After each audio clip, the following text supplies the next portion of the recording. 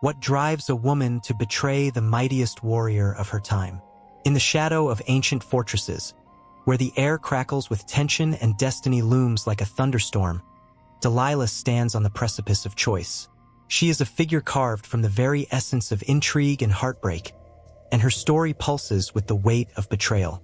The moon casts a silver light over her as she contemplates the consequences of her actions, each heartbeat echoing like a drum roll in the silence of the night. The whispers of her people swirl around her.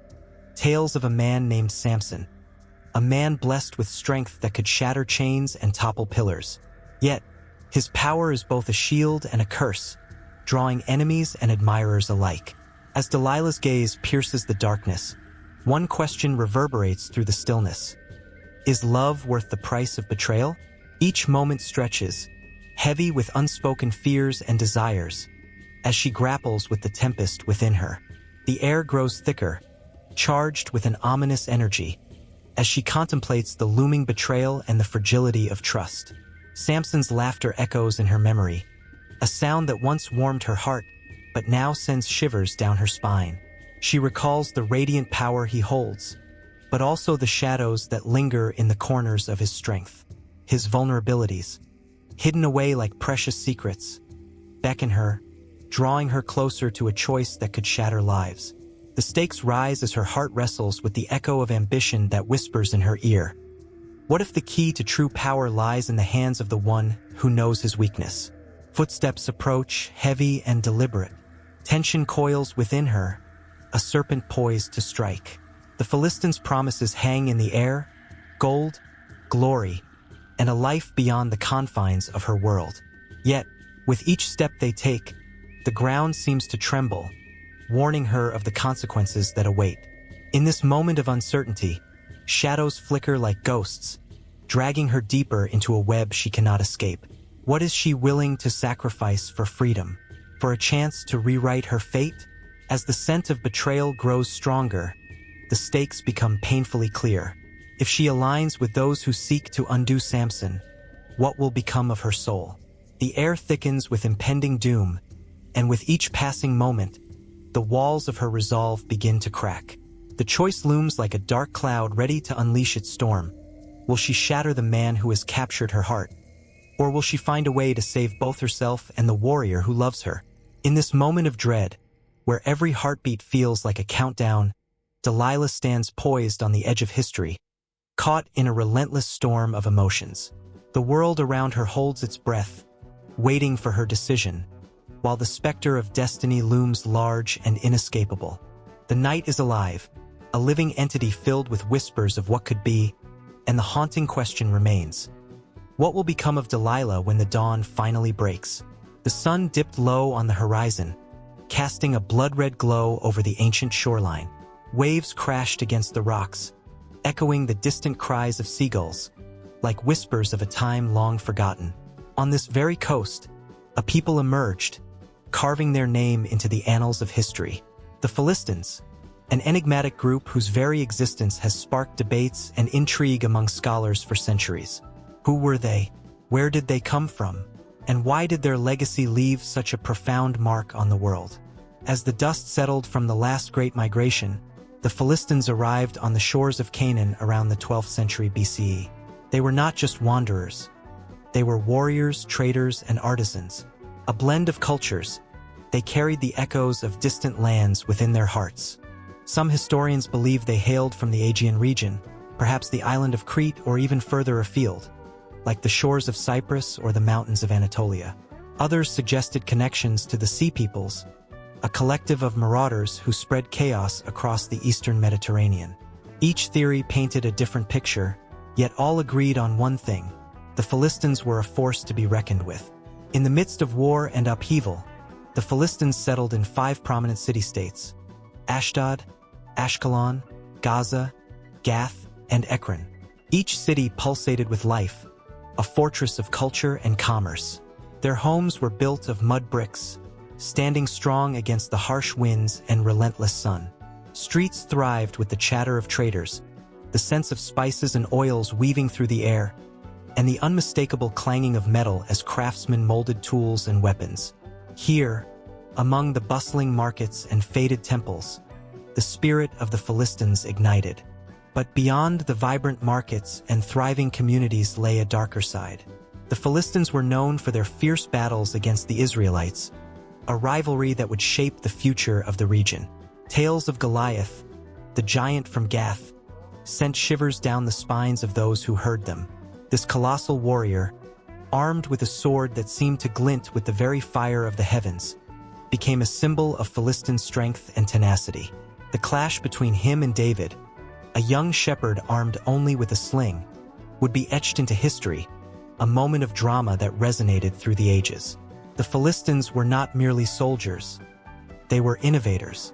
Their pottery, a blend of style and function, reflected their connection to both their ancestral past and their newfound homeland. They adorned their vessels with intricate designs, capturing the stories of their people in every curve and color. Archaeologists have uncovered remnants of their artwork, fragments that speak volumes about their beliefs, traditions, and daily lives. Each piece tells a story, a tale of resilience, struggle, and the unyielding human spirit. Their religious practices, too, were a tapestry woven with threads of various cultures. The Philistines worshipped deities like Dagon and Astarte, gods of grain and love, whose temples stood as testaments to their devotion. Sacrifices were made, rituals performed, and the community gathered to seek favor from the divine. Each prayer, each offering, echoed beneath the starlit sky, a plea for prosperity and protection. But as the winds of time shifted, so too did the fortunes of the Philistines. The rise of powerful empires, like the Assyrians and Babylonians, loomed heavily on the horizon. The clang of swords and the thud of marching boots marked an ominous approach. Would the Philistines withstand this storm, or would they, like so many before them, be swept away into the annals of oblivion? In the heart of their cities, the sounds of celebration mingled with the whispers of anxiety. Families gathered around fires, sharing tales of bravery and hope, while shadows danced on the walls. Children played in the streets, their laughter ringing out like music, a reminder of innocence amidst chaos. But the weight of uncertainty hung in the air, thick like smoke. They could feel it in their bones, the encroaching fear of what was to come. Then came the fateful battles. The clash of swords rang out, a symphony of chaos and courage. The Philistine soldiers, clad in armor and wielding weapons forged from the finest bronze, stood tall against their enemies. The air was electric, charged with the promise of glory and the threat of defeat. Each clash of metal against metal sent ripples through the hearts of those who watched, their breaths held in collective suspense. Yet amidst the turmoil, there were moments of profound beauty. A fading sun cast its golden light over the fields, illuminating the faces of warriors ready to fight for their homes. Their hearts beat in unison, a drum echoing the shared love for their land. In those fleeting moments, even the fiercest of battles seemed like a dance, a testament to the enduring spirit of the Philistines. As the tides of history shifted, the Philistines faced challenges that would test their resolve. Empires rose and fell, alliances were forged and broken. But through it all, the essence of the Philistine spirit remained unyielded. They adapted, they fought, they endured, but whispers of their legacy faded like the last rays of sunlight. The world watched in awe, caught in the delicate web of their triumphs and tribulations. And as the ripples of time continued to spread, the question lingered: what would remain of the Philistines? Would their stories be forgotten, buried beneath the sands of time, or would they rise again, like the phoenix from the ashes, to remind the world of their undying spirit? The answers lay just beyond the horizon, waiting to be uncovered, as the world held its breath, anticipating the next chapter in the saga of the Philistines. Underneath the vast, blue sky of ancient Canaan, a tapestry of mountains and valleys unfolded, where nature whispered secrets to those who listened. The land of the Danites was a patchwork of beauty and bounty, a place where the rugged hills cradled fertile plains, and rivers danced through the landscape like silver ribbons. It was a world alive with the pulse of potential, where every sunrise painted the horizon with hues of gold, igniting the hopes and dreams of its inhabitants. The Danites, one of the tribes of Israel, carved their home from this enchanting geography. Their territory, stretching north of the bustling city of Jerusalem, was blessed with the rich, rolling hills of the Shephelah and the serene shores of the Mediterranean Sea. Picture a vibrant marketplace filled with the sweet scent of dates and olives, as traders exchanged goods amidst the lively chatter of families and friends. The land thrummed with life, and the Danites thrived in its embrace, their culture a reflection of both the land's gifts and their shared experiences. In the shadow of the great mountains, the Danites built their homes with care. Stone and clay mingled in their architecture, sturdy structures that stood as testaments to their resilience. With each wall, they wove stories of ancestors who had journeyed from far-off lands, each brick a memory of the trials faced and the triumphs earned. The whispers of their forebears echoed in the laughter of children playing outside, their joy rising like the sun over the hills. The culture of the Danites radiated from their strong connection to the earth. They were skilled farmers, their hands calloused from tilling the soil, yet soft with love for the crops they tended. Barley and wheat swayed in the breeze, golden fields stretching as far as the eye could see. The harvesting season was a time of celebration, when families gathered to reap what they had sown, their hearts swelling with gratitude for the land that nourished them. Songs of joy spilled into the air, a melodic tapestry woven from their shared labor and hope. But beneath this idyllic facade lurked an undercurrent of tension, a reminder that their existence was not without strife. The Danites were warriors, fiercely protective of their land. Tales of skirmishes with neighboring tribes hung in the air like a storm cloud, casting shadows over their peaceful gatherings. Memories of battles fought and sacrifices stirred the hearts of the elders, their voices low and solemn as they recalled the price of freedom. Yet, with each tale, there was an unbreakable bond formed by the shared purpose of defending their home. Their culture thrived on stories that held lessons, warnings, and the unyielding spirit of a people determined to survive. As dusk fell, the landscape transformed. The colors of the sky shifted to deep purples and fiery oranges, casting a warm glow over the land. Families gathered around flickering fires, their faces illuminated by the flames as they shared tales of gods and heroes. The laughter of children mingled with the crackling of wood, creating a symphony of comfort and safety. In those moments, the worries of the day faded, and the bonds of community grew stronger. The Danites knew that together, they could face any storm that threatened to disrupt their harmony. Yet, the sea called to them too, a vast body of water that offered both sustenance and mystery.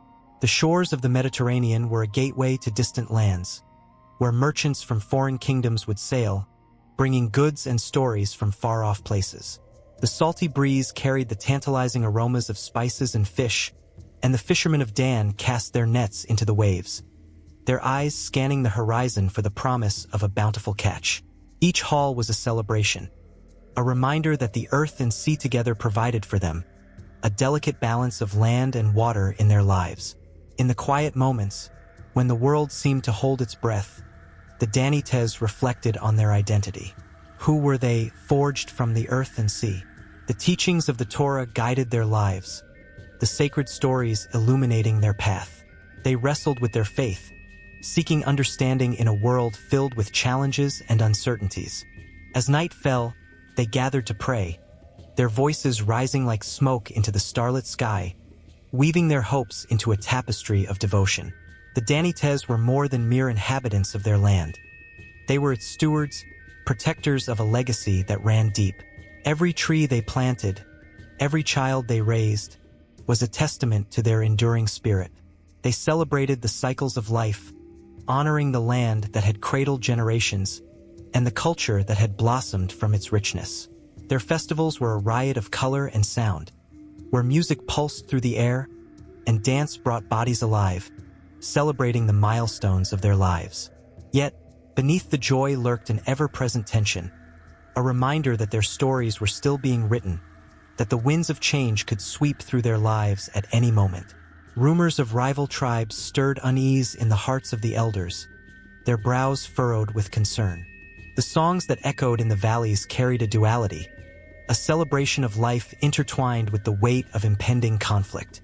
The Danites understood that peace was fragile, as delicate as the petals of the wildflowers that bloomed in spring.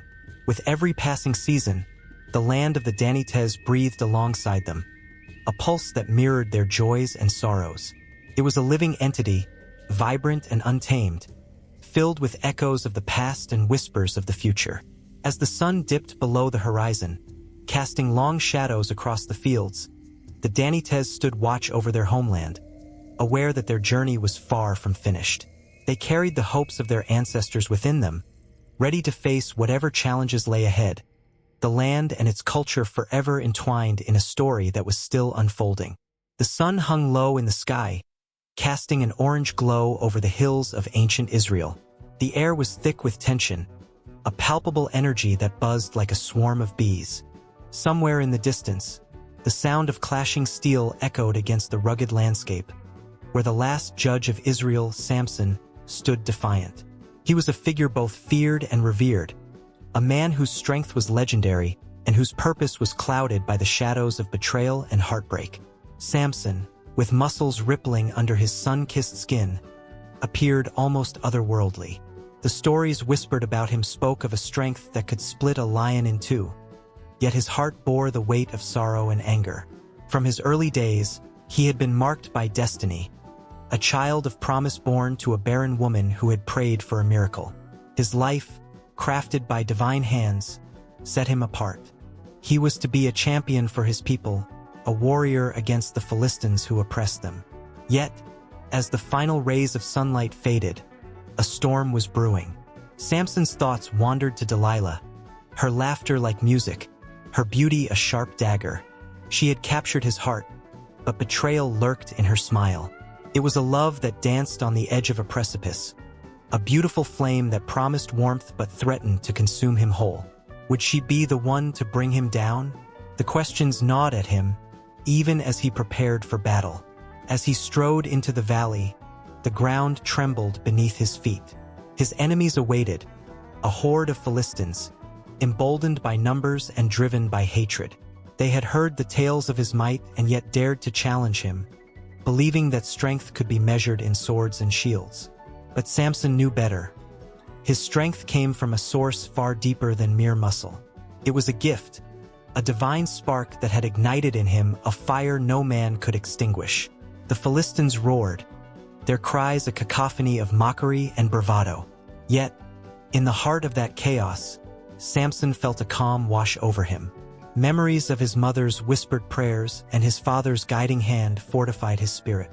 He raised his arms, and in that moment, time seemed to freeze. Every heart in that valley held its breath as he shouted a battle cry that echoed against the cliffs. With a force that could split mountains, he charged. The ground shook, and the Philistines fell back in horror as he plowed through their ranks like a tempest. The clang of metal on metal filled the air, but Samson was a whirlwind, untouchable, unstoppable. He lifted a jawbone of a donkey, wielding it like a sword, and with every swing, foes crumpled to the ground. But through the haze of war, the image of Delilah flickered at the edges of his mind. How could the delicate beauty of her smile bring forth such turmoil? Love should have been a balm, but instead, it was a source of strife. He could almost hear her voice, sweet and gentle, calling him away from vengeance and into the arms of peace. But peace felt like an illusion, slipping through his fingers like sand. As the battle raged on, the chaos crescendoed, and in the midst of it, a moment of stillness found him. He paused, gazing at the fallen enemies around him, their faces twisted in fear, their bodies lifeless. A shiver ran down his spine. Was this what it meant to be a judge, to wield such power? The thrill of victory mingled with the bitterness of sorrow. He was a man caught between the joy of triumph and the dread of what lay ahead. But even as he fought for his people, whispers of treachery danced in the air. Delilah had approached the Philistine lords, her heart a battlefield of its own, waging war against the very love that had once warmed her soul. She offered secrets, the promise of power over the mighty Samson, but at what cost? The thought twisted in his gut, a painful knot he couldn't unravel. As the last Philistine fell, silence enveloped the valley, broken only by the heavy breaths of a warrior who had fought and bled for his people. But victory felt hollow. The adrenaline faded, leaving behind a gnawing emptiness. Samson was a hero, but the crown of victory weighed heavily on his brow, and he could feel the darkness closing in. He turned his gaze toward the horizon, where the sun had vanished, leaving behind a canvas of stars. The night sky seemed to mock him, each twinkling light a reminder of hope and dreams, illusions that danced just beyond his reach. He thought of Delilah, of the love that had burned so brightly, now reduced to ashes. The warmth of her presence faded, and in its place, a cold dread settled in his heart. In the shadows of the night, the echoes of his past intertwined with the uncertainty of his future. The weight of his choices pressed down on him like a heavy cloak. Would he be remembered as a savior or a fool, a man whose heart led him to ruin? As darkness wrapped around him, he felt the pull of destiny, a siren's call that beckoned him to the edge of a deeper abyss. The chill of betrayal hung in the air, an uninvited guest in the sanctuary of his mind. Would Delilah's deceit be the end of him? Or was there still a flicker of hope left, a possibility of redemption? As he stood there, the last judge of Israel, Samson felt the ground beneath him shift, a reminder that life was a fragile thread, woven with love, loss, and unyielding strength. And in that moment of uncertainty, the winds whispered secrets of what was yet to come, leaving the tale of Samson open-ended, a story unwritten, echoing through the ages. The night held its breath, waiting for the next chapter to unfold. In the quiet town of Zorah, the sun hung low in the sky, casting long shadows that danced between the olive trees. A gentle breeze rustled the leaves, whispering secrets of hope and despair. It was a time when the people of Israel longed for a savior, someone to redeem them from the heavy hand of their oppressors. Little did they know, within the womb of a barren woman, a miracle was brewing, one that would change the course of history forever. Manoah and his wife had known the sting of disappointment for years. They were a couple marked by the weight of unfulfilled dreams, their hearts heavy with longing for a child. Each month brought with it a fresh wave of sadness, a reminder of their plight. But as they prayed, there was a glimmer of hope in their hearts, a fragile spark that refused to be extinguished.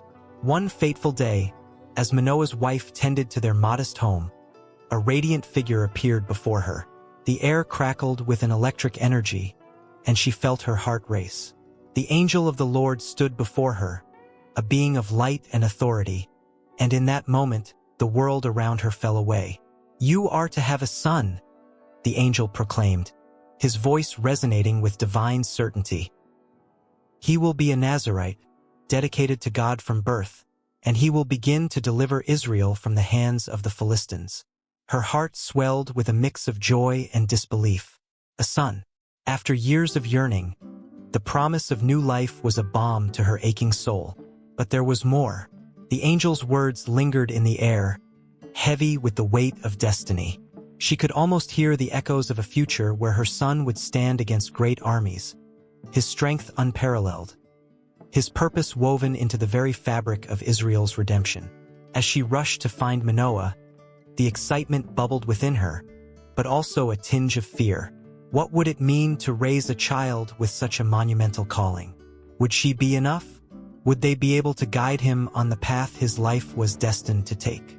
These questions loomed large, but she pushed them aside, her spirit buoyed by the promise of their son. Manoah listened intently as his wife recounted the encounter with the angel. A mixture of awe and disbelief washed over him. "What will this child be like?" he pondered aloud, his heart racing at the thought of the divine plan unfolding before them. He prayed fervently, seeking confirmation of the angel's words. Would this truly be their child, the one who would strike the chains of oppression from their people? Later that night, the clarity came. The angel returned, this time appearing to Manoah. The air was thick with anticipation as they stood before this heavenly messenger. "Your wife will bear a son," he reminded them, the promise echoing in the stillness. "He must never drink wine or strong drink, and his hair must remain uncut. for he is set apart for God's great purpose." The weight of these instructions pressed heavily upon Manoah and his wife. They were not just parents. They were guardians of a promise. The child within her was destined for greatness, and with that greatness came responsibility. Could they rise to the occasion? Could they provide the love, guidance, and strength he would need to fulfill his extraordinary destiny? As the months passed, the couple found themselves enveloped in a cocoon of eager anticipation. Manoah's wife prepared for the arrival of her son with meticulous care, her heart swelling with love and hope. The town buzzed with whispers of the miraculous birth that was soon to take place, and the people looked on with a mix of curiosity and reverence. Finally, the day arrived, and the cries of a newborn broke the stillness of the night. Manoah's heart raced as he held his son for the first time, a bundle of potential wrapped in soft cloth. They named him Samson, a name that would soon be synonymous with strength and courage. As they gazed into his innocent eyes, they could not foresee the storms that lay ahead or the battles he would wage against the very forces that sought to bind their people. But there was something more, an ancient prophecy woven into the fabric of his being. Samson was marked for greatness, a beacon of hope in a time of despair. His laughter would echo through the valleys, and his strength would shake the very foundations of tyranny. Yet, with all the promise of his birth, an undercurrent of darkness loomed, shadows whispering of struggles yet to come. As the days turned into weeks and then months, Samson grew, his laughter filling the home, a sound that brought joy to his parents' hearts. His first steps were a testament to the strength within him, and every tiny milestone felt monumental. Yet, in the quiet moments, Manoah and his wife exchanged glances, a silent understanding passing between them. Their son was destined for more than an ordinary life. Each night, as they tucked Samson into bed, they shared stories of the past, of a people long oppressed, of a God who heard their cries. They spoke with fervor about the strength that lay within him, the divine purpose that would guide his life. Their hearts ached with the knowledge that, while they could nurture and love him, the path ahead would be fraught with challenges. Then came the day when the roots of his destiny would begin to take hold. Samson, now a young boy, wandered into the fields, his spirit uncontainable. He played, laughed, and dreamed under the vast, open sky, unaware of the destiny that awaited him. But the winds of change were stirring, and the young boy's laughter would soon be met with the reality of his calling. The whispers of the angel's prophecy echoed in the shadows, a prelude to the hero's journey about to unfold. In that small town of Zorah, history was being written, and the tale of Samson, the man who would challenge giants, was only just beginning. His heart, strong and defiant, was prepared to shake the very foundations of oppression. Unbeknownst to the townsfolk, they were on the brink of witnessing the birth of a legend, one that would leave an indelible mark on the pages of their shared history. The sky darkened, and the storm of destiny loomed just beyond the horizon, ready to unleash its fury and transform the fate of a nation. In a quiet corner of ancient Israel, where the sun painted the earth in hues of gold and crimson, a child was born under a promise of greatness. His name was Samson, a name that would echo through the ages, stirring both awe and dread. The air crackled with expectation as his mother, Manoah's wife, cradled him in her arms. A divine message had come to her. This boy would be special, destined to lead his people against the oppressive Philistines. But there was more, a vow, a weighty commitment that would shape his life forever. From the first moments of his existence, Samson was set apart. His mother, guided by heavenly instruction, raised him under the Nazirite vow. This ancient tradition, rich with meaning and purpose, was not for the faint of heart. To be a Nazirite meant to live with extraordinary discipline. No razor would touch his hair, a symbol of strength and dedication. He would abstain from wine and grapes, rejecting the pleasures often found in celebration, and he would avoid contact with the dead, embracing life in its purest form. As Samson grew, the lush fields of his homeland whispered secrets to him. The laughter of children playing, the sweet scent of blooming figs, and the distant sound of a lyre played at dusk filled his senses. Yet, beneath the surface, a storm brewed. Though he was cherished and admired, the burden of his vows loomed large. The people saw in him a future hero, but the path to greatness was fraught with trials that very few could foresee. In moments of solitude, Samson would sit beneath the ancient olive trees, the gnarled branches swaying gently above him. He would ponder the weight of his destiny, the call to defend his people against an ever-present threat.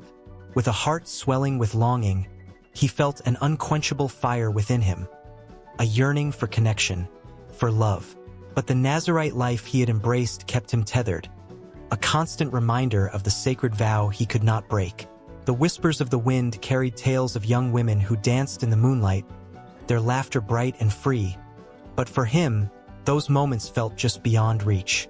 Yet, there were signs, hints of a path that might lead him closer to his desires.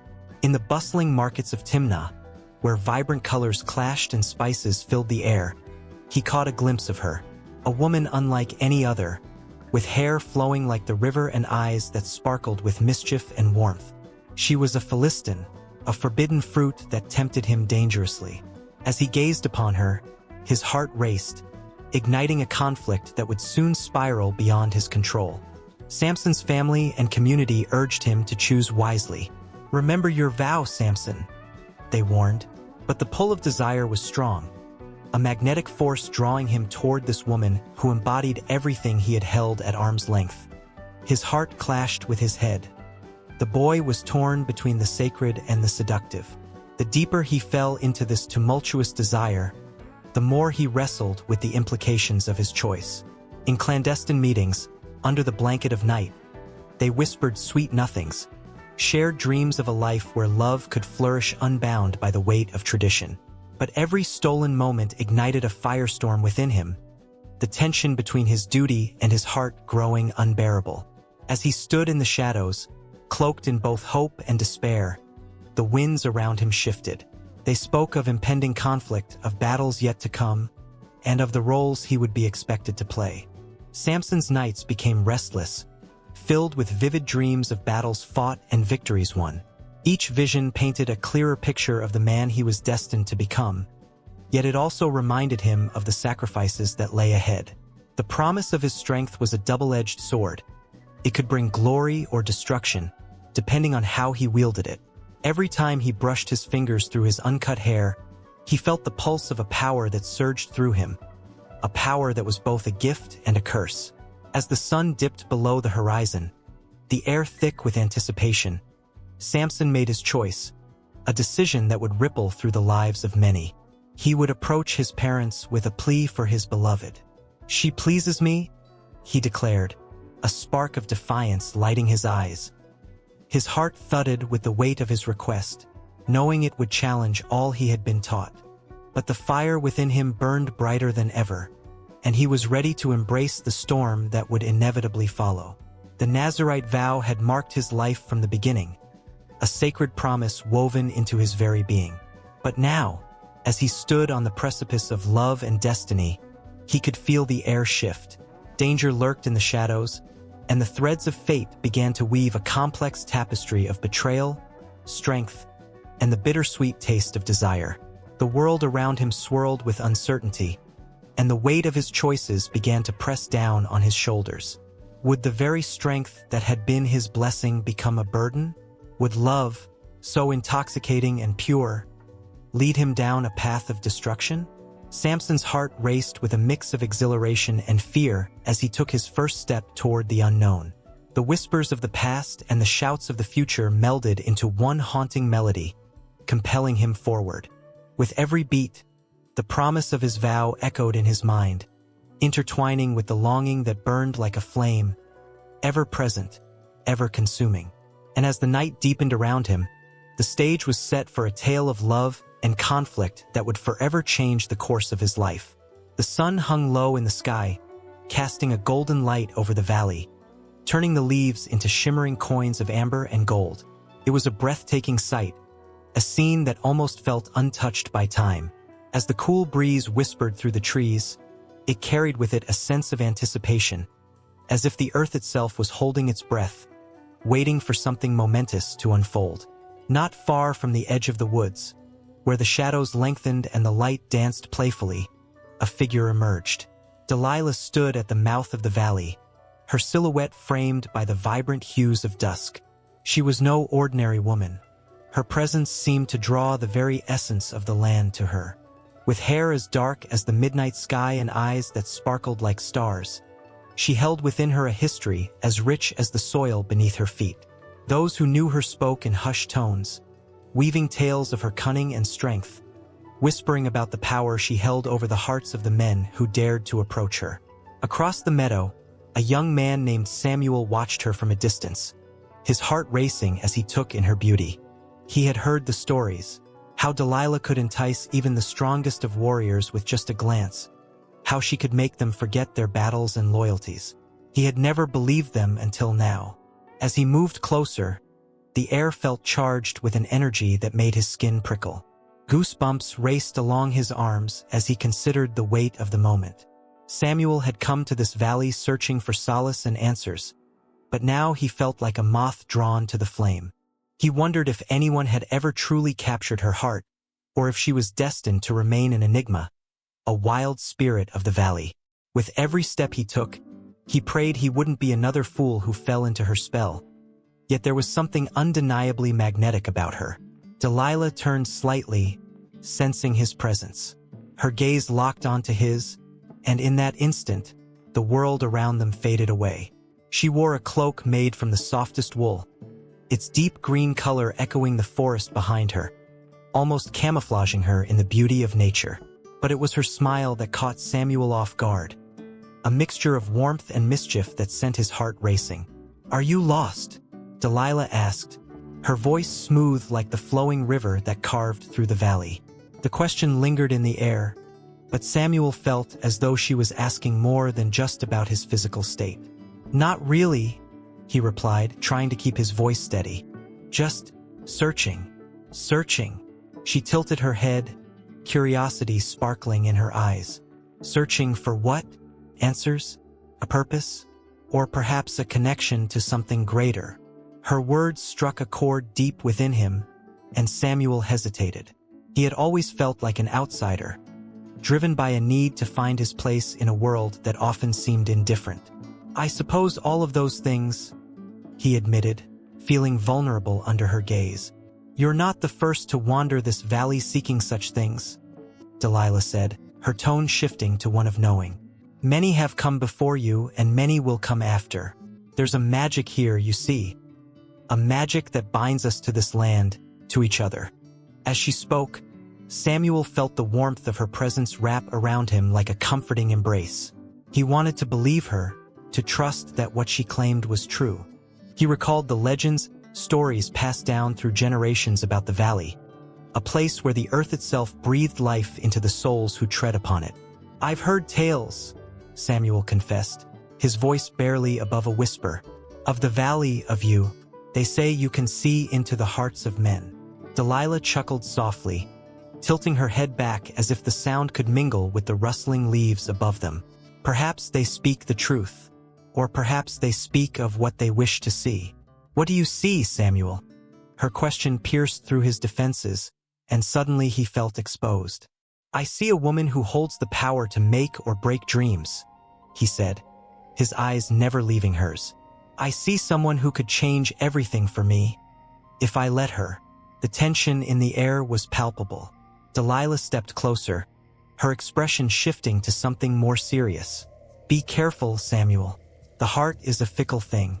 It can lead you to glory or to ruin, depending on how you tend to it." He swallowed hard, the weight of her warning settling heavily in his chest. "What if I want to take that risk? Then you must be prepared for the journey that follows," she replied, her voice low and thoughtful. "It will not be easy. It will challenge everything you believe about yourself and the world around you." As she spoke, a shiver ran down his spine, a mix of fear and excitement. He could sense that meeting her was no coincidence. It felt like fate, like the universe was conspiring to bring them together. Yet, with that realization came an understanding of the stakes involved. Would he be willing to gamble his heart on a woman shrouded in mystery? A sharp breeze swept through the valley, rustling the leaves and bringing with it a sudden chill. As Delilah shivered slightly, a look of concern flickered across Samuel's face. "Are you cold?" he asked, instinctively reaching out to offer her his cloak. "No," she said quickly, a hint of laughter in her voice. "I'm not afraid of the cold. I'm afraid of the fire it may ignite." Samuel's heart raced. There was a truth to her words, a warning wrapped in a lure. He felt the boundaries of his world, of what he thought he knew, beginning to dissolve. "Then let it ignite," he said, his voice steady with newfound determination. "I'm ready for whatever comes next." Delilah studied him intently, and for a fleeting moment, he saw something flicker in her eyes. Admiration, perhaps, or maybe it was a challenge. "Very well," she said, a playful smile creeping onto her lips. "But remember, Samuel, every flame has the potential to burn." With that, the valley around them transformed, shadows lengthening and the last light of day fading into twilight. The air thickened with tension, anticipation crackling like lightning in the atmosphere. As Delilah stepped back, her silhouette blurred against the darkening sky, Samuel felt a sense of urgency swell within him. A call to action, a need to chase after the fire she promised.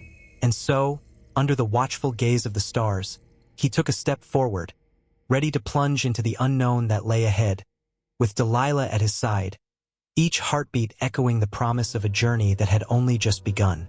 In the dim light of the candlelit chamber, shadows flickered against the walls, dancing like whispers of secrets yet to be spoken. The air was thick with tension, a palpable mix of yearning and fear, as Elizabeth sat on the edge of her bed, her heart racing. It was a night that would change everything, a night when love and deception would intertwine like the ivy climbing the old stone walls of her family estate. Across town, Jonathan lingered in the shadows of the marketplace, his mind a storm of conflict. He was not a man of noble blood, yet every gaze that fell upon him seemed to strip away the layers of his soul. There was a magnetic pull between him and Elizabeth, an unspoken promise tucked away in stolen glances and the uncharted territory of their hearts. But the truth hung heavily over him, a dark secret that could shatter their fragile connection. He was not just a humble merchant. He was an agent of change, a man with ambitions that danced dangerously close to treason. As the clock struck midnight, Elizabeth could no longer resist the pull of her heart. She slipped into the night, her delicate gown trailing like a whisper behind her. The moon bathed the cobblestone streets in silver light, illuminating her path as she sought out Jonathan. Each step echoed her anticipation, her breath mingling with the cool night air, thick with the scent of blooming jasmine. She found him waiting in the alley, his silhouette outlined against the moonlight. "Jonathan," she breathed, her voice quivering. The world around them faded. It was just the two of them, caught in a moment where nothing else mattered. He reached for her, his hand brushing hers, igniting a spark that traveled through her body like wildfire. "Elizabeth, you shouldn't be here," he said, his voice a low rumble filled with urgency. But the way he looked at her, with those dark, stormy eyes, made her forget the warnings, the doubts lingering in the back of her mind. "I had to see you," she insisted, stepping closer. The warmth of his proximity enveloped her, and all the fears she had vanished like morning mist. Yet, deep within, a flicker of doubt remained, the whisper of deception that had clawed at her heart for weeks. Jonathan's heart raced as he gazed at her, torn between the love that pushed him into the light and the secret that dragged him into shadows. He could not tell her the truth, not yet. They stood in a fragile space where trust was a delicate thread, threatening to snap at any moment. In the days that followed, their meetings grew more frequent, each stolen moment wrapping them in a tapestry of shared dreams and unguarded laughter. They walked hand in hand beside the river, where the water sparkled under the sun, oblivious to the storm brewing within Jonathan. Each touch, each kiss, was both a balm and a knife, soothing his heart while plunging deeper into a guilt that gnawed at his conscience. As the sun set on another warm evening, they found themselves at the edge of the estate, the old oak tree standing sentinel over their whispered promises. Elizabeth rested her head on Jonathan's shoulder, feeling the weight of the world lift away. Yet, as she closed her eyes, she sensed the tension coiling within him. "Tell me what's troubling you," she urged softly, her voice tender yet insistent. "It's nothing," he lied, fear constricting his throat like a vice. He took a breath to steady himself. The lie tasted bitter. "I just want to be with you." But what he wanted was to be free of the burden he carried, an insidious secret, one that could tear them apart. He had been asked to betray his country, to turn against the very ideals they both cherished. In the quiet of the night, he wrestled with his choices, the weight of love and deception pressing down on him. Days turned into weeks, and the air thickened with the unspoken truth that lay heavy between them. Elizabeth sensed the distance growing, the shadows deepening in Jonathan's eyes. He was there, yet he was not. The laughter that once filled the spaces between them now felt like a fragile mask, hiding the tumult within. One evening, in the flickering glow of the firelight, Elizabeth could no longer bear it. "Jonathan, what is it? Please, you can tell me anything." His heart raced, a tempest of fear and longing battling within him. "I want to protect you," he replied, his voice barely above a whisper. "But I can't give you the life you deserve." "What do you mean?" Elizabeth's brows knit together, confusion clouding her gaze. The world around them seemed to freeze, that moment stretching into an eternity, where the truth hung in the air like a thunderstorm waiting to break. "I'm involved in something that—" He hesitated, searching her eyes for understanding. "Something dangerous."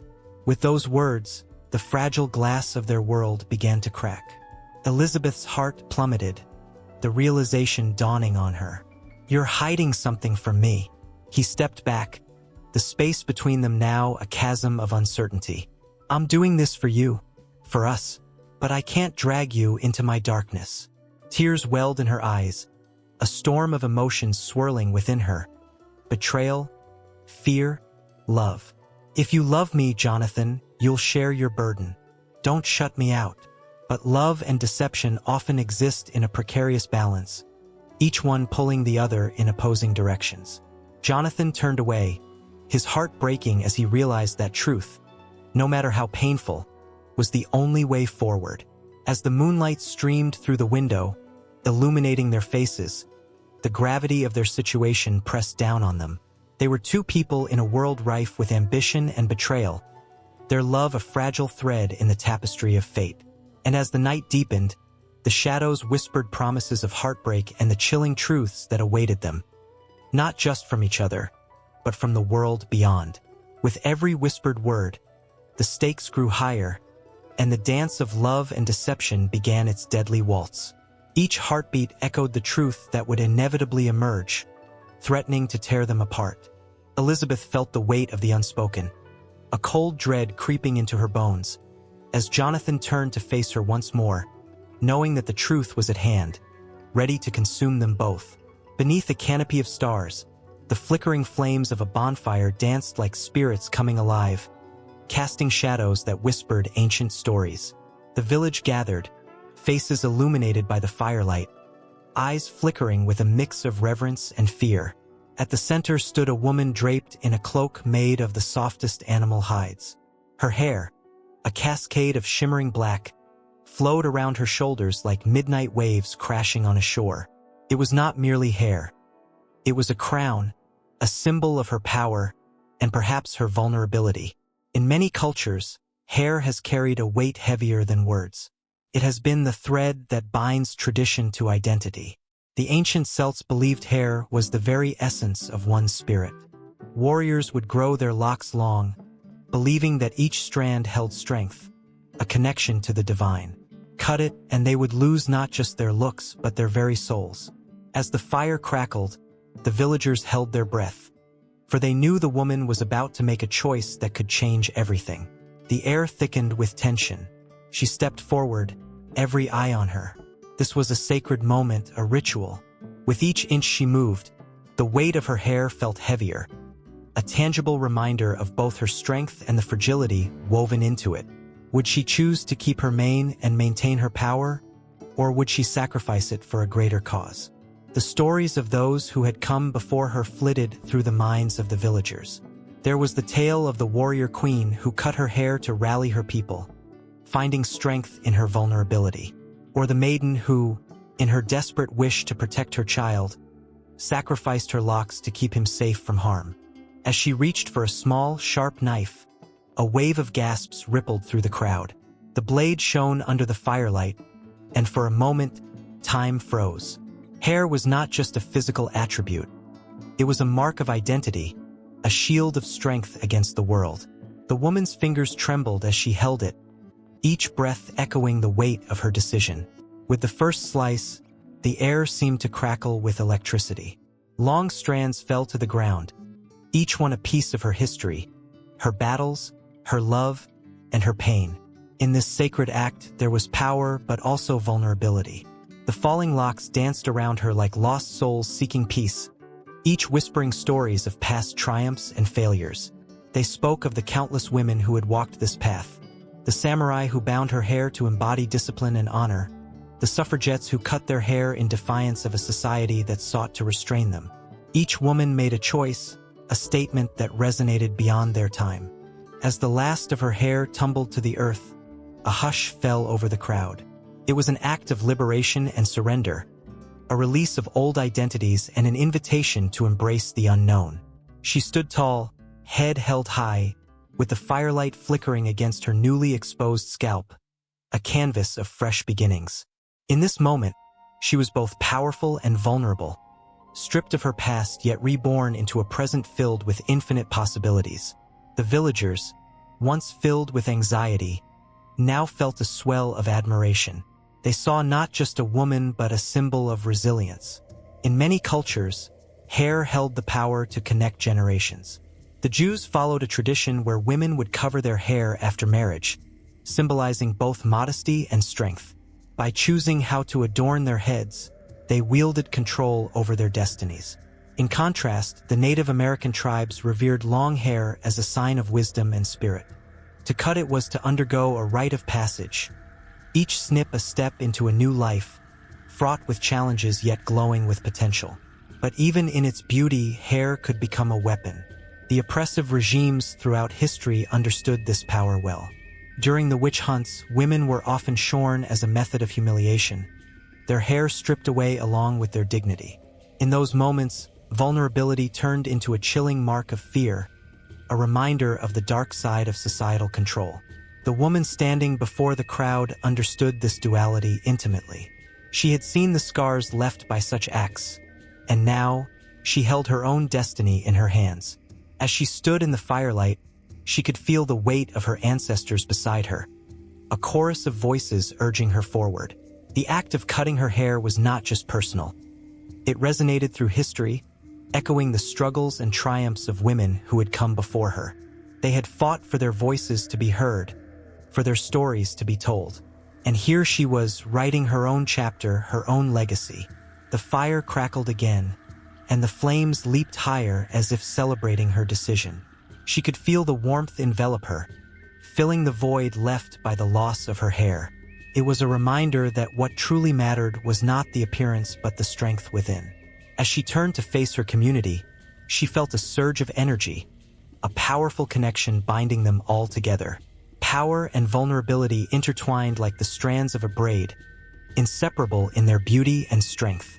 The villagers began to step forward, inspired by her bravery. Some placed their hands on their heads, feeling their hair as a symbol of their own stories, their own battles against the world. They became part of her journey, a living tapestry of strength and resilience woven through the common threads of experience. Each person carried their own history, their own vulnerabilities, but together they formed an unbreakable bond. And as the night wore on, the fire continued to burn brightly, illuminating the faces of those who had gathered. The stories whispered through the flames, blending with the cries of laughter and the soft murmurs of shared dreams. Hair, once a mere reflection of identity, had transformed into a powerful emblem of unity, courage, and the relentless pursuit of freedom. In this moment, they were more than individuals. They were a collective force, a reminder that power and vulnerability are not opposing forces but rather two sides of the same coin, revealing the depth of the human experience. The night stretched on, but their stories had only just begun, woven together in the most beautiful dance of resilience and hope. The moon hung low in the sky, casting a silver veil over the gathered crowd. Laughter and the clinking of goblets echoed through the air, mingling with the sweet scent of blooming jasmine that clung to the night. The grand hall of Castle Arenthia was alive with festivity, each corner adorned with flickering candles and garlands of roses. It was a time for celebration, yet an unseen tension threaded through the joyous atmosphere, like a fragile spider's web waiting for a careless touch to shatter it. At the center of it all stood Lady Seraphina, radiant and poised. Her emerald gown shimmered under the soft glow of candlelight, each intricate bead reflecting not just light but whispers of her splendor. She was to be wed to Lord Alaric, a man of noble lineage whose reputation preceded him, brave, intelligent, and undeniably charming. As she looked at him across the crowded room, her heart fluttered, a mixture of excitement and dread swirling within her. But not everyone shared in her joy. Hidden in the shadows, a figure watched intently. Lady Eloan, Seraphina's closest friend, whose heart burned with envy. The bond they once shared felt like ashes in her mouth now. It was a bitter pill to swallow, knowing that the man she cherished had chosen her friend over her. The mask of friendship slipped as Eloan clenched her fists, a storm brewing behind her stormy eyes. "Lady Seraphina!" a voice called, breaking through the revelry. It was the herald, announcing the completion of the wedding vows. All eyes turned to the couple, hope and love shining brightly. Yet a chill slithered through the hall. A riddle, penned by the wise old sage of the kingdom, was to be recited as part of the ceremony, promising fortune and prosperity to the newlyweds. The air shifted, the laughter fading into an anxious silence. Lord Alaric stepped forward, his voice steady yet tinged with anticipation. "What walks on 4 legs in the morning, 2 legs at noon, and 3 legs in the evening?" The question hung heavily in the air, a puzzle that had confounded many over the years. The crowd murmured, some with furrowed brows, others with eager anticipation. Seraphina felt the weight of the moment. "A man," she answered softly, her voice barely above a whisper, recalling the ancient wisdom she had read as a child. Suddenly, a gasp echoed through the hall. Eloan stepped forward, a mocking smile twisting her lips. But what if the answer is not so simple? What if it is a trick, meant to cast shadows over this joyous occasion?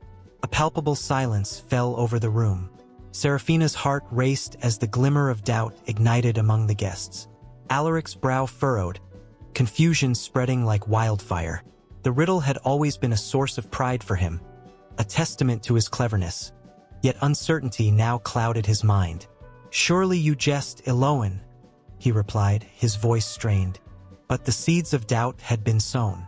The light in Seraphina's eyes flickered as she turned her gaze from Alaric to Eloan, who had begun to weave a narrative of betrayal, weaving whispers of misfortune that danced through the crowd like a haunting melody.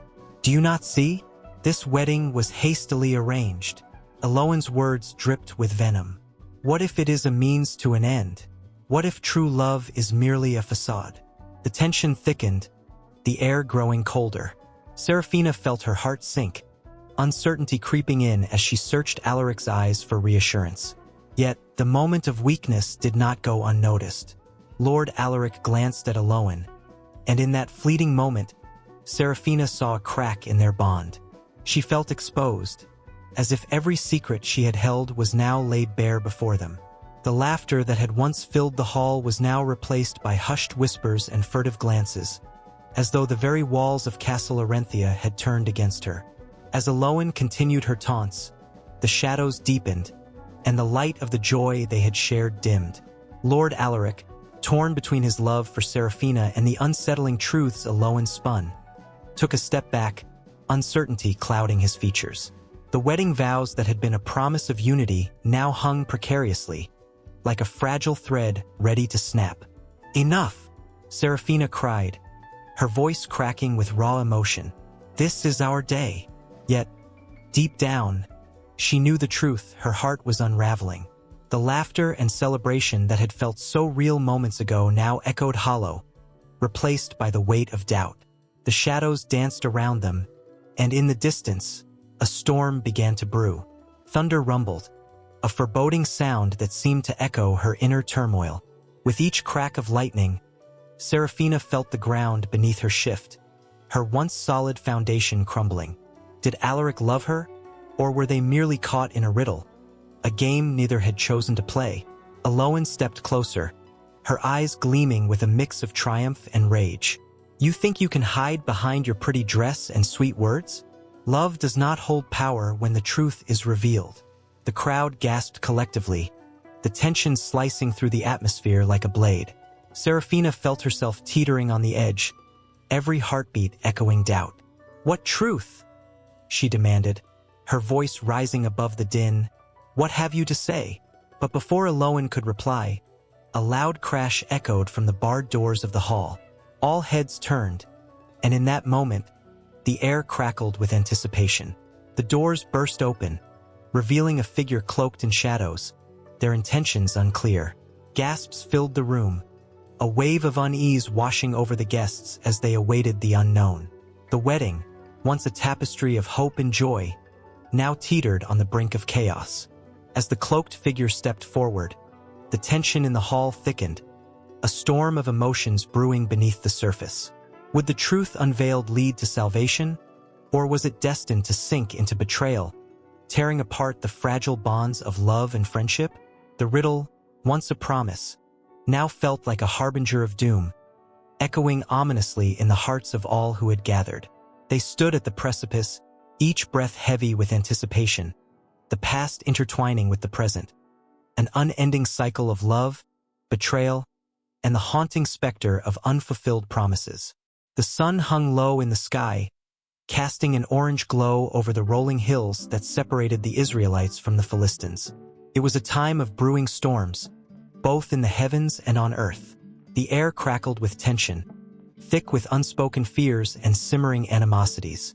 Shepherds kept their flocks close, glancing nervously toward the horizon, where dark figures could be seen looming in the distance. The Philistines, fierce and unyielding, had made their intentions clear, and the Israelites were left to wonder what would come next.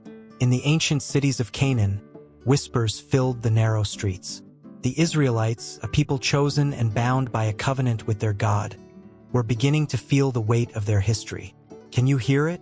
The echoes of their ancestors, tales of triumph and despair, of battles fought and lands claimed. Yet, the Philistines, with their intimidating presence, overshadowed these stories, casting a long shadow over the hopes of many. Every encounter between the two peoples was fraught with tension, like a taut string ready to snap. The Philistines, known for their prowess in warfare, held a significant advantage with their iron weapons. The Israelites, armed mostly with tools of agriculture, felt like David facing Goliath, small, vulnerable, and desperate.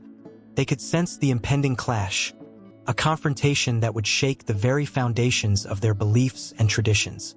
As the sun dipped lower, the sound of drums echoed across the valleys, a war cry from the Philistine camp.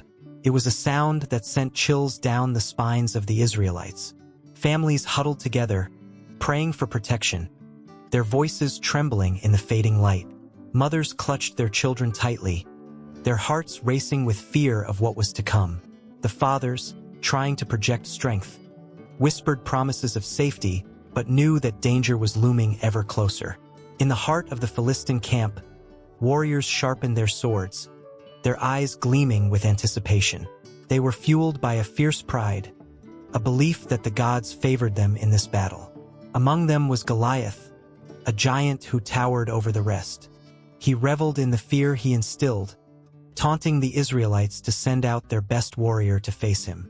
The challenge echoed through the valleys, a challenge that sent tremors of dread into the hearts of the Israelites. In contrast, there was young David, the shepherd boy, a mere youth with nothing but faith and courage. When he heard Goliath's challenge, he felt an unshakable resolve rise within him. He had seen the hand of God in his life, guiding him through the perils of the wilderness. David knew that the battle was not just one of weapons. It was a fight for identity, for survival, and for the faith of his people. As the sun finally disappeared, leaving a blanket of stars overhead, the stage was set for the inevitable confrontation. The Israelites gathered in fear, but also in hope. They sang their hymns, voices rising to the heavens, pleading for divine intervention. The air shimmered with anticipation, thick with the scent of sweat and resolve. On the opposite hill, the Philistines laughed, their voices carrying across the night. They had come to expect victory, to claim their place in history as the conquerors of Israel. But in that moment of arrogance, they failed to see the power that faith could wield. What they believed to be a mere shepherd's folly was about to become a pivotal moment that no one could anticipate. As dawn broke over the horizon, the two armies faced each other, hearts pounding and breaths held. Goliath stepped forward, his voice booming like thunder. He called out for a champion, daring anyone to step forth. The Israelites trembled, too afraid to answer the call. But in the crowd, David moved forward. A hush fell, the weight of disbelief pressing down on everyone. How could this boy stand against such a fearsome warrior? The moment hung in the air like a fragile bubble, ready to burst. David reached for the smooth stones in his pouch, the small pebbles glimmering in the morning light. Each stone represented not just a weapon, but the hope of a nation, the faith of a people who believed in something greater than themselves. As David faced Goliath, the tension reached a boiling point. The giant laughed, a cruel sound that echoed through the valley, but David remained unshaken. He remembered the stories of his ancestors, the trials they faced and the miracles that followed. In that moment, he was not just a boy. He was a testament to faith, a beacon of hope for all those who believed in the impossible. The battle that ensued was not merely a clash of swords. It was a confrontation of ideologies, of faith against fear. David's heart raced as he hurled the stone toward the giant, each moment stretching like an eternity. The world seemed to hold its breath, the outcome uncertain, but the spirit of the Israelites surged behind him. And when that stone struck true, a silence enveloped the battlefield, punctuated only by the thud of Goliath's fall. In that instant, everything changed. The Philistines, once fierce and confident, now felt a wave of fear crash down upon them. The Israelites erupted in cheers, their faith igniting a fire that would not easily be extinguished. But even in victory, the tensions between these two peoples remained unresolved, simmering beneath the surface like a volcano ready to erupt. The battle was won, but the war was far from over. The Philistines would not forget this humiliation. They would regroup, strategize, and seek revenge. As night fell once more, the Israelites celebrated their unlikely hero, but the specter of conflict loomed ever closer. Canaan was not just a land to be fought over. It was a tapestry woven with the threads of history, hope, and fear. The story of David and Goliath would echo through the ages, but it was just one chapter in a saga that was far from finished. The fires of discontent smoldered on both sides, promising that the tensions between Israel and the Philistines would continue to shape their destinies. In the shadows, the stakes were rising, and both peoples knew that the next encounter could change everything. The night felt heavy with anticipation, the air thick with the unspoken promise of battles yet to come. And as the stars blinked down upon the earth, their silent witness, the story continued, unfolding into new struggles, new triumphs, and a relentless quest for peace. In the dim light of a flickering oil lamp, shadows danced over the rough-hewn walls of a Philistine dwelling. Outside, the hushed whispers of tension swirled through the air, thick with the scent of fear and anticipation. A woman stood at the center of it all, her heart racing, the very embodiment of intrigue and danger. Delilah was her name, and she was more than a mere figure in a tale. She was a force that shaped the tides of her people. Delilah's beauty was renowned, her dark hair cascading like a river of night down her back, her eyes holding the spark of both cunning and passion. Her presence turned heads, and in a society that thrived on strength and strategy, she was a weapon as sharp as any sword. Within the Philistine community, her role was complex. an intertwining of allure and danger that kept the men around her both enchanted and wary. She walked a fine line between respect and contempt, admired yet feared, for everyone knew the power she held. The Philistines were a people steeped in conflict, constantly at odds with the Israelites. Their society was forged in the fires of war, where strength ruled and cunning was the currency of survival. In this environment, Delilah emerged not merely as a woman but as a pivotal player in the game of power. Her beauty was a tool, her charm a weapon, and her intelligence a shield. With whispered words, she could sway the hearts of men, directing the course of battles and the fate of nations. As the sun dipped below the horizon, casting a golden hue over the fields, Delilah was not just a figure of local gossip. She was a confidant, a strategist, and a symbol of hope for a people weary of war. In the quiet moments, away from the chaos, she would gather the women of her village, sharing tales of love and bravery, weaving dreams of a future where their children could live in peace. Yet, lurking beneath her gentle smiles was a profound understanding of the world around her. She sensed the currents of power shifting, the undercurrents of ambition in the hearts of those who sought to control her.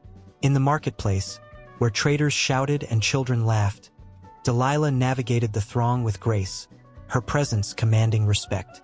She was not just another face in the crowd. She was the spark that ignited conversations, the one whose opinions mattered. The men would boast of their exploits, yet all eyes turned to her when she spoke, for her words were laden with wisdom, and her opinions could alter the course of agreements. In a society that often marginalized women, Delilah thrived, transforming her role into one of influence that overshadowed even the strongest warriors. But some would whisper behind closed doors, casting shadows on her intentions. They would question her loyalty, suspecting that her heart was not as tethered to her people as they believed. Their jealousy brewed like a storm, and every glance she received held the weight of unspoken accusations. Yet, Delilah remained undeterred, wielding her beauty and intelligence as shields against the rising tide of doubt. Her heart, a tumultuous sea of emotions, stormed within her as she grappled with her place in this world. Love and betrayal danced in her mind like flames, threatening to consume her very essence. And then came Samson, the Israelite, his strength legendary, his presence overwhelming. When he strode through the city, heads turned, and even the mightiest warriors felt a twinge of envy. Delilah felt her pulse quicken when she first laid eyes on him, a wild mix of admiration and dread flooding her senses. He was unlike any man she had ever encountered, a living embodiment of power, yet behind that strength lay a vulnerability that she could sense. She was drawn to him as a moth to a flame, understanding that their fates were entwined in a way that neither could anticipate. As their paths crossed, the tension between them crackled like lightning in the air. Delilah's role shifted once again. She became the delicate thread weaving together two cultures, two histories, and two hearts that pulsed with longing and danger. In the quiet of the night, beneath a canopy of stars, they shared secrets, dreams, and fears, Delilah's laughter echoing against the stone walls and filling the spaces between them with warmth. Yet, with each passing moment, the weight of her choices grew heavier. The Philistines, desperate to control the man who threatened their very existence, turned to her. They offered her riches and influence, a place among the powerful, all if she could unveil Samson's secret, the source of his strength. Delilah stood at the crossroads of loyalty, her heart a battleground of conflicting emotions. Would she betray the man who had ignited a fire within her, or would she remain loyal to her own people, the very ones who had once whispered doubts about her? The tension in her chest tightened as she played her role, a good actress with her heart on the line. She feigned ignorance, asking the questions that would lead her closer to his vulnerability, while wrestling with the knowledge that each answer brought her further from the man she was falling for. In those moments, she was both the heroine and the villain of her own story, torn between love and duty, desire and honor. Each time she approached him, the air thickened, and their connection crackled like the flames of a fire on a cold night. But with every stolen moment, every whispered confession, the shadows of her impending betrayal loomed larger. In the depths of her soul, She battled against the pull of her heart and the demands of her people, knowing that whichever path she chose, it would lead to inevitable heartache. As she stood on the edge of a decision, her heart raced, thundering like the drums of war. The night air was charged with electricity, and the weight of destiny pressed down upon her. The choice before her was not merely about loyalty to her people or her love for a man.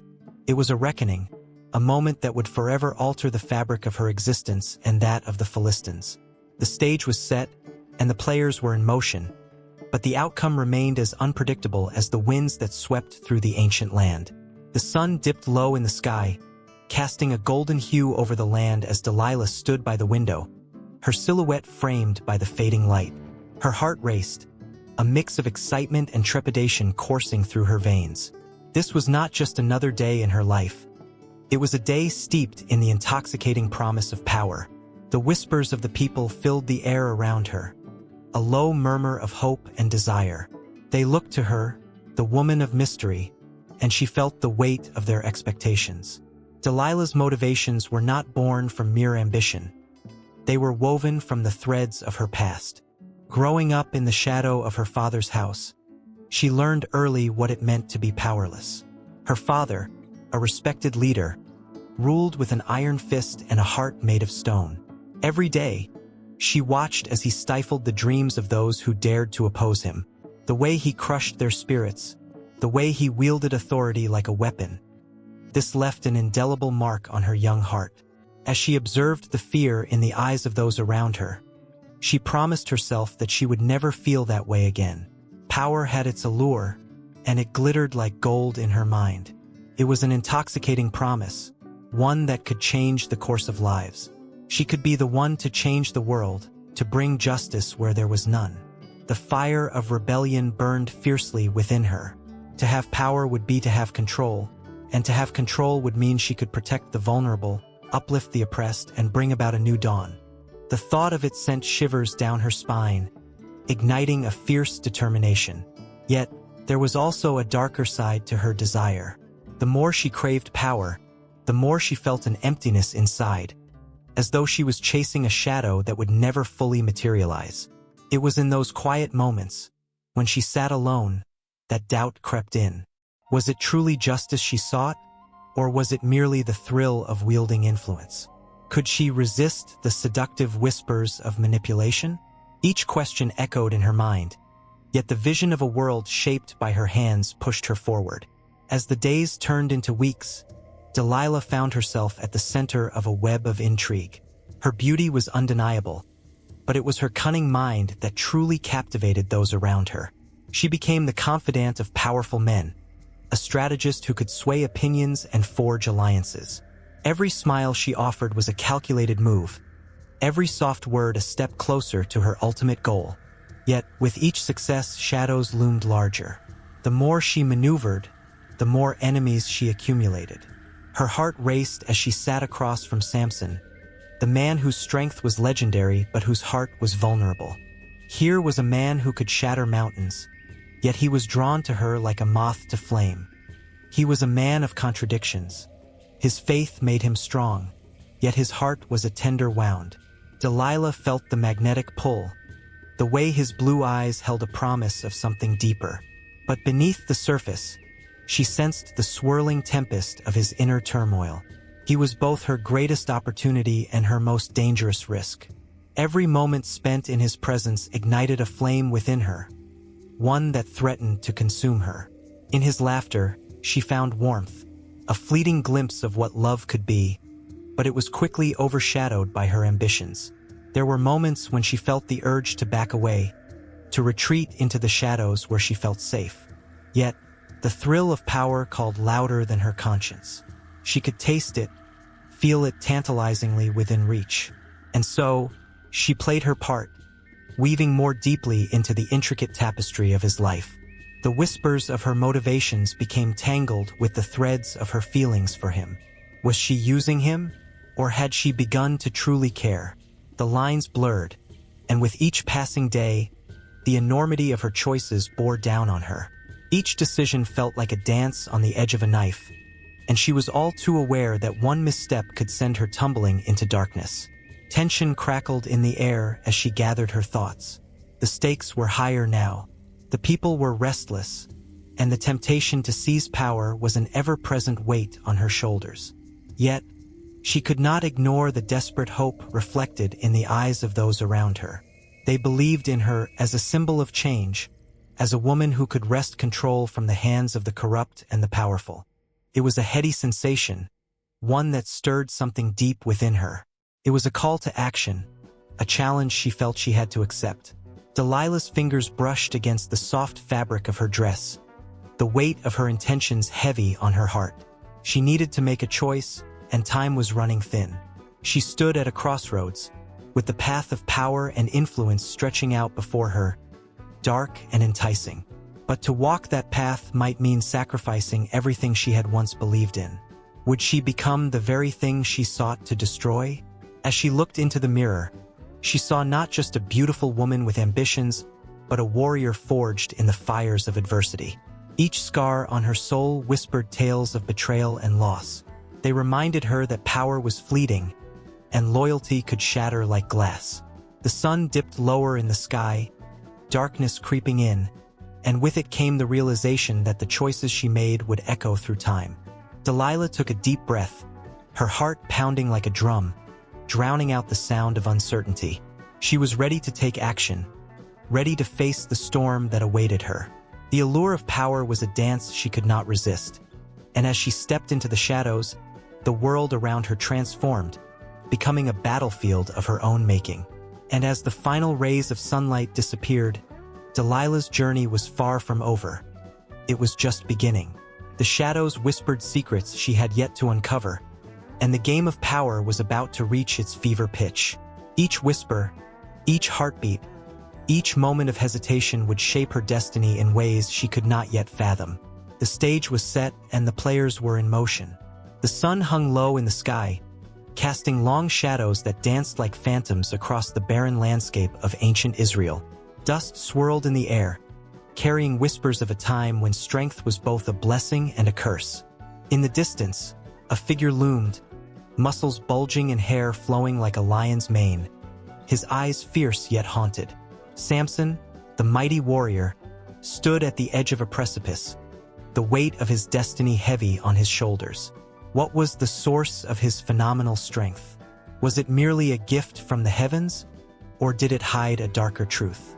As the sun dipped below the horizon, a chill crept over the land, sending shivers down his spine.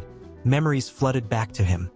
Moments of glory, battles fought, and victories celebrated.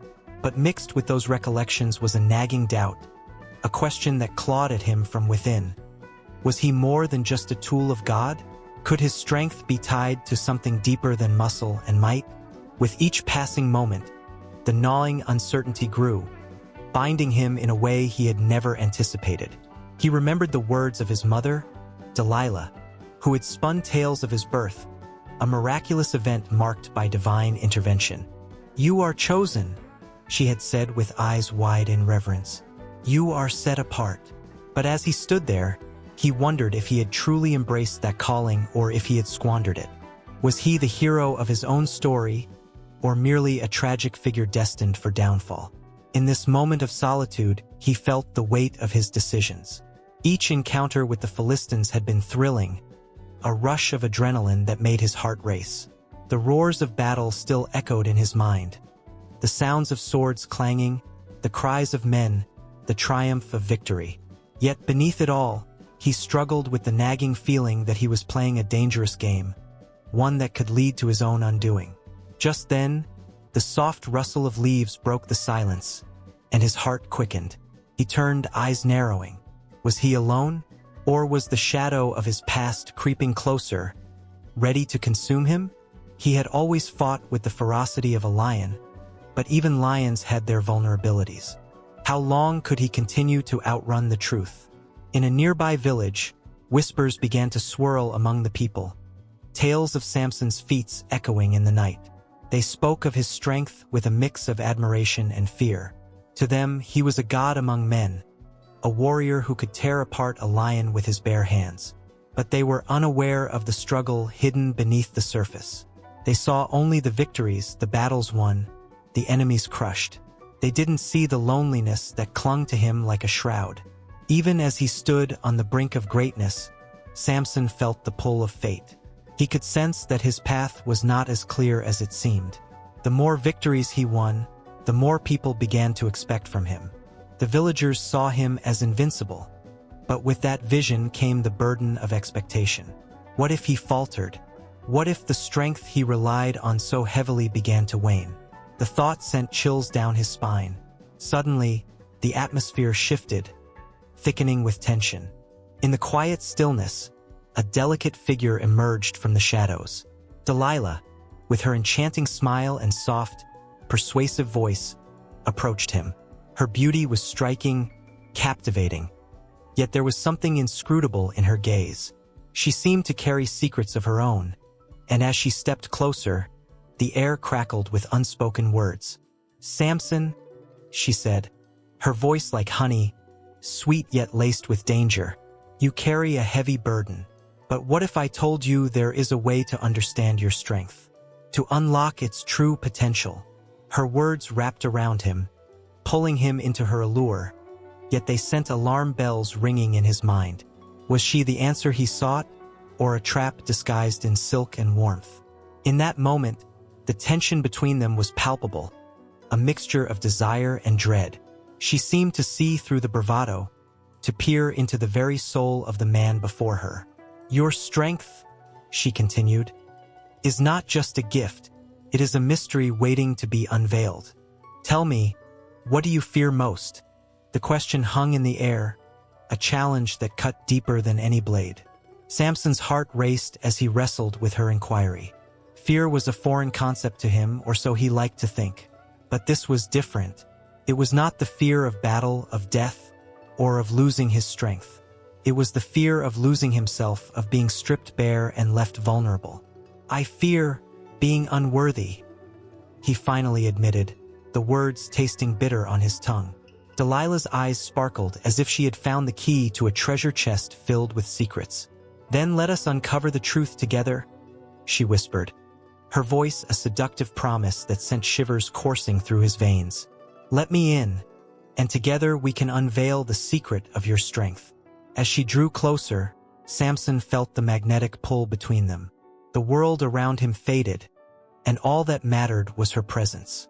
Yet, deep within, a voice screamed in warning. He was venturing into dangerous territory, a land where trust could easily turn to betrayal. But the lure of understanding, of revealing the true essence of his being, was too strong to resist. With each heartbeat, Samson teetered on the edge of something monumental, the flicker of fate illuminating a path he had never contemplated. The dance of light and shadow continued, and in that moment, he stood at a crossroads, unaware that the choices he made would echo through the ages. As the night enveloped them, the first attempt to uncover the secret of Samson's strength began. A delicate balance of desire, ambition, and looming tragedy, each choice pulling him closer to a truth far more terrifying than any battlefield he had ever faced. The night was just beginning, and the shadows held their breath, waiting for the next move. The night was thick with tension, a heavy blanket that smothered the flickering torches set against the ancient stone walls of Gaza. Shadows danced ominously, whispering secrets of betrayal that clung to the air like the scent of smoke from the fires of rage. Samson stood at the edge of the city, muscles taut, heart pounding with a mix of anguish and fury. In the dim light, he could see the silhouettes of the Philistines, their laughter ringing out like a cruel taunt. Each laugh echoed with the weight of betrayal, mocking his strength, his love, and the naivety that had led him to trust Delilah. The betrayal felt like a blade buried deep in his chest, twisting with every recollection of her lies. She had promised loyalty, whispered sweet nothings into the night, only to sell him for a handful of silver. But Samson was not just a victim. He was a force of nature, a tempest swirling with vengeance. His hair, the symbol of his covenant with God, had been sheared, but his spirit remained unbroken. The loss of his strength was a bitter pill to swallow, but it only stoked the fires of his anger. As he crouched, hidden from view, he saw the source of his pain, the woman who had once captivated him, now a puppet master in the hands of his enemies. The Philistines, filled with arrogance, celebrated in their ignorance. They thought Samson was a shadow of his former self, that his power had faded with his hair. They had no idea that beneath the surface of his despair lay the embers of a raging storm. The thought of revenge filled him with a primal energy, igniting his senses. In that moment, he resolved to show them the true meaning of betrayal. The ground trembled beneath his feet as he considered the might of his wrath. He remembered the stories of his forefathers, tales of great warriors who had fought against impossible odds. A flicker of hope ignited within him, and he stood taller, letting the fire of his anger fuel his resolve. As he stealthily made his way through the shadows, he spotted the grain storage, the lifeblood of the Philistines. It was there that he would strike. He felt a surge of adrenaline as he envisioned the chaos that would ensue. With each step, whispers of the past echoed in his ears, his mother's lullabies, the promise of strength, the weight of destiny. He was not just Samson. He was a warrior born of the divine, a man destined for greatness. The moon hung high, casting an eerie glow over the warehouses. Samson approached the towering stacks of grain, his heart racing with anticipation. He could already picture the look of horror on their faces when they realized what was happening. He grabbed the first bundle, muscles straining against the weight, and heaved it into the flames he had ignited. The fire roared to life, consuming everything in its path. Panic erupted in the streets as the flames danced higher, licking at the sky. The Philistines rushed towards the chaos, their shouts mixing with the crackling of fire. Samson reveled in their fear, his heart pounding with each agonized scream that rose into the night air. This was his moment, his revenge for the betrayal that had cut so deep. But amid the chaos, a shadow stirred. Delilah, with her dark hair cascading down her back, emerged from the crowd, her eyes wide with disbelief. Their gazes locked, and in that instant time froze. Memories fluttered between them, whispers in the dark, laughter shared, and a love that had once felt unbreakable. But now, all that remained was a chasm filled with betrayal. "Samson!" she called out, her voice desperate, but he could hear the tremor of fear beneath her words. The flames illuminated her face, revealing the truth in her eyes, a mix of regret and realization. But he was beyond her reach now, the ties of their past severed by her own hand. He turned away, fueled by the fire of his pain. His heart, once filled with love, now brimmed with an insatiable thirst for revenge. He had given her everything, and she had thrown it away for silver. He would not give her the satisfaction of seeing him falter. As the fire spread, he continued his assault, knocking over barrels, tossing timber, and sending the structures crumbling down. Each act of destruction was cathartic, washing away the betrayal that clung to him like a second skin. The city of Gaza was ablaze, and with it, the remnants of his shattered trust. The chaos reached a fever pitch, and the Philistines scrambled, shouting orders that only fueled their panic. The scent of smoke filled the air, mingling with the taste of victory that lingered on his tongue. He was a force unleashed, a whirlwind of fury and resolve, and nothing would stand in his way. But as he turned to leave the burning city, a sudden thought pierced his mind. What would become of Delilah? Would she be consumed by the flames of her own making? The thought was both a bomb and a dagger, and he struggled with the conflict raging within him. But before he could ponder further, the ground beneath him trembled again, reminding him of the path he had chosen. The air crackled with tension, and he felt the eyes of the Philistines upon him, seeking to retaliate. They were not finished with him yet, and he sensed the storm that was brewing on the horizon. With a final glance back at the chaos he had wrought, he sprinted into the shadows, leaving behind the flames, the betrayals, and the woman who had changed everything. The darkness wrapped around him like an old friend, and as he disappeared into the night, he knew that this was only the beginning. The consequences of betrayal had set the stage for a reckoning far more intense than he ever imagined, and he was ready to face it head-on. The air was thick with an uneasy tension, a silent whisper that echoed through the narrow cobblestone streets of the old city. Shadows danced in the flicker of lantern light, each flicker a reminder of the danger lurking just out of sight. In that moment, a single thought held the weight of the world. The 7 locks were not merely keys, but the very fabric of fate itself, woven into the lives of all who dared to seek them. In a dimly lit chamber, hidden beneath layers of dust and time, a parchment lay unfurled on a weathered table. Its ink, dark and fragile, bore the names of those who had failed before.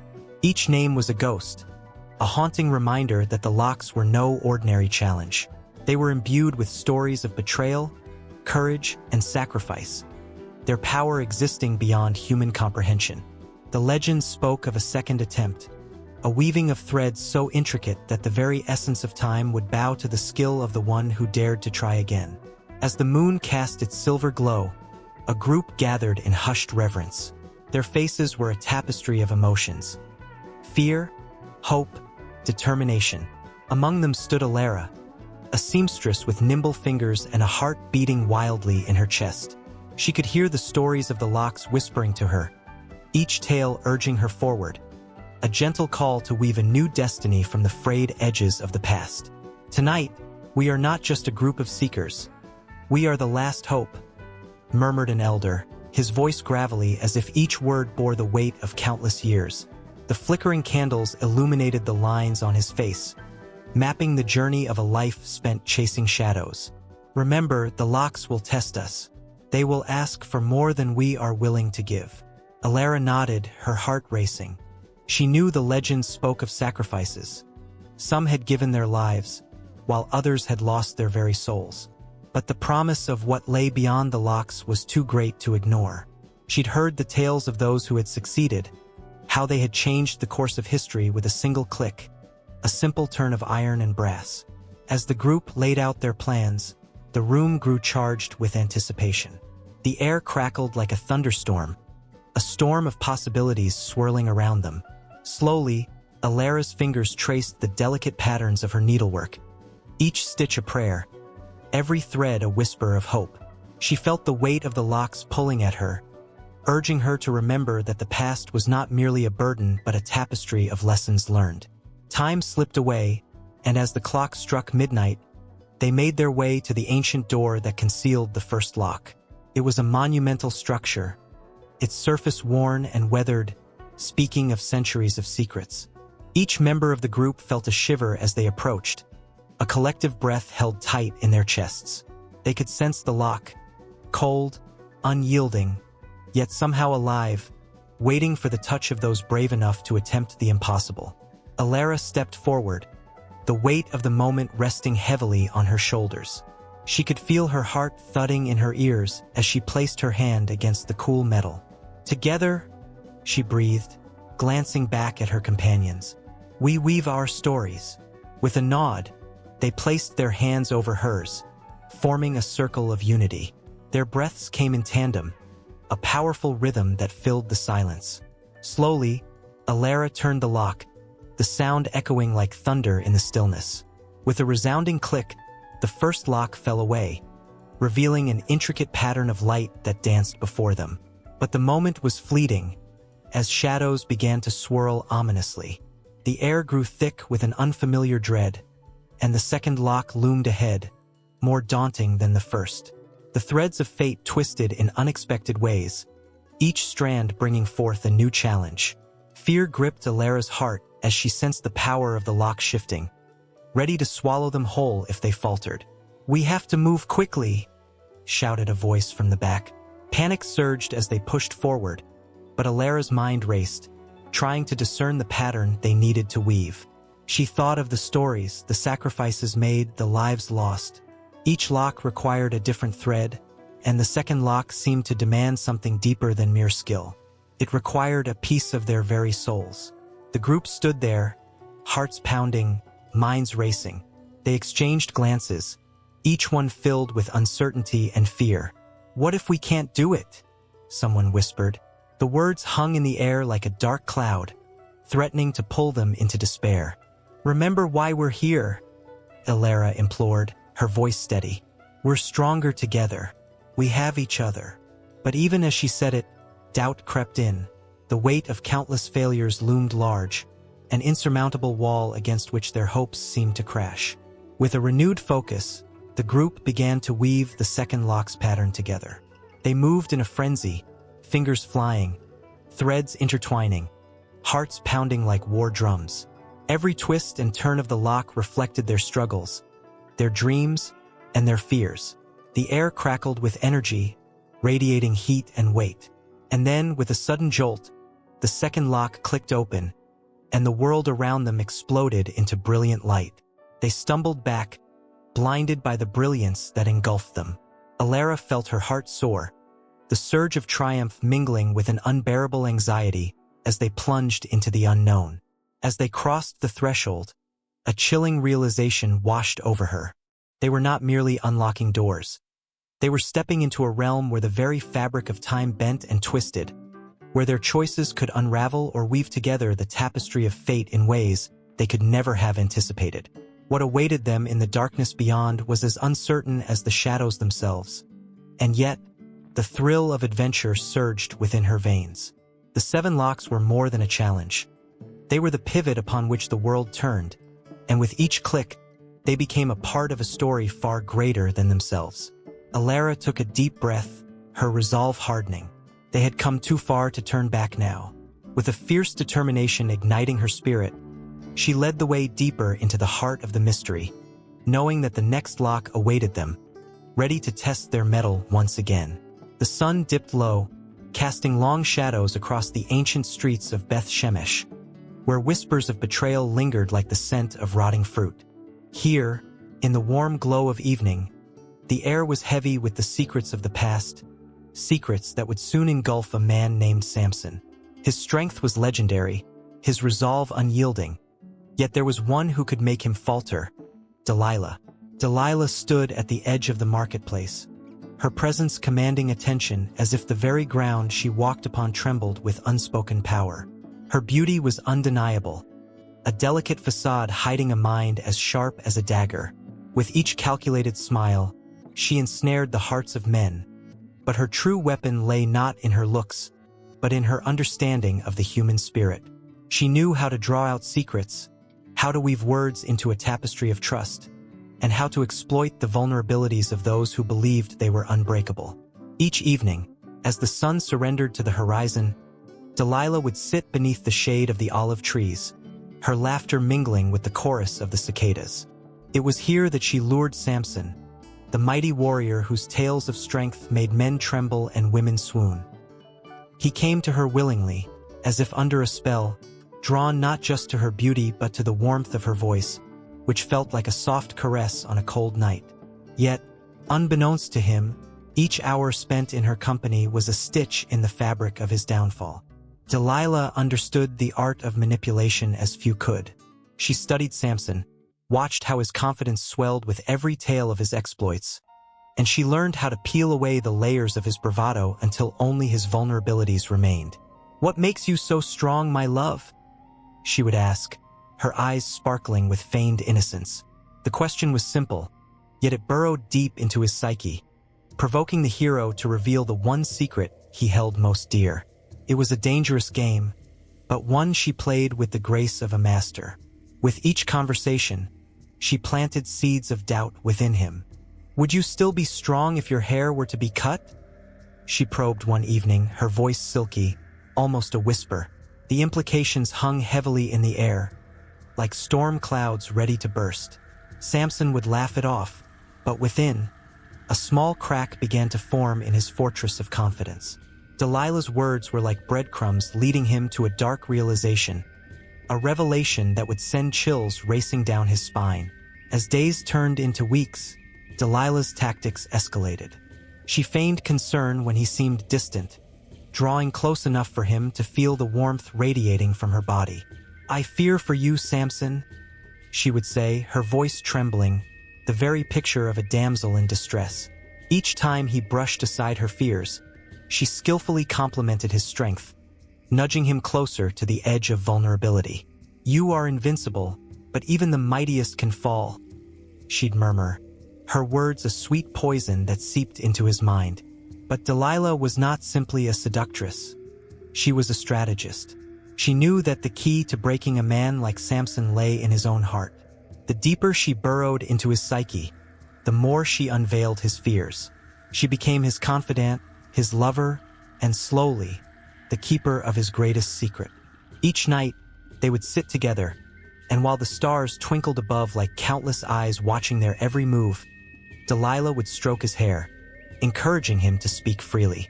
"Tell me your strength," she would plead, her voice a tantalizing melody amidst the night's silence.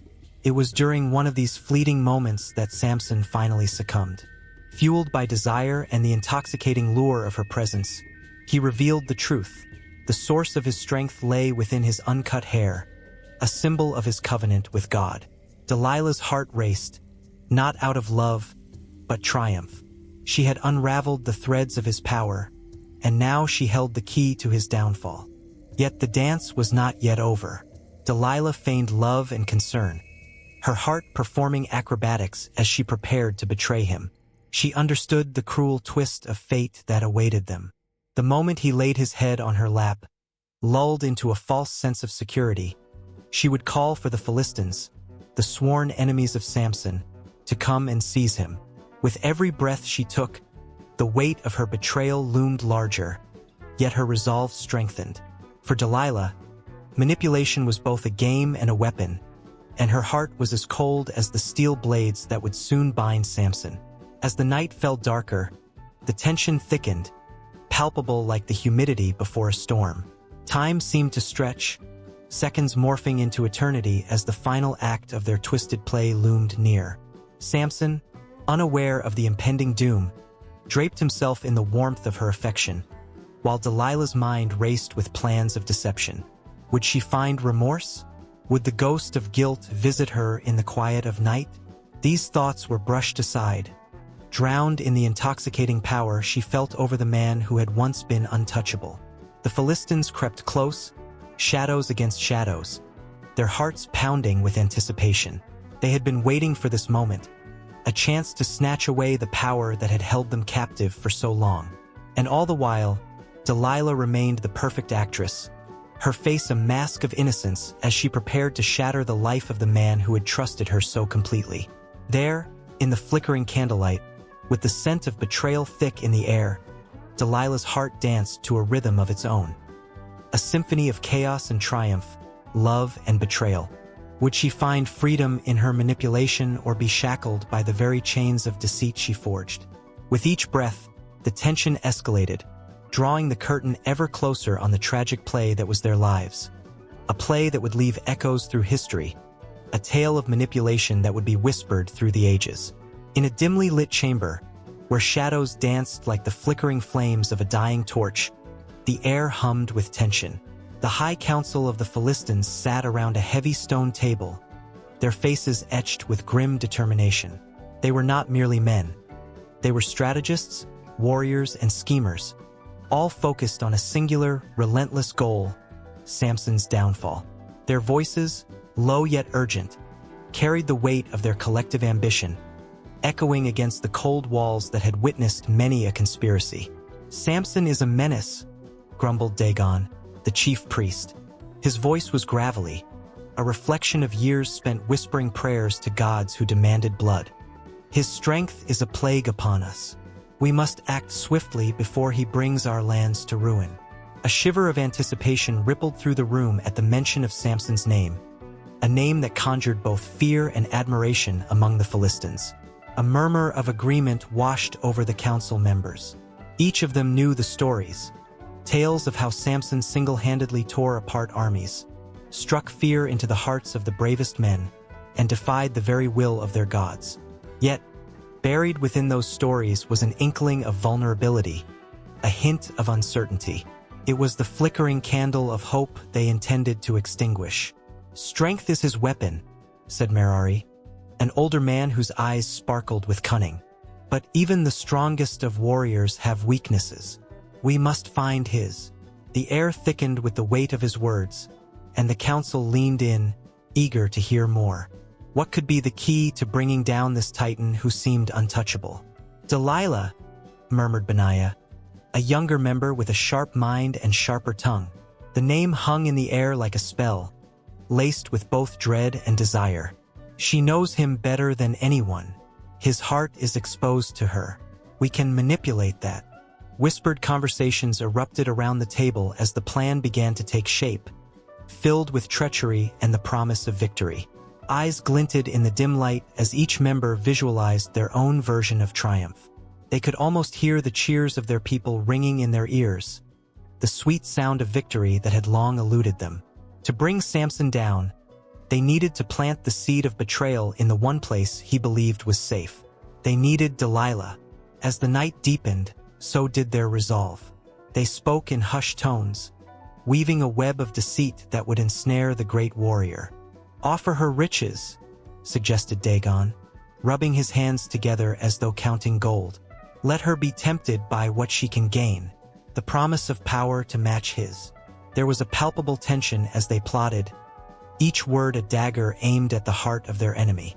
They envisioned Delilah, her beauty sharp like a blade, standing before Samson, luring him into a trap of his own making. The thought sent thrills of excitement through the council. If Samson's heart could be turned, if he could be made to reveal the secret of his strength, they would crush him like a grape beneath their heel. "Trust is the greatest weapon," Merari said, his voice silky and persuasive. "We must convince her that we care for her well-being, that we want her to be safe from Samson's destruction. She will believe she is an ally to us, and yet, she will be our instrument." The council erupted into frenzied discussion, eyes alight with the fire of ambition. They could almost taste the victory, the sweet, intoxicating nectar of vengeance. But as they plotted, a shadow passed over the flickering light, a moment of doubt that could not be shaken. What if Delilah betrayed them instead? What if she remained loyal to the giant who had captured her heart? The thought sent a chill through the council, but it was quickly brushed aside. They refused to entertain weakness. The thrill of their plan overshadowed any flickers of worry. Outside, the night air was thick with anticipation. The stars overhead seemed to whisper secrets of their own, twinkling like lost souls yearning for freedom. In the distance, the sound of a lion's roar echoed, a reminder of the beast that once fell to Samson's might. The council knew that every heartbeat was a countdown, a reminder that time was slipping away. They had to act before the dawn broke, before the light revealed their intentions. "Send for her," Dagon ordered, his voice firm, cutting through the air like a knife. "We begin this night. Let her come to us, unaware of the storm brewing beneath the surface." The council nodded in unison, their minds racing with visions of what was to come. The fate of their people hung in the balance, and they were ready to gamble everything on this one fragile thread of hope. As the council dispersed, a sense of urgency enveloped the chamber. Each man had a role to play, a part to contribute to this dark symphony of betrayal. They moved with purpose, each step echoing with the promise of a new dawn that would rise on the ashes of their enemy. The candle flames flickered wildly, casting long shadows that seemed to swirl and dance in the night. The air crackled with the electric tension of their conspiracy, a powerful force that would soon shift the very fabric of their world. They could feel it. Victory was within reach, wrapped in the soft whispers of deceit and betrayal. And as they set their plans into motion, one thing was certain. The clash between light and darkness was about to reach its fevered pitch. The moon hung heavy in the night sky, its pale light spilling over the ancient stones of the castle walls like a silken shroud. Within those walls, Delilah paced the cold, stone floor of her chamber, her fingers brushing against the fabric of her gown, feeling the weight of fabric that mirrored the heaviness in her heart. Betrayal had crept into her life like a thief in the night, and now it gnawed at her insides, leaving her with a hollow ache. Each step echoed in the silence, a reminder of the choices she could no longer unmake. The whispers of the court filled her ears, a cacophony of voices that twisted around her like vines. They spoke of loyalty and honor, yet Delilah felt as though she was standing upon a precipice, teetering between the love she once cherished and the betrayal that now consumed her every thought. Her mind raced back to the moment the truth had crushed her like a stone dropped from a great height. She had trusted him, had given him her heart, believing he was a kindred spirit in a world rife with schemes. The way he laughed, the way his eyes sparkled when he spoke of their dreams, had all felt so genuine. That trust had transformed into a beautiful tapestry of shared moments.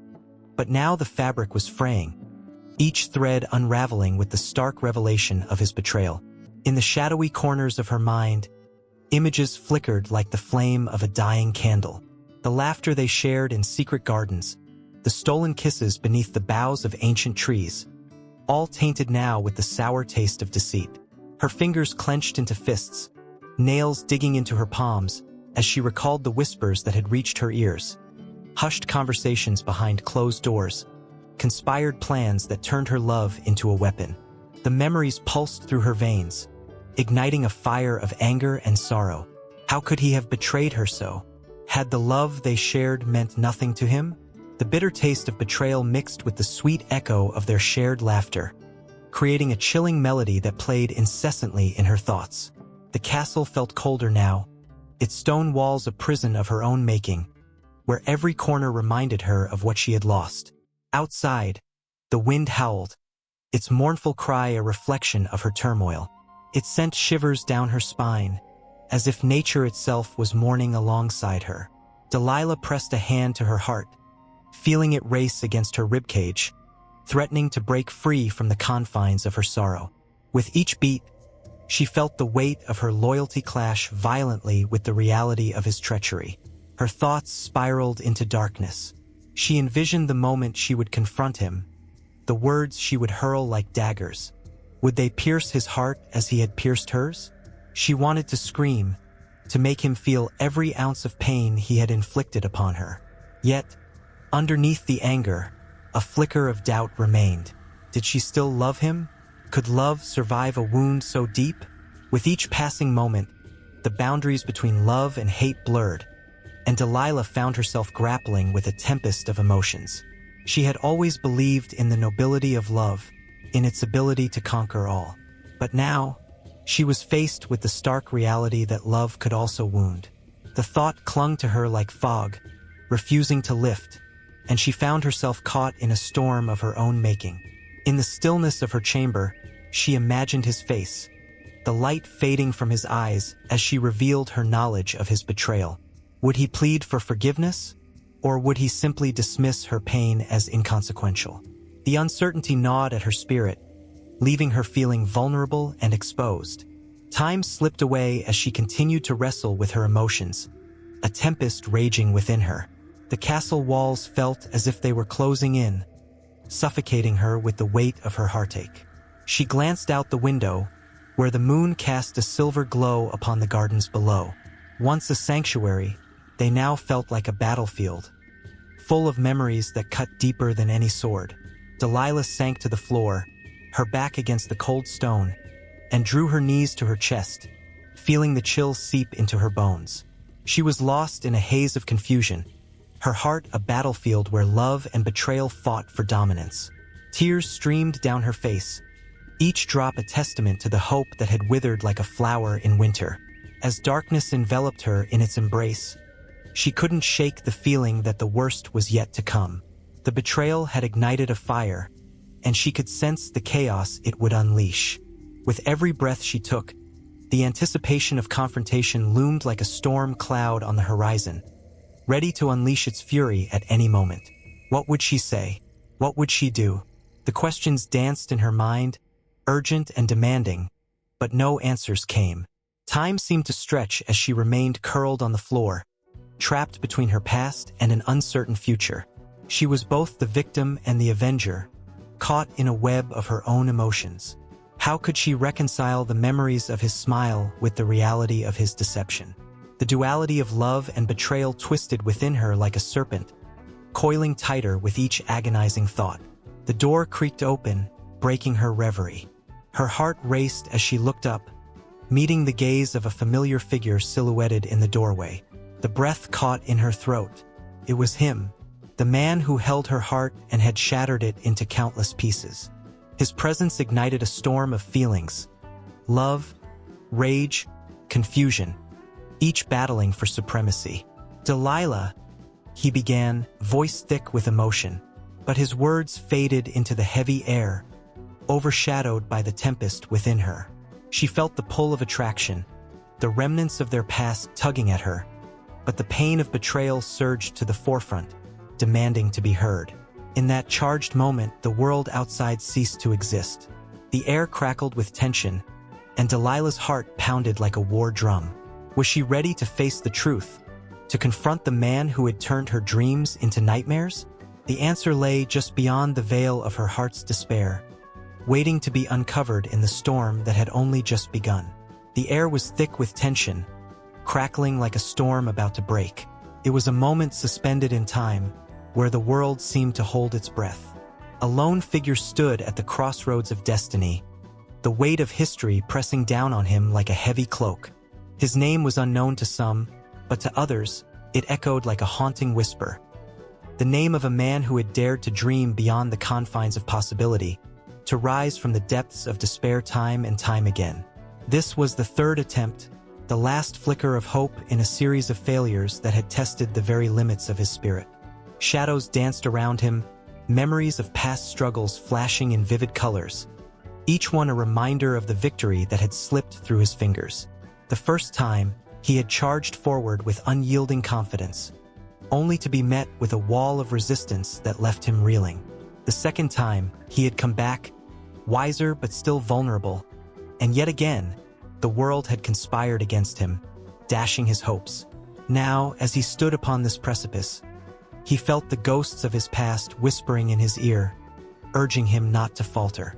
The sun hung low in the sky, casting long shadows that stretched across the ground like fingers grasping for something just out of reach. He could feel the pulse of the earth beneath his feet, a steady beat that matched the rhythm of his racing heart. The air was electric, filled with the promise of what could be. Every breath he took tasted of desperation and determination, a potent mixture that fueled his resolve. Around him, people gathered, their faces a tapestry of hope and doubt. There were those who believed in him, their eyes shining with unwavering faith. Others stood with crossed arms, skepticism painted on their brows, silent reminders of the past failures that haunted him. He could feel their gazes, the weight of their expectations heavy on his shoulders. But this time, he was not the same man who had stumbled before.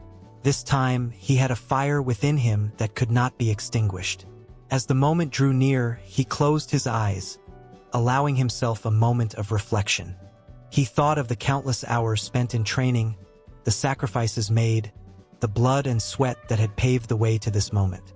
Each bruise, each scar told a story of resilience, of a spirit that refused to be broken. The scent of sweat mingled with the earthy aroma of the ground, grounding him in the present, yet reminding him of the journey that had brought him here.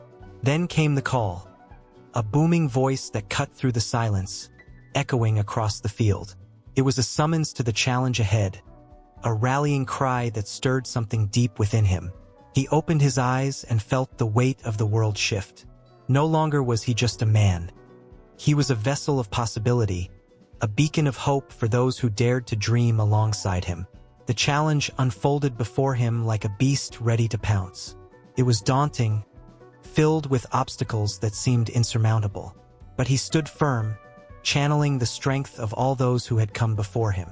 The voices of his ancestors rang in his ears, their struggles sharpening his focus. Every leap, every misstep was now a lesson learned, a step closer to the moment he had prepared for. The first hurdle loomed before him, a mountain of past failures threatening to swallow him whole. He sprinted forward, his feet pounding against the ground, each step echoing the resolve in his heart. As he launched himself into the air, time slowed, and for a fleeting moment he felt like he was flying. The rush of wind against his face was a reminder of the freedom that lay beyond fear. He landed on the other side, heart racing, but the battle was far from over. The next challenge awaited, a maze of uncertainty, each turn a test of wit and will. He could feel the eyes of the crowd upon him, their gasps of awe and disbelief fueling his determination. With every twist and turn, He navigated through the labyrinth, each decision weighing heavily on his mind. Doubts whispered again, clawing at the back of his consciousness, but he silenced them with the mantra of his resolve. He was not defined by his past but by the strength he found in his failures. Emerging from the maze, he faced the final test, a wall that loomed high above him, stark and unyielding. This wall was more than just a physical barrier. It was a representation of every limitation he had ever faced, every doubt that had ever crept into his mind. He stood before it, heart pounding, the weight of the moment pressing down on him. This was where he would either rise or fall, where he would either break through or be broken. He took a deep breath, grounding himself in the present, and focused on the summit of that wall. He visualized his goal, the life waiting on the other side, filled with promise and hope. And then, with a surge of determination, he sprinted forward, every ounce of strength coursing through his veins. As he leapt, it felt as though the world paused, the air thick with anticipation. Time lost its meaning, and for a heartbeat, he was suspended between the earth and the heavens. He collided with the wall, fingers grasping for purchase, adrenaline surging through him like a wildfire. The impact jolted through his body, but instead of despair, he felt something else, an awakening. With every ounce of strength he could muster, he pushed against the wall, climbing higher, determined not to let the weight of his past crush him. The faces of the crowd swirled around him, a cacophony of encouragement and disbelief. In that moment, he realized this was not just about him. He was not alone.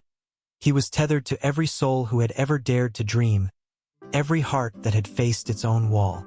And as he reached for the top, he felt a surge of strength unlike anything he had ever known. It was the revelation of his true power, the recognition of his worth. He pulled himself over the edge, collapsing onto the other side, gasping for breath, but filled with a sense of triumph. The roar of the crowd was a symphony of hope, a melody that intertwined with his own heartbeat. This was not just a victory. This was a testament to the strength of the human spirit, a reminder that even in the darkest of times, light could break through. And as he lay there, breathless and alive, he knew this was just the beginning. The world had shifted, and with it, his destiny. What lay ahead beckoned him with open arms, filled with challenges yet to come, and he was ready to face them all. The night was heavy with tension, the air thick and electric, as the moon hung like a watchful eye over the ancient land of Dan. The streets lay silent, but whispers of a great betrayal fluttered unseen, like moths drawn to a flickering flame.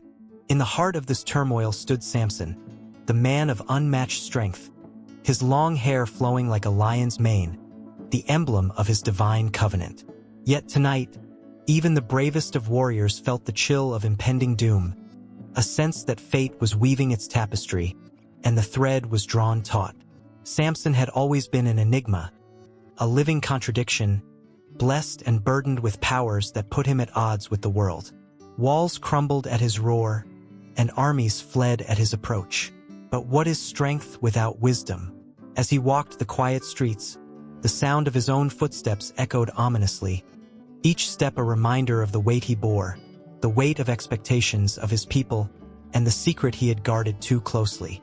With each stride, he felt the gnawing itch of vulnerability creep in. Unbeknownst to him, a figure cloaked in shadows lurked nearby, eyes glinting with treachery.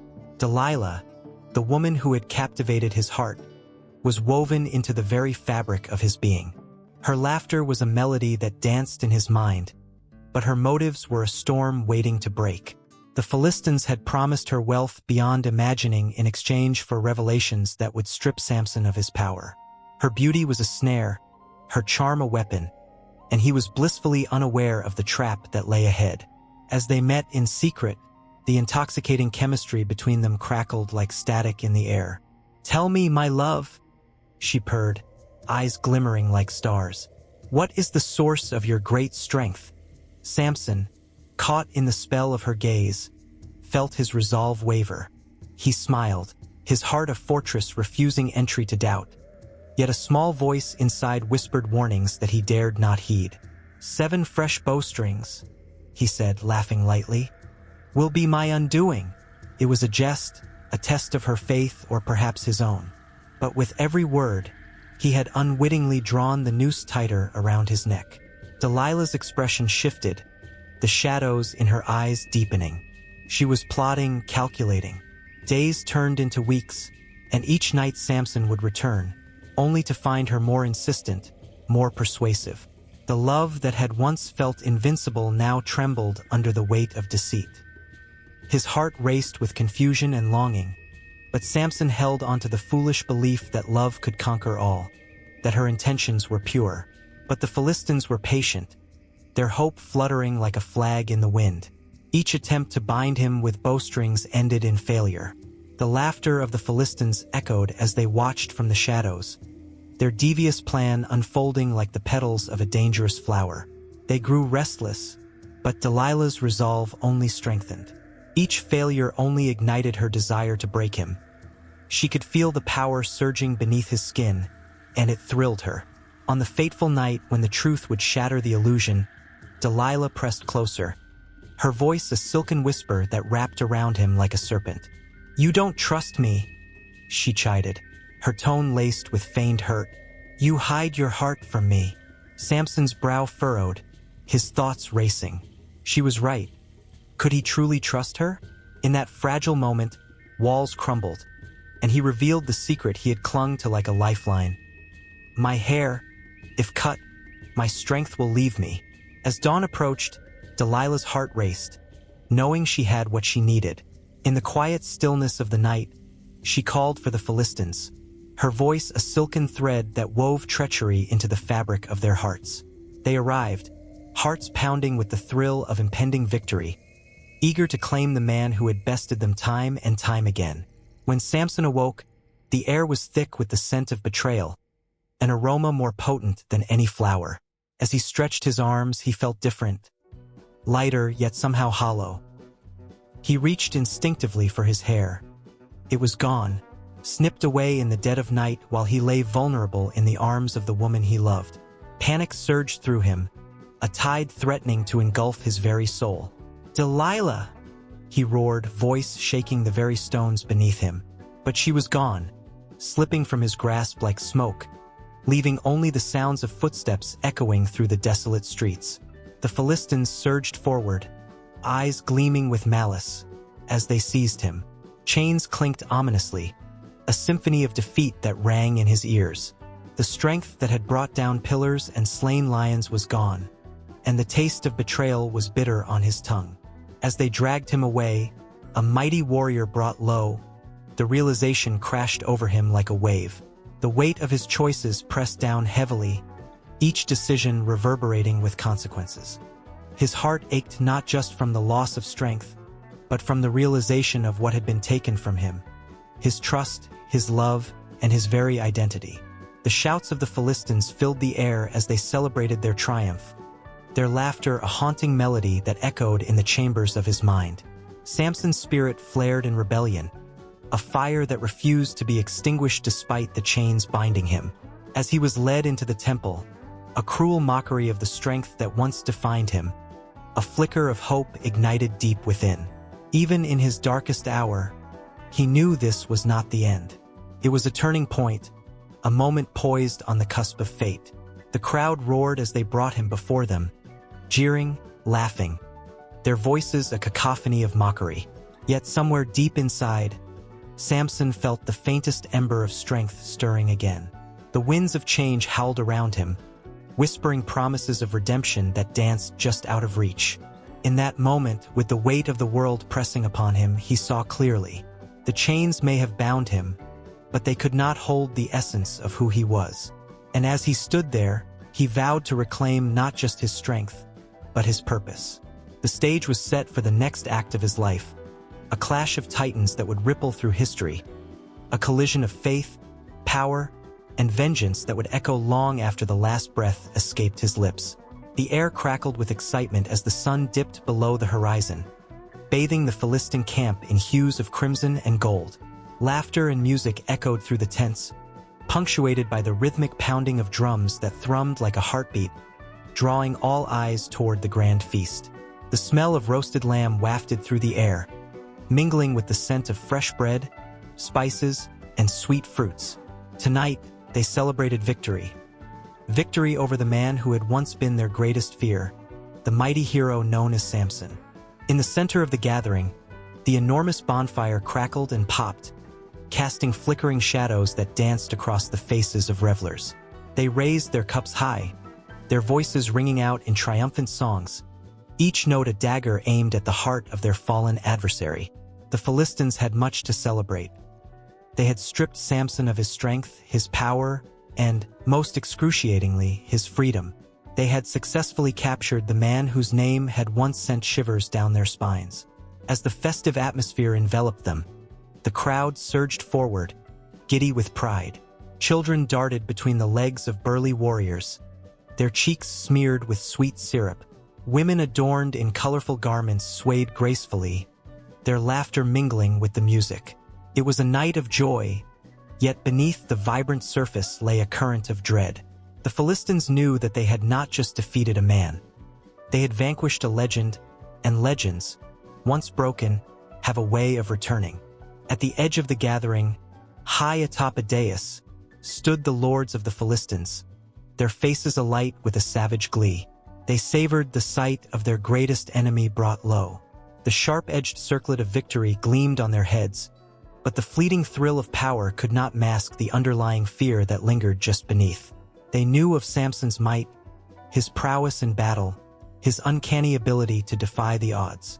Some whispered of prophecies, of a coming reckoning that would rise from the shadows, but those murmurs were quickly drowned out by the roar of the crowd. As the night deepened, a figure was brought forth, chained and humbled. Samson, once the champion of Israel, now stood blindfolded, his hair shorn and spirit dimmed. The firelight flickered off the chains that bound his arms and legs, a painful reminder of his captivity. The cheers of the Philistines surged, a wave of raucous triumph washing over him, each shout a reminder of his past failures, each laugh a knife that twisted in his gut. "Bring forth the hero!" cried Dagon, their chief priest, his voice booming over the din. The crowd hushed, an electric thrill passing through them as they anticipated the spectacle. What would they do? What brutal humiliation awaited him? Anticipation hung thick in the air as they reveled in the power of their triumph. Samson's heart raced, a mix of fear and anger igniting within him. He could hear the taunts, the mockery, the songs celebrating his downfall. And yet, there was a flicker of something else, a longing, perhaps, for the strength he once possessed. The power that had coursed through his veins like fire was now replaced by a heavy sense of loss. Memories of his past flooded his mind. The triumph over the lion, the battlefield victories, the moments of unwavering faith, each recollection a bitter reminder of what had been stripped away. The Philistines brought him forward, and in that moment, he felt the weight of 1,000 gazes upon him, each one a reminder of his failure. They jeered and spat, reveling in the sight of the once mighty warrior brought low. Dagon raised his hands, calling for silence as he prepared to deliver a final proclamation, a decree that would forever seal Samson's fate. "Let us honor the God of our victory," Dagon declared, gesturing grandly. The crowd erupted into applause, their shouts reverberating through the night. "Let us offer a sacrifice, a final tribute to the strength that has fallen before us." At that moment, as the crowd surged and the drums pounded in a frenzy, something shifted in the air. Samson, his heart pounding, felt a tingle at the base of his skull, a whisper of the strength he thought lost. It was faint, but it was there, like a spark hidden beneath ash. The chains around him felt heavier, yet a warmth began to spread through his limbs. He closed his eyes, allowing the chaos around him to fade. He sought out the source of that spark, the flicker of power that had once defined him. The Philistines were oblivious to the shift in the atmosphere. They continued their rant, their arrogance blinding them to the danger that loomed. Dagon stepped closer, his face twisted with glee as he prepared to mock the hero one last time. But in that moment, Samson lifted his head, the weight of despair giving way to something else, defiance. The crowd fell silent, sensing a change, a tension building like a storm ready to unleash its fury. It was an invitation to fate, a challenge to the very gods they celebrated. The flicker of hope within him grew, igniting a fire that he thought was snuffed out forever. The Philistines, caught in the heady rush of their victory, began to chant again, their voices rising like a tidal wave. Little did they know that the tides were about to turn once more. In the shadows of the evening, as the laughter and music reached a fever pitch, Samson took a step forward, the first step on a path that would lead him to reclaiming not just his strength, but his very identity. The chains rattled, and the crowd, sensing something was amiss, paused in their revelry. Eyes widened, breath held as they watched the stony expression on Samson's face harden into one of fierce determination. In that moment, the celebration transformed into something darker, something charged with an energy that crackled in the air. Fear and awe mingled among the Philistines as they realized the hero they had sought to humiliate was rising once more from the ashes of their triumph. It was not just a celebration anymore. It was a reckoning. The drums beat louder, the fire blazed brighter, and the laughter turned into an uncertain murmur, rippling through the crowd. The stage was set not just for a celebration, but for a confrontation that would echo throughout history. The wind howled through the barren trees, a mournful song that echoed the sorrow of countless souls. In many cultures across the world, hair has been more than just strands of protein woven together. It has symbolized identity, strength, and connection to one's ancestors. Its loss, more than a mere physical change, often meant the severing of ties to one's very essence. In moments of tragedy, when hair was cut, it was like a piece of the soul was sheared away, leaving behind an emptiness that resonated through time. Take, for example, the Native American tribes, where hair was a potent symbol of power and spirituality. For them, long hair was a testament to their connection with nature, the spirit world, and their ancestors. A warrior's braid spoke of victories won and battles fought. When a warrior returned home, their hair remained untouched, a sign of respect and reverence for the life they had led. But in times of conflict, when the looming presence of European settlers threatened to upend their way of life, the sacred act of cutting one's hair became an act of anguish and defiance. It was a way to signify loss, not just of physical strength but of culture, identity, and the very spirit of existence. Imagine a young warrior, chest puffed with pride, adorned in the feathers of his people. He stood tall, a symbol of resilience. Then came the day when he was captured, the bonds of his freedom snipped away as easily as a lock of hair. In that moment, as the blade sliced through his tresses, it felt as though the very essence of his being was being stripped away. Those strands fell to the ground like fallen leaves, each one a whisper of a memory, each one a piece of the past. The tears that followed were not just for the hair lost, but for the life, the heritage, and the future that seemed to vanish along with it. Across oceans and centuries, the significance of hair carved itself into the very fabric of history. The French Revolution brought forth a new kind of power struggle. Aristocrats, clad in their elaborate wigs, represented the opulence of the old regime, while revolutionaries sported their own shorn heads as a statement of rebellion. To cut one's hair became an anthem of freedom, a bold declaration that they would no longer bow to the chains of tradition. Yet, even in this act of defiance, there was an undercurrent of sorrow. The loss of those elaborate hairstyles marked the end of an era, and with it, the loss of a way of life that had defined generations. In the depths of the Holocaust, hair took on yet another meaning. The clippers hummed, a mechanical sound that became a horrific soundtrack to the loss of dignity and humanity. As prisoners entered the camps, they were stripped not only of their clothing but of their hair, a cruel reminder that their identities were being erased. The piles of hair, once vibrant and full of life, now represented the lifeblood of an entire culture discarded without a second thought. Each lock told a story of a family, a life filled with dreams and hopes, now reduced to mere statistics. In that ghastly place, every strand yanked away became a silent shout for justice, a plea echoing through the ages. The emotional weight of hair loss is universal. Throughout history, people have taken to cutting their hair during moments of grief. A mother mourning her child would run her fingers through her hair, feeling each strand slip through her grasp as she wept. A teenager betrayed by friendship might impulsively chop off her long locks, desperate to shed the pain that clung to her. Each cut, each shear, is an expression of the heart, a tangible reaction to intangible sorrow. In communities where hair is celebrated, the act of cutting it can signify a rite of passage. For many girls in various cultures, the first haircut marks the transition from childhood to womanhood. It's a celebration, yes, but also a moment tinged with bittersweet emotion.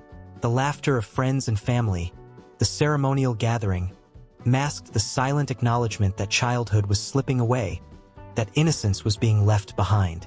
Yet, even in joyous moments, the emotional weight of hair remains ever present. A wedding day, with its exquisite hairstyles, is often accompanied by a quiet reflection. As the bride prepares to walk down the aisle, she will often glance at her reflection, remembering the little girl who twirled around in front of the mirror, dreaming of this day. The veil might hide her face, but it cannot conceal the emotions tangled within her hair, love, hope, and the bittersweet recognition of change. In this world, hair is not just a physical trait. It carries stories, histories, and emotions that are woven into the very fabric of human existence.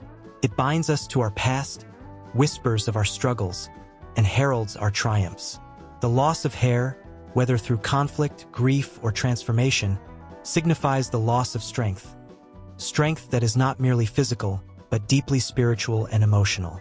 As the sun sets, casting golden rays that illuminate the remnants of hair on the ground, the world seems to hold its breath.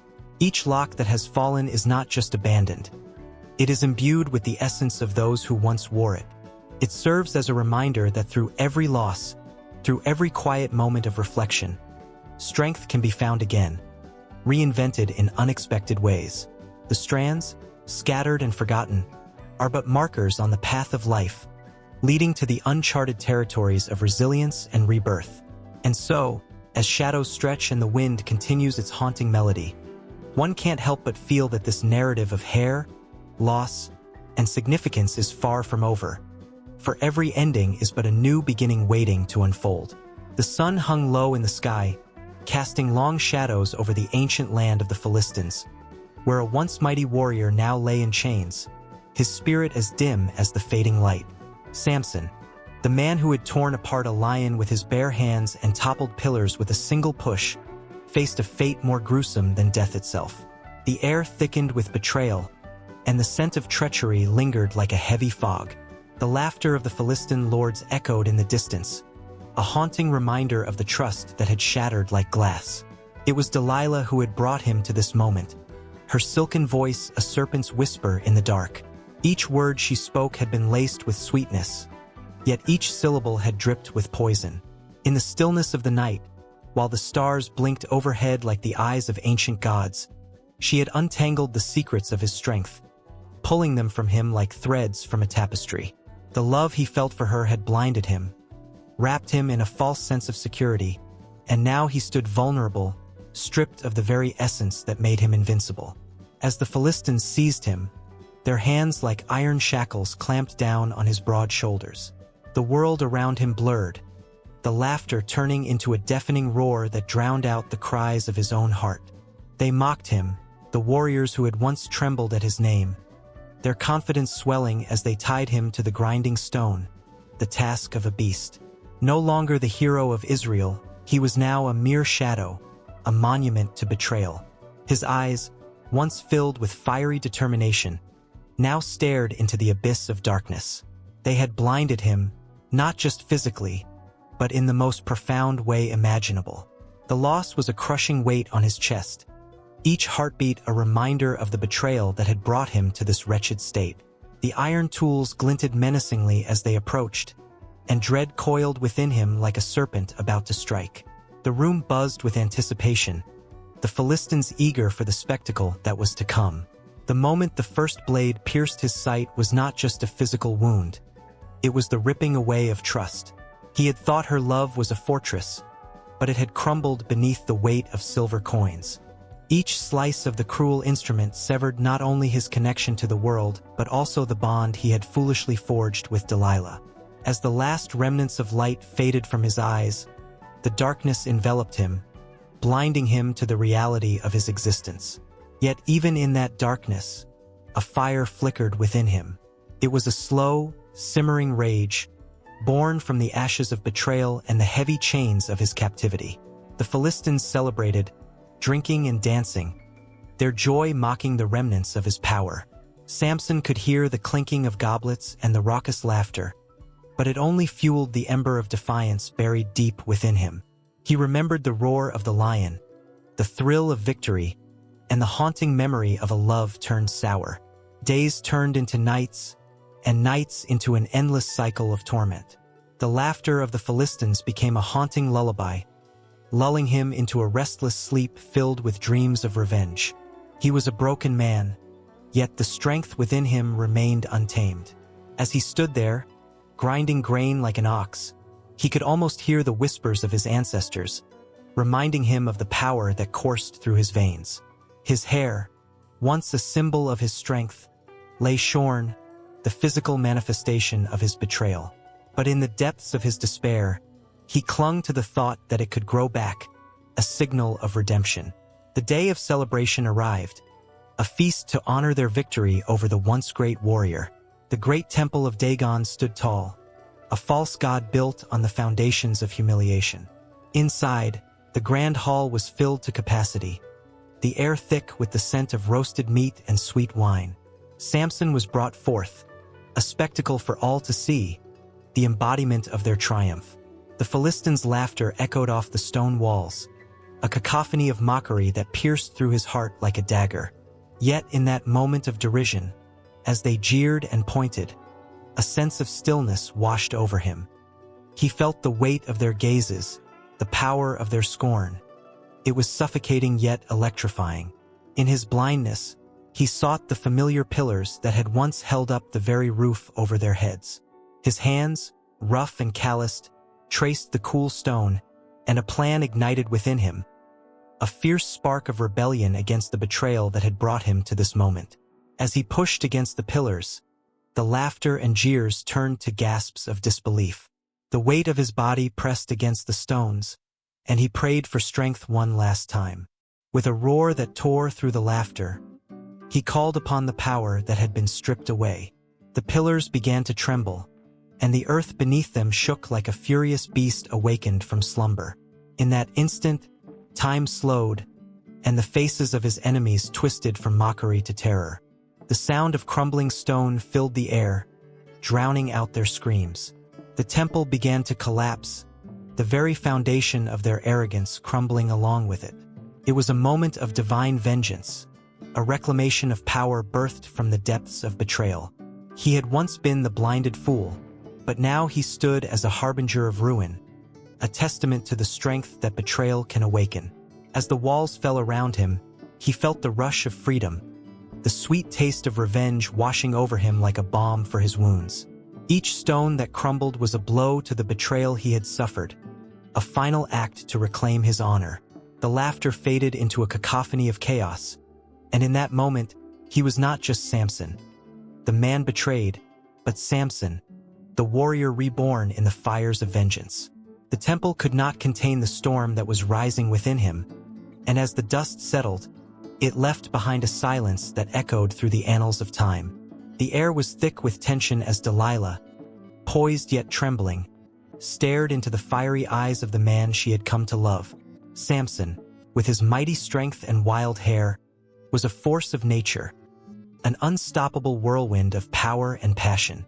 But buried beneath that rugged exterior was a heart that beat with vulnerability, one that Delilah could sense like a secret waiting to be uncovered. In the flickering shadows of the dimly lit chamber, she felt the weight of her choices pressing down on her, each heartbeat a reminder of the storm brewing just beyond the horizon. She had been warned, of course. The whispers of her people, the murmurs of the Philistine leaders, echoed in her mind. Find out the secret of his strength, they had urged her, oblivious to the very real emotions that intertwined her fate with his. Yet, as she watched him laugh and boast, a fierce smile breaking across his rugged face, she wondered if those warnings were meant to keep her safe or to drown her in fear. "Tell me, my love," she said softly, her voice a tantalizing blend of innocence and seduction. "What is the secret to your incredible strength?" The question hung in the air, a curious spark that ignited the fire in Samson's eyes. He chuckled, brushing off her inquiry as mere jest, but she saw the flicker of uncertainty beneath his bravado. Delilah's heart raced, a mixture of excitement and dread coursing through her veins. If she could unravel this enigma, could she really possess him entirely? Days turned into nights, and with each passing moment, the tension between them grew, a tightrope strung between love and betrayal. Delilah's resolve wavered like a candle flickering against the dark. Every laugh they shared, every stolen kiss, made her question the path she was on. Was it worth it, to betray the very man who had filled her life with such joy? Yet the promise of power and acceptance from her own people gnawed at her insides like a hungry beast. One evening, as the sun dipped below the horizon, painting the sky with hues of orange and violet, Delilah felt the pull of destiny. She could almost hear the voices of her elders calling, reminding her of her duty. "He is a threat," they had said. "His strength makes him dangerous." They offered her riches, respect, everything a woman like her desired. Could she cast aside her love for the glimmer of power? "Samson," she whispered, her voice laced with urgency, "you wouldn't want anything to happen to me, would you?" The question hung heavily between them, a taut string ready to snap. He looked at her, and for a moment, she saw the gentle warrior beneath the bravado. "No," he replied, his voice a low rumble. "I would do anything to protect you." That was her opening. With every ounce of courage she could muster, Delilah pressed on. "Then tell me, please, what is the secret?" She watched as the walls around his heart began to falter, as he hesitated, caught in the web she was spinning. In that moment, the world faded away, and all that existed was the two of them, fighting against fate, against the chains of destiny. But Samson was no fool. He toyed with the idea, weaving a tale of deceit. "If you weave my hair into the fabric of a loom," he began, "I will lose my strength." Each word dripped with intrigue, a mix of truth and taunts. Delilah felt a wave of triumph wash over her. She was one step closer to the prize, yet something deep within her stirred, a sense of foreboding that she could not shake. As the days wore on, Delilah played her part perfectly. She wove his hair into the loom while he slept, her heart pounding with a mixture of thrill and dread. But when she called for the Philistines, a desperate part of her hoped it was all just a game, one that she wouldn't have to see through to its bitter end. Yet, each time, the mighty Samson broke free, his strength untamed, his laughter echoing through the halls. Frustration began to seep into her heart, a bitter taste that refused to leave. If the secret was a riddle, she needed to crack it. So she approached him again, more vulnerable, more fierce. "You don't trust me," she accused, her voice trembling. "You hide your truth from me, as if I'm a stranger." His eyes narrowed, and she saw the storm gathering. "You are no stranger to me, Delilah," he replied, the weight of his words hanging between them. "But I have a destiny too, one that I cannot forsake." Her heart cracked at the implication. Was she just a pawn in his grand game? The final confrontation was electric. Under the dim light of the stars, she confronted him with her intentions laid bare. "You must trust me, Samson," she pleaded, desperation clawing at her throat. "Tell me your secret, or I will never be able to help protect you." With a heavy sigh, he surrendered, for he had seen the flicker of truth in her eyes. "If my hair is cut, I will lose my strength," he confessed, each word threading deeper into her heart like steel. She was both elated and terrified, for now the true battle began. But with that knowledge came a weight that settled over her like a shroud, and she realized the price of power was not something to be taken lightly. As she prepared to betray him, her heart split between loyalty and ambition. The Philistines would come, and she would play her part, but at what cost? The thought of watching Samson lose his strength, become vulnerable, filled her with a profound sadness. Yet the allure of her people's acceptance tugged at her soul, threatening to drown out the voice that cried out for love. Delilah stood, teetering on the precipice of destruction, knowing that her next move would seal their fates. The night was dark, but a storm of emotions boiled within her, a tempest that would lead to one undeniable truth. She was about to play a dangerous game, and there would be no going back. As the door creaked open to the approaching shadows, she held her breath, knowing that the world she knew was about to shatter, and in its wake, only ashes and echoes would remain. In the dim light of a cold, dank prison cell, the silence was deafening. Bound in chains, Samson felt the weight of his own decisions pressing down on him like a heavy stone. The clinks of metal echoed through the darkness, a grim reminder of his fall from grace. Just days before, he had reveled in the thrill of his strength, the power coursing through his veins like fire. But now, that fire was extinguished, replaced by a chilling emptiness that gnawed at his spirit. Captured by his enemies, the Philistines, Samson found himself in a world that had transformed from vibrant and wild to gray and oppressive. The sun no longer kissed his skin. Instead, shadows loomed larger than life, stretching across the stone walls that confined him. Once he was a hero, a man of immense power, feared and respected. Now he was a plaything for his captors, a spectacle to be mocked. The laughter of the Philistines echoed outside his cell, a harsh reminder of his defeat. They celebrated his downfall with raucous shouts and drunken cheers, taunting him as if he were nothing more than a joke. They called him names, and in each insult, he felt the sting of bitterness. Samson's heart thudded in his chest, and for a fleeting moment, anger surged through him. This was not how it was meant to be, he thought. He had fought for his people, yet here he was, reduced to a shadow of his former self. As the darkness deepened, memories flooded his mind, unbidden and relentless. He remembered the roaring laughter of friends gathered around campfires, the warmth of shared stories, and the thrill of victory when he defeated a lion with his bare hands. Those moments, once so vivid, now felt like distant echoes, haunting and painful. Samson's mind wandered to Delilah, the woman whose love had led him down a treacherous path. Her beautiful laughter, her soft touch. She had become a bittersweet reminder of his foolishness. In that moment, he had traded his strength for her affection, blind to the betrayal lurking beneath her sweet facade. In the quiet of his cell, the weight of reflection settled heavily on him. What had he become? Samson thought of the Nazirite vow he had taken at birth, of the dedication that demanded purity and strength. He had violated that vow time and again, allowing his pride and passion to lead him astray. Now, stripped of his power, he was left with nothing but regret, the chains around his wrists a symbol of his failures. Yet, amidst the sorrow, a spark of determination ignited. Samson felt a flicker of something deeper within, a strength that wasn't solely physical. It was a resolve that rose from the ashes of his mistakes. He realized that his captivity could be a time of redemption. Sitting in the darkness, Samson began to reflect on his purpose, the calling that had once driven him. He thought of his people, the Israelites, suffering under Philistine oppression. Perhaps this was not the end, but a new beginning. Days turned into weeks, and the pain of captivity morphed into a quiet strength.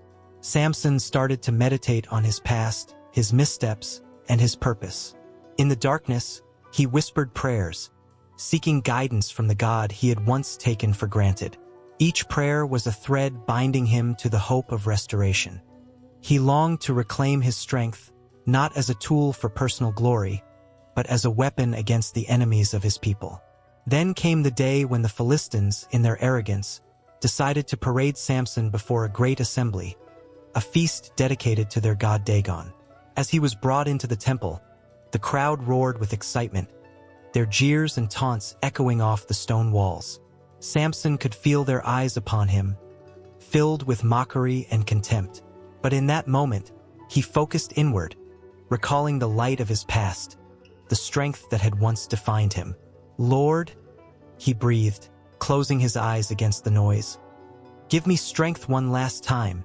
It was a plea from the depths of his soul, an acknowledgement of his failures intertwined with a plea for mercy. The once proud warrior, now humbled and broken, stood before his captors with a heart full of resolve. His hands trembled as he reached out, fingers brushing against the columns of the temple, feeling the rough stone beneath his touch. As the laughter of the crowd reached a fever pitch, Samson's heart raced. He could feel the weight of the world on his shoulders, the lives of his people resting on his next move.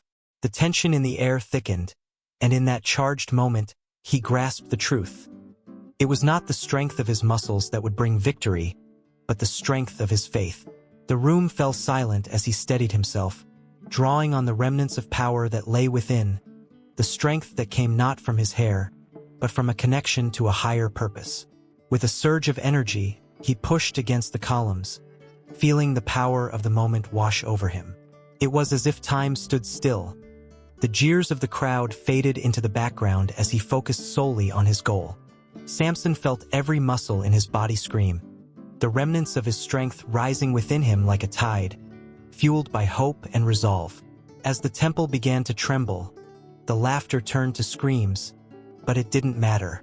Samson was no longer the broken man they had mocked. He was a warrior, a judge, a leader, ready to reclaim his destiny. The ground shook beneath him, and with one final earth-shattering push, he brought the weights of the temple crashing down. In that moment, the lines between captive and captor blurred, and he realized that even in his darkest hour, there was a flicker of light waiting to be unleashed.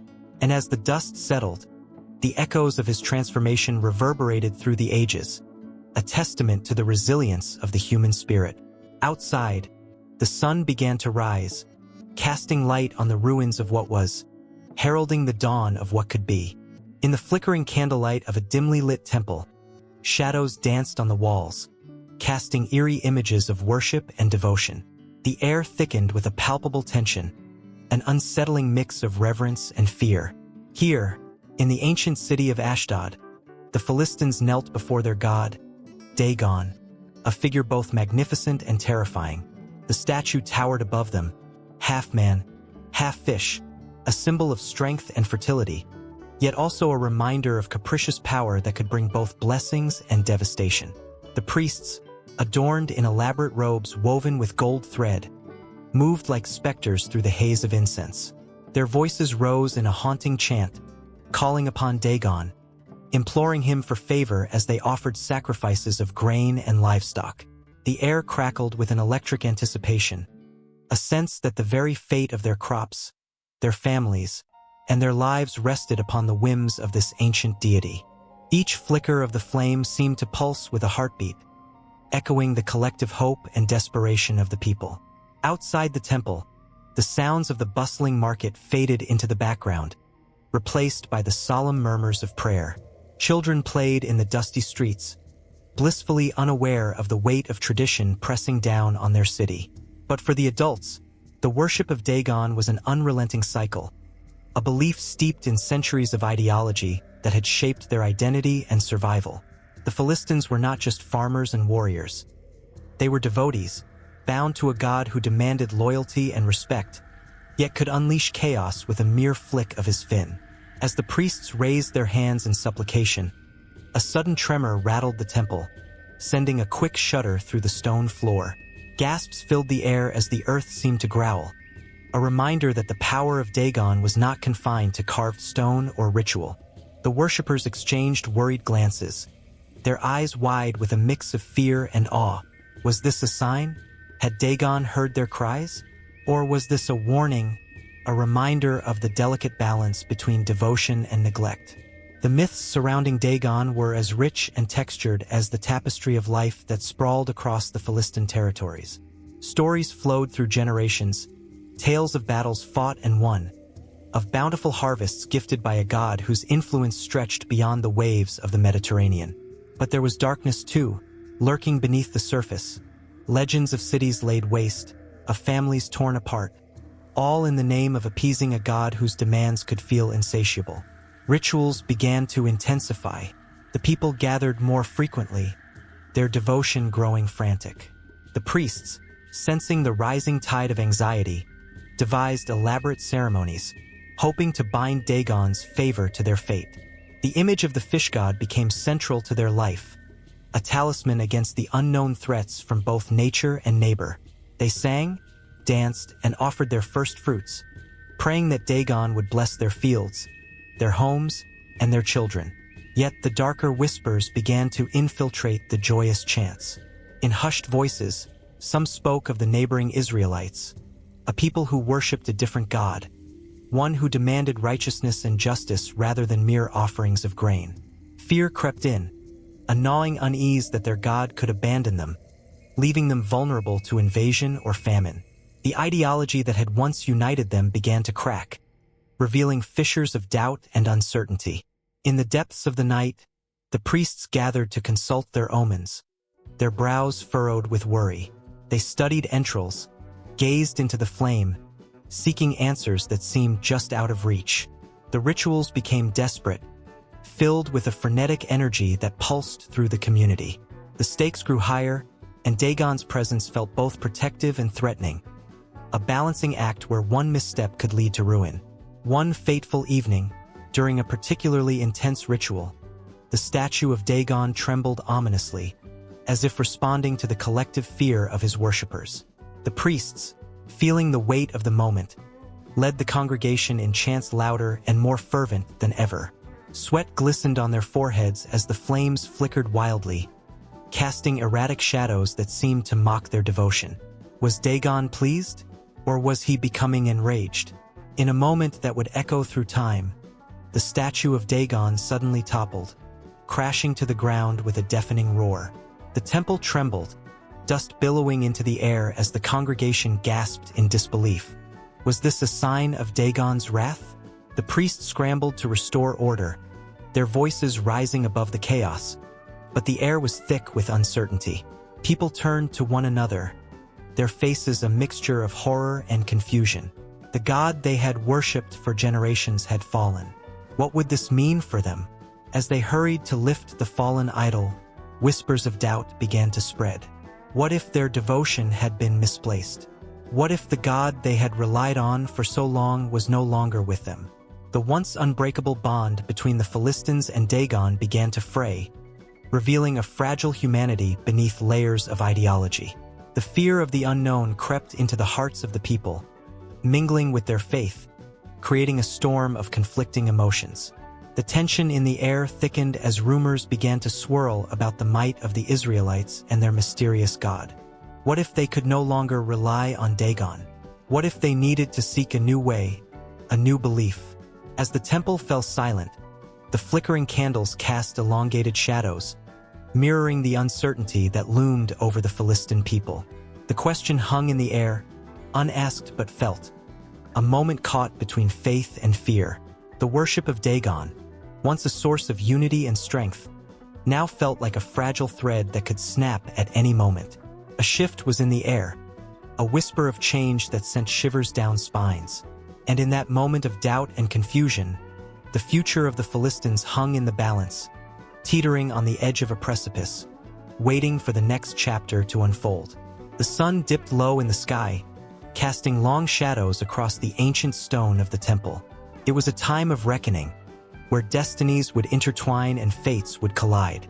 The air was thick with anticipation, as if the very walls of the temple held their breath, waiting for the inevitable clash of strength and betrayal.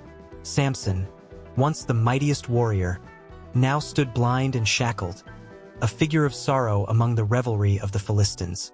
His once radiant mane, the source of his legendary strength, had been shorn and cast away, leaving only the remnants of a man who had defied gods and kings.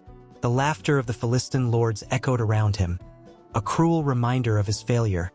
But deep within, a spark burned fiercely, an ember of vengeance and redemption.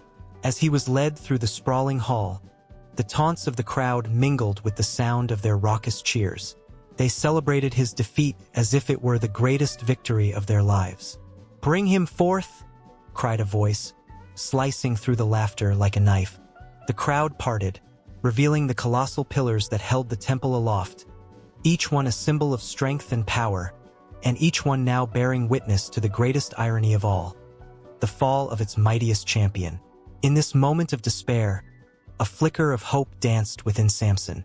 He could feel the cool stone of the pillars against his palms, a connection that brought him back to his purpose. With each step, he sensed the weight of the world on his shoulders, the burden of his people's suffering pressing down on him. He remembered the cries of the Israelites, their pleas for freedom echoing in his ears. Gritting his teeth, he summoned every ounce of strength left in him, a wellspring of resolve that had not yet been extinguished. As he reached the center of the temple, the Philistine rulers stood in a half-circle, their faces alight with mockery and disdain. They were a cacophony of arrogance, drinking deeply from their hubris, unaware that the true power of Samson lay not in his physical form, but in his spirit. He raised his head, feeling the scorching sun on his face, and for a moment, the world around him faded. In that silence, he prayed, not for himself, but for deliverance, for vengeance upon those who had wronged him and oppressed his people. "Lord, give me strength one last time," he whispered, his voice steady despite the tumult around him. The words hung in the air, heavy with history, echoing back to the time of his birth, the time when his mother had been told he would be a deliverer. The temple's pillars stood before him like silent sentinels, unyielding and strong, and within their grandeur lay the key to his redemption. As the laughter resumed, he clenched his fists, feeling the rough texture of the stone beneath his fingers. Samson took a breath, a slow, deliberate intake of air that filled his lungs with purpose. He turned his head, not just to the Philistines, but to the pillars, sensing their strength, their steadfastness. The temple was alive, and in that moment he could hear it whispering to him, urging him to act. With a sudden surge of determination, Samson pushed against the pillars, feeling the vibrations of the ancient stones resonate through his body. The crowd fell silent, their cheers replaced by gasps of disbelief as he began to pull them inward. The ground trembled beneath him, as if the very foundations of the temple were quaking in response to the raw power of a man who had been wronged. The Philistines, once so confident, suddenly found themselves caught in a web of fear. "Look!" someone shouted, panic rising in their voice. "He's trying to topple the temple." The realization sent shockwaves through the crowd. Samson's heart raced, fury and regret intertwining as he leaned deeper into the pillars, feeling them bend to his will. He prayed again, this time not for strength but for guidance. The cries of his people surged through him, fueling his resolve. He offered up everything, his life, his pain, his unyielding desire for justice. The earth shook, and cracks began to spread through the stone. It was as if the very heart of the temple was being laid bare, revealing the vulnerabilities hidden beneath its mighty facade. Samson's muscles strained, and sweat trickled down his brow as he pushed harder. The laughter of the Philistines turned to screams, their revelry replaced by terror as the reality of their impending doom dawned on them. "Stop him!" someone screamed, but it was too late. The mighty temple, once a symbol of their superiority, began to crumble. Dust and debris filled the air, and the light that had once illuminated the hall turned into a cloud of darkness. Samson fought against the encroaching chaos, his spirit igniting with each falling stone. The cries of his enemies filled his ears, mingling with the memories of his people's suffering. He saw their faces, filled with hope, filled with despair, and in that moment he knew he had to succeed. With one final push, Samson leaned into the pillars, and they began to yield. Cracks spiderwebbed across the surface, and the ground quaked violently beneath him. The temple shuddered, sending shockwaves through the air. The Philistines scrambled, their confidence shattered, as the reality of their fate came crashing down around them. And as the temple began to fall, so too did the laughter of those who had once mocked him. Samson stood firm, feeling the weight of the world, his people, his pain, his purpose bearing down on him. He took a deep breath, surrendering himself to the chaos, knowing that in this final act, he would reclaim his strength and ensure that the cries of his people would not go unheard. With a deafening roar, the temple collapsed, a monumental sound that echoed through the valley, shaking the very earth. Walls crumbled, stones fell, and with them, the laughter of the Philistines faded into a haunting silence. In the destruction, a new legacy was born, one that would resonate through the ages, leaving behind only whispers of a mighty warrior who dared to challenge the very gods of his oppressors. In a dimly lit room adorned with the whispers of time, a woman sits silently, her hair cascading like dark silk over her shoulders. The air feels thick with unspoken words, and the weight of countless gazes rests upon her. Delilah, a name that sends shivers down spines, beckons us to remember her story, not just as the lover who betrayed, but as the woman who changed the course of her people's fate. As generations pass, her legacy transforms from a tale of seduction and betrayal to one of strength and resilience. In the ancient world, where men wielded power like swords, Delilah found her strength not in brute force but in cunning and intelligence. She was a woman who recognized the potential of her influence, a force that could shape the destiny of a nation. Her story isn't merely one of betrayal. It is one of survival in a world that often sought to silence women like her. Historians paint a complex picture of Delilah, often overshadowed by the towering figure of Samson, the mighty warrior. But what about her? What about the woman who held the key to his ultimate downfall? In her hands, the fate of a nation hung delicately like a fragile thread. As she lured Samson into a false sense of security, she was not just a manipulator. She was a tactician, navigating a treacherous landscape where life and death danced perilously close. Her legacy is intertwined with the rise and fall of the Israelites during a tumultuous era. Delilah lived in a time marked by conflict and power struggles, where the Philistines and Israelites battled for supremacy. To many, she was simply a traitor, a woman who sold the secrets of her lover for silver. But beneath the surface lies a deeper narrative, one that speaks to the struggles of women throughout history, how their choices often define the course of events, even when their motives are misunderstood. The night she approached the Philistine lords, her heart raced with uncertainty. The treasures they offered gleamed like promises, but they also held the weight of betrayal. Delilah knew the risk. Aligning herself with the enemy would paint her as a villain. Yet, in that moment, she weighed her options: freedom for herself or a chance to change the fate of a people bound by oppression. The glimmer of silver coins shone brightly, but her true currency was her wit and resolve. Delilah's nights were filled with whispers, not of love, but of strategy. As she coaxed secrets from Samson, each word she uttered was a thread pulled, unraveling the fabric of his strength. She wasn't merely seeking to destroy him. She was seeking liberation, both for herself and her people. The irony of her story is that in a world where she was often viewed as an object of desire, her true power lay in her mind and her choices. The moment came when she cut his hair, the symbol of his covenant with God. Samson, once invincible, became vulnerable, and in that moment, history remembers the betrayal but forgets the motive. The tears streaming down Delilah's face were not only for the man she loved, but for the people who depended on him.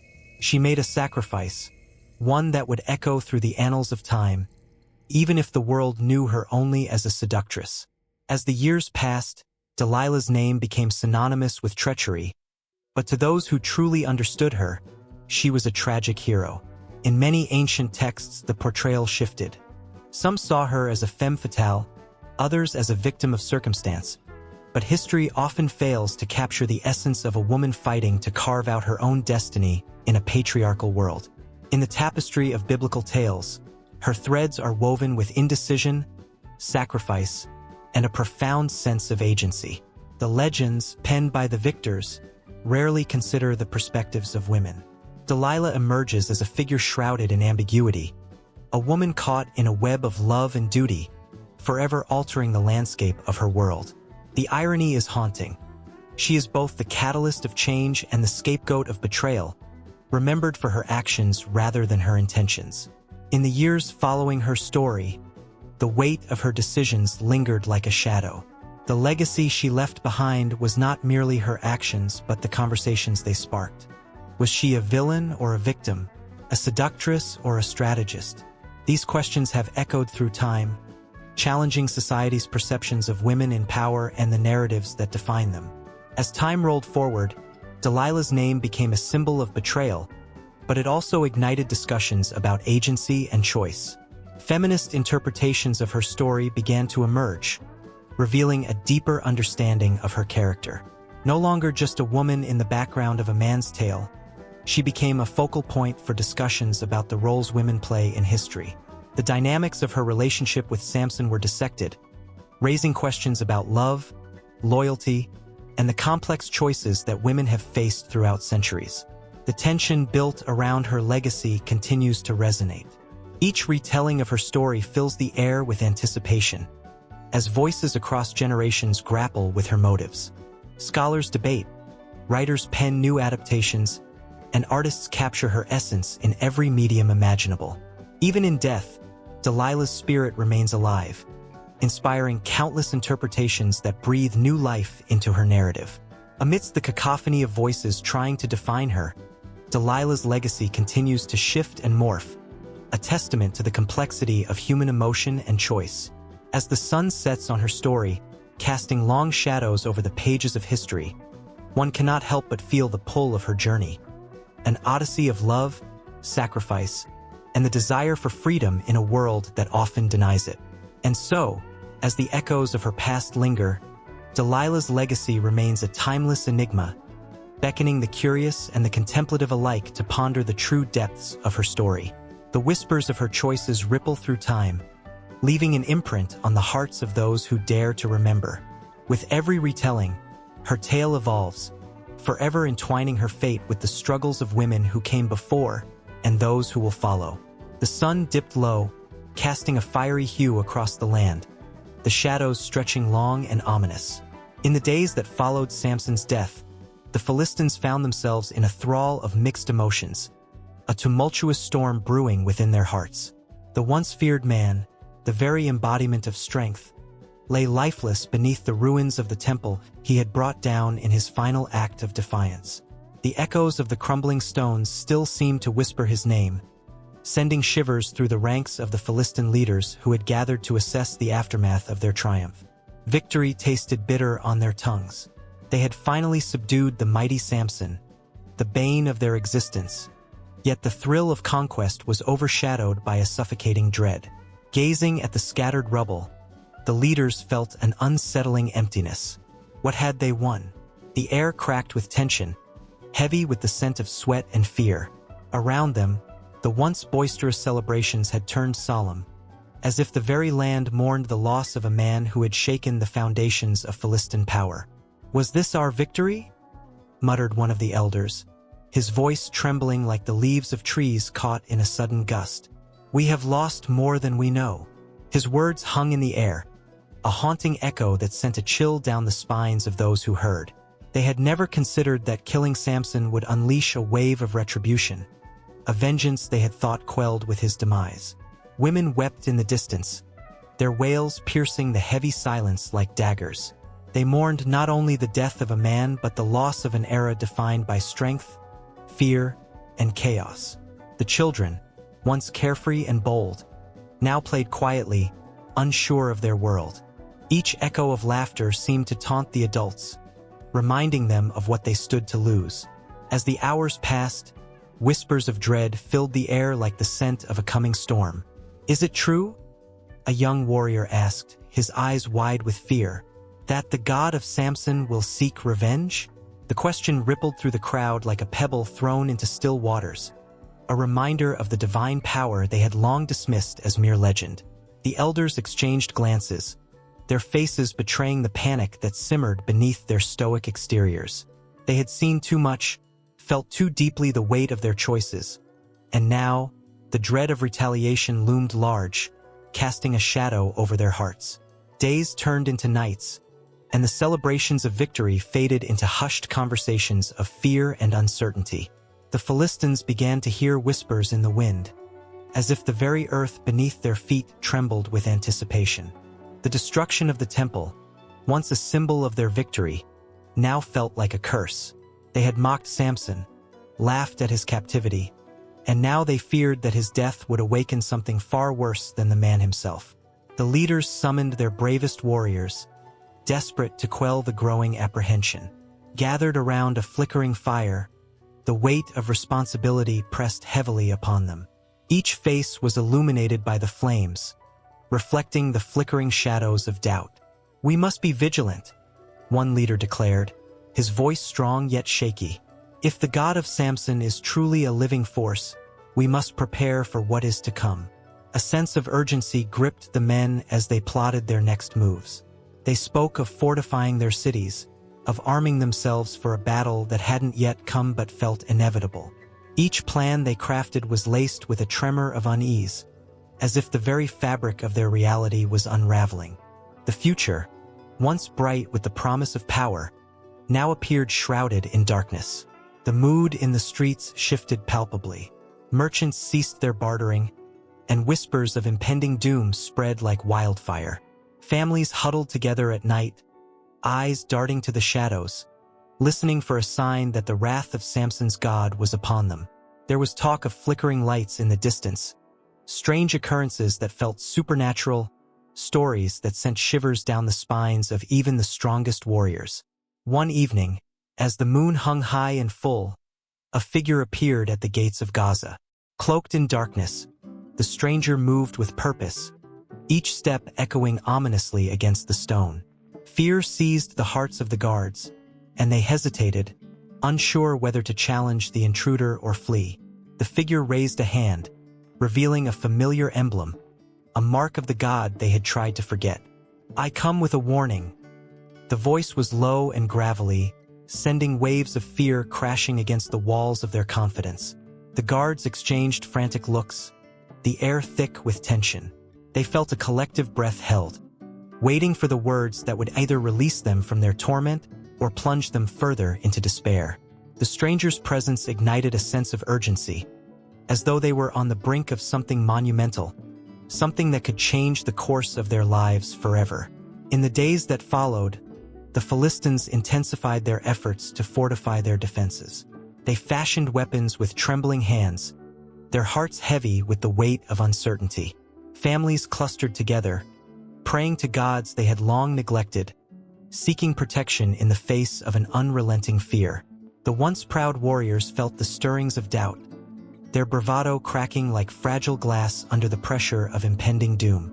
Each sunrise brought whispers of calamity, as tales of other nations aligning against them began to circulate. Allies turned wary, emboldened by the fear that Samson's death had awakened a slumbering power. The Philistines stood on the precipice of chaos, their strongholds slipping through their fingers like grains of sand. As the days blurred into one another, the air thickened with anticipation. The once vibrant streets grew silent, the laughter of children replaced by the murmurs of uncertainty. Shadows lengthened, darkening the hearts of those who realized that in their moment of victory, they had sown the seeds of their own destruction. And in that silence, a profound question loomed like a specter. What would come next? The weight of it hung heavy, an unrelenting pressure that pushed them closer to the edge. In the flickering shadows of a dimly lit room, the scent of sandalwood mixed with the whispers of 1,000 untold stories. Delilah, with her captivating eyes and enigmatic smile, sat poised as the world beyond her window danced with uncertainty. She was not just a woman. She was a legend wrapped in layers of betrayal, seduction, and power. Her heart was a storm, and as she listened to the tales of her people, she felt the weight of history bearing down upon her like a heavy cloak. As the sun dipped below the horizon, casting a golden hue over the land of the Philistines, the air crackled with tension. Delilah's thoughts spiraled into a whirlwind as she contemplated her next move with the mighty Samson, a man whose strength was whispered about in hushed tones, a man whose hair held the secret to his unrivaled power. The stories of his exploits were both awe-inspiring and terrifying, tales of a single warrior facing entire armies, of a lion's roar echoed in the hearts of men. Yet, beneath that facade of invulnerability lay a vulnerability so profound it could shatter the strongest of wills. Delilah's actions were often scrutinized, her motivations questioned by those who perceived her as nothing more than a traitor. But what if betrayal was merely a reflection of a deeper quest for self? The people around her couldn't see the silent battles she fought within, the constant struggle to define her own identity in a world that sought to define her by her relationships with men. Love and loyalty danced precariously on the edge of her decisions, and in the stillness of the night, she wrestled with the choices that lay before her. The night she first met Samson lingered in her memory like a haunting melody. He had walked into her life with an aura of invincibility, his laughter echoing against the stone walls of her heart. She had sensed the depth of his spirit, the untamed wildness that both thrilled and terrified her. Yet, for all his strength, there was an undeniable fragility in him that called to her in a way she couldn't comprehend. It was the kind of fragility that made a heart ache, a reminder that even the strongest could fall. As she replayed the details of their encounters, her resolve began to solidify. Each brush of his hand against hers ignited a spark within her, but with it came the shadows of doubt. The whispers of her people warned her of the consequences of entangling herself with the man who had brought so much ruin upon them. Could love truly be worth the price of treachery? Was it possible that her desire to understand this man, to be a part of his world, would lead her down a path of no return? In those moments of reflection, doubt crept in. Was she simply a pawn in a greater game, or was she the architect of her own destiny? The answer eluded her as she walked a thin line between loyalty to her people and her growing love for Samson. With each secret shared and each kiss stolen, she found herself spiraling deeper into a labyrinth of emotions that felt both intoxicating and terrifying. Yet it was the revelation of his strength that truly captured her. The locks of his hair, cascading like silk, held the key to his power. The moment she learned this secret, a tempest brewed within her. It was more than a mere choice. It was a turning point, a moment that would dictate the course of her life. The question loomed large in her mind. Would she reveal the truth, or would she safeguard the man who had unknowingly captured her heart? The tension in the air grew palpable as she sat by her window, the moonlight illuminating her conflicted soul. Delilah envisioned the consequences of each choice, the weight of betrayal heavy on her chest. She could almost feel the pulse of the world around her, the heartbeat of a history that demanded a reckoning. The Philistines needed a champion, a savior from the chaos that Samson had brought upon them, and she was the one who could tip the scales. On the eve of their fateful confrontation, Delilah's heart raced with a cocktail of fear and anticipation. She could hear the distant murmurs of her people, their expectations pressing against her like a tidal wave. In that moment, she was both a lover and a traitor, a beacon of hope and a harbinger of doom. The weight of her decisions pressed down on her like a suffocating shroud, every heartbeat resonating with the urgency of a choice that could rewrite the narrative of her life. As she prepared to confront Samson, the room seemed to vibrate with the electricity of the moment. The air hung thick with unspoken words as she approached him, her heart pounding like a war drum. Samson, with his piercing gaze, saw beyond the surface, sensing the tumult within her. He offered her strength, yet what he didn't realize was that she was a force in her own right, a tempest ready to unleash its fury. They stood together, two souls entwined in a dance as old as time itself, caught between love and destiny. The night held its breath, waiting for the spark that would ignite the flames of history. In Delilah's eyes flickered both compassion and resolve, a reflection of the sacrifices that lay ahead. She knew that unveiling his secret would mean stepping into the shadows of betrayal, but the world outside demanded a reckoning, and she was determined to carve out her own path, even if it meant walking through the fire. The tension danced around them, enveloping them in a cocoon of intensity. With every second that passed, she felt the weight of her decisions pressing down, an impending storm that threatened to shatter everything they had built.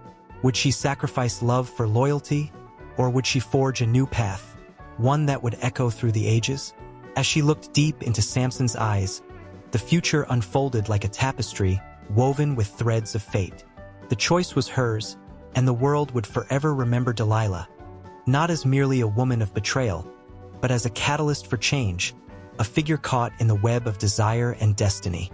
In the shadowed corners of ancient lands, where whispers floated on the air like the fragrance of jasmine, a woman named Delilah stirred emotions that still ripple through time. Her name alone could ignite a spark of intrigue, a shiver of anticipation. She was not merely a figure in a story.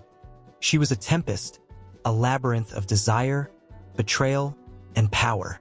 Each tale told about her was a brushstroke on the canvas of history, rich with color yet shadowed by complexity.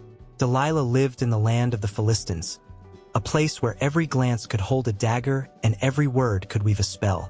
Her beauty was the kind that made men pause, hearts racing as they hesitated between awe and fear.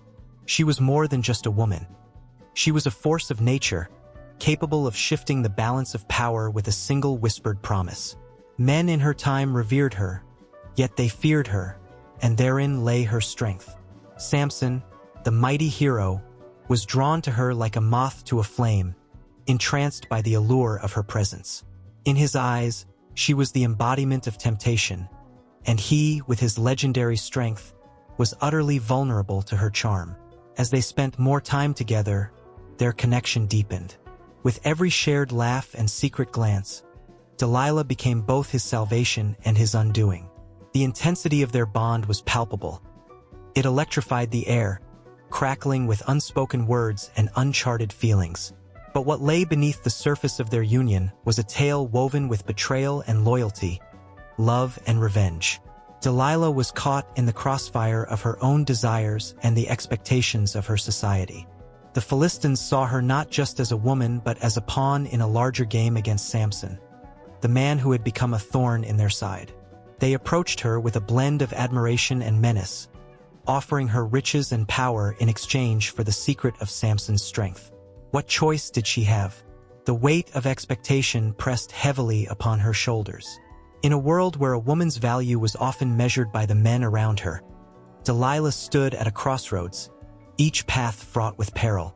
The allure of wealth and safety called to her, yet the love she felt for Samson complicated everything. The tension of her decision hung in the air, thick and suffocating. As she moved closer to making a choice, the nights grew darker, filled with the intoxicating scent of betrayal. One fateful evening, under the silver gaze of the moon, Delilah's heart raced as she cradled Samson's head in her lap. His strong hands, capable of slaying lions, were now relaxed and vulnerable. She looked down at him, torn between the love she felt and the churning conflict within her. "Tell me your secret," she whispered, her voice a seductive melody.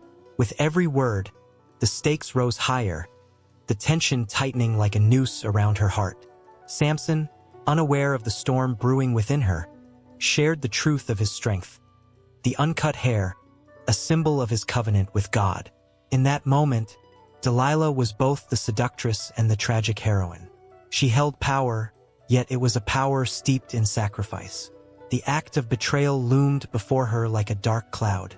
The Philistines had promised her wealth, but could it ever replace the bond she had forged with Samson? The conflict twisted inside her, emotions warring fiercely as she weighed her desires against her love. The night of betrayal came swiftly, as shadows danced around her. With the Philistines lurking nearby, Delilah called upon their ambition to seal her fate. The moment she cut his hair, it was not merely a betrayal. It was a severing of a sacred bond. Samson, stripped of his strength, was taken captive, a shadow of the man he had once been. And in that instant, Delilah's heart shattered. She had traded love for gold, and yet, the emptiness that swelled within her was a haunting echo of the love she had lost.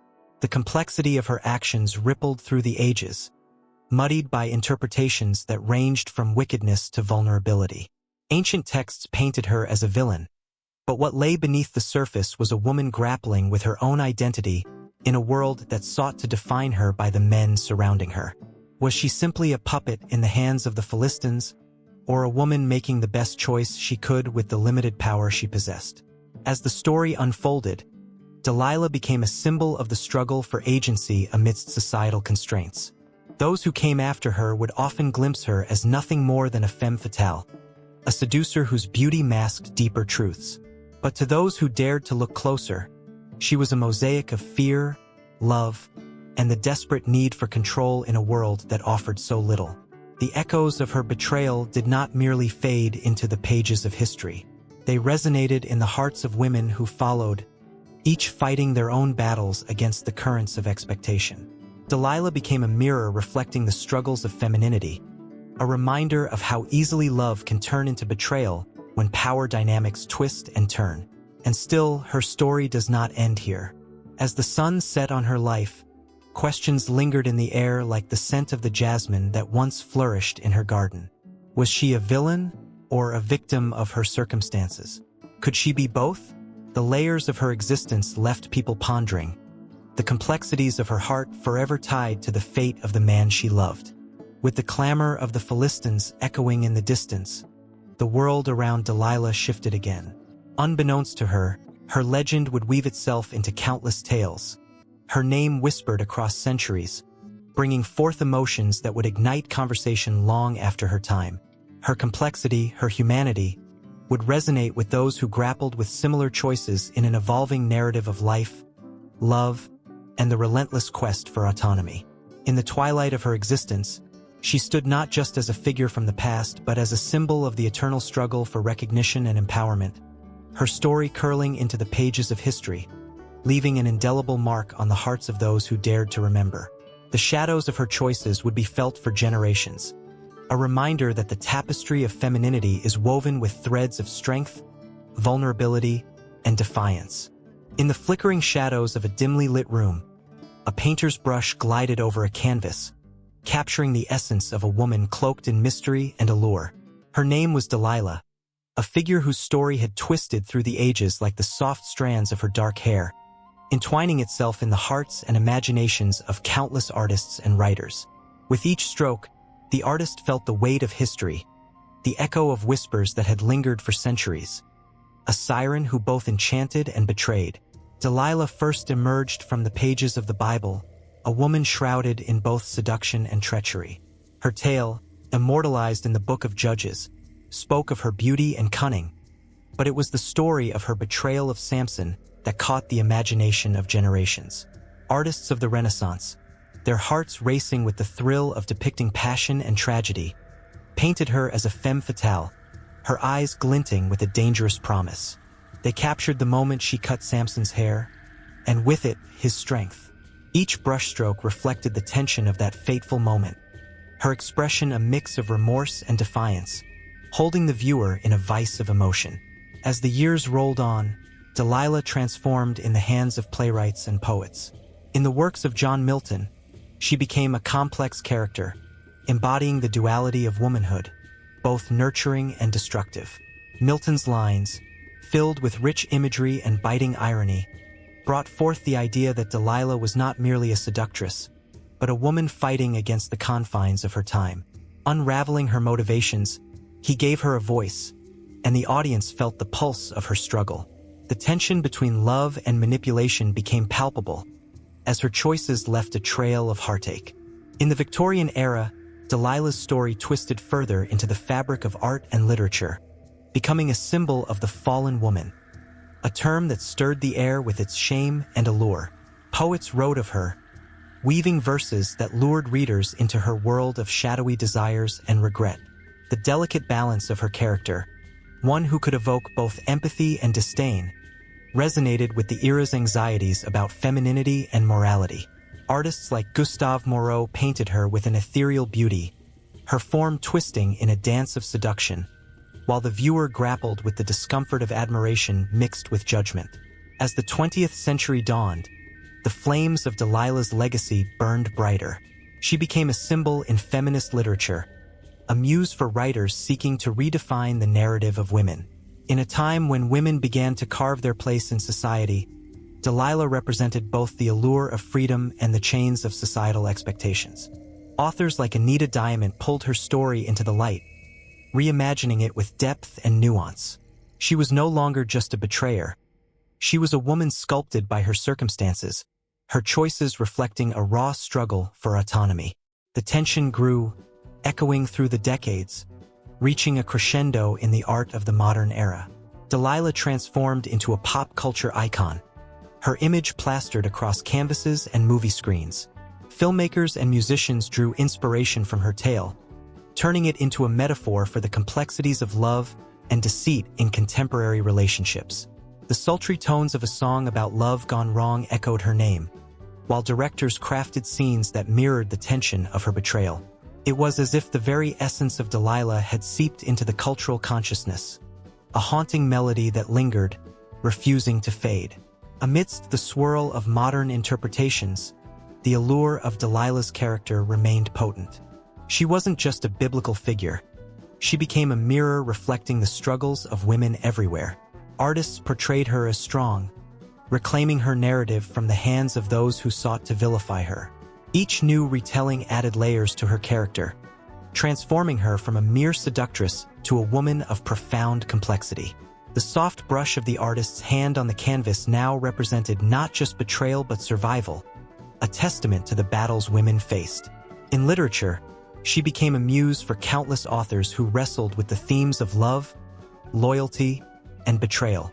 Her story sparked conversations about feminine power and the choices women made in their pursuit of agency. The ink of countless pens spilled over the pages of novels, weaving her tale into the very fabric of human experience. The emotions were raw. Readers felt the thrill of her courage and the sting of her betrayal. Delilah lived on in the hearts of those who dared to tell her story, each retelling a testament to the enduring nature of her legacy. Across different cultures, Delilah's impact resounded like a rhythmic heartbeat. From the brushstrokes of European painters to the lyricism of Middle Eastern poets, her story transcended borders, encapsulating universal themes of love and loss. Scholars debated her role in literature, dissecting the layers of her character with fervor. They argued about her motivations, her desires, her very humanity. In that debate, Delilah breathed life anew, transforming from a static figure into a dynamic force that shaped narratives across centuries. As twilight cast its golden hue upon the world, the spirit of Delilah lingered, her influence pulsing through the veins of art and literature like a silent drumbeat. Her story was no longer confined to the pages of ancient texts. It had become a living entity, evolving alongside the voices that dared to tell it. Every stroke of paint, every line of verse, echoed the complexities of her character, a profound symbol of the eternal struggle for identity and freedom. And in the quiet corners of galleries and libraries, as the echoes of her name whispered through the air, there remained an unbroken thread connecting the past to the present. The canvas became a window into her soul, inviting every observer to ponder not just who Delilah was, but who she could be in their own lives. Each interpretation, each revival, painted her story anew, ensuring that the myth of Delilah would never truly fade away, but rather continue to grow, entwining itself further into the world's narrative tapestry, leaving the heart racing with anticipation for what would come next. In a sun-drenched village nestled among the hills of ancient Israel, a woman named Miriam stood at the edge of her home, her hands calloused from years of labor. The scent of bread baking filled the air, mingling with the sweet aroma of blooming figs. Her children played nearby, their laughter a melody that danced with the gentle breeze. Yet beneath the surface of this idyllic scene lay the unspoken weight of her existence, a tapestry woven from threads of duty, resilience, and silent sacrifice. Miriam was more than a mother. She was the backbone of her household, embodying the strength that often went unrecognized. In a society where men held the reins of power, women like her cultivated the land, nurtured families, and carried the timeless stories of their people. Their voices, though often muted, echoed in the chambers of their homes, shaping the very fabric of culture and tradition.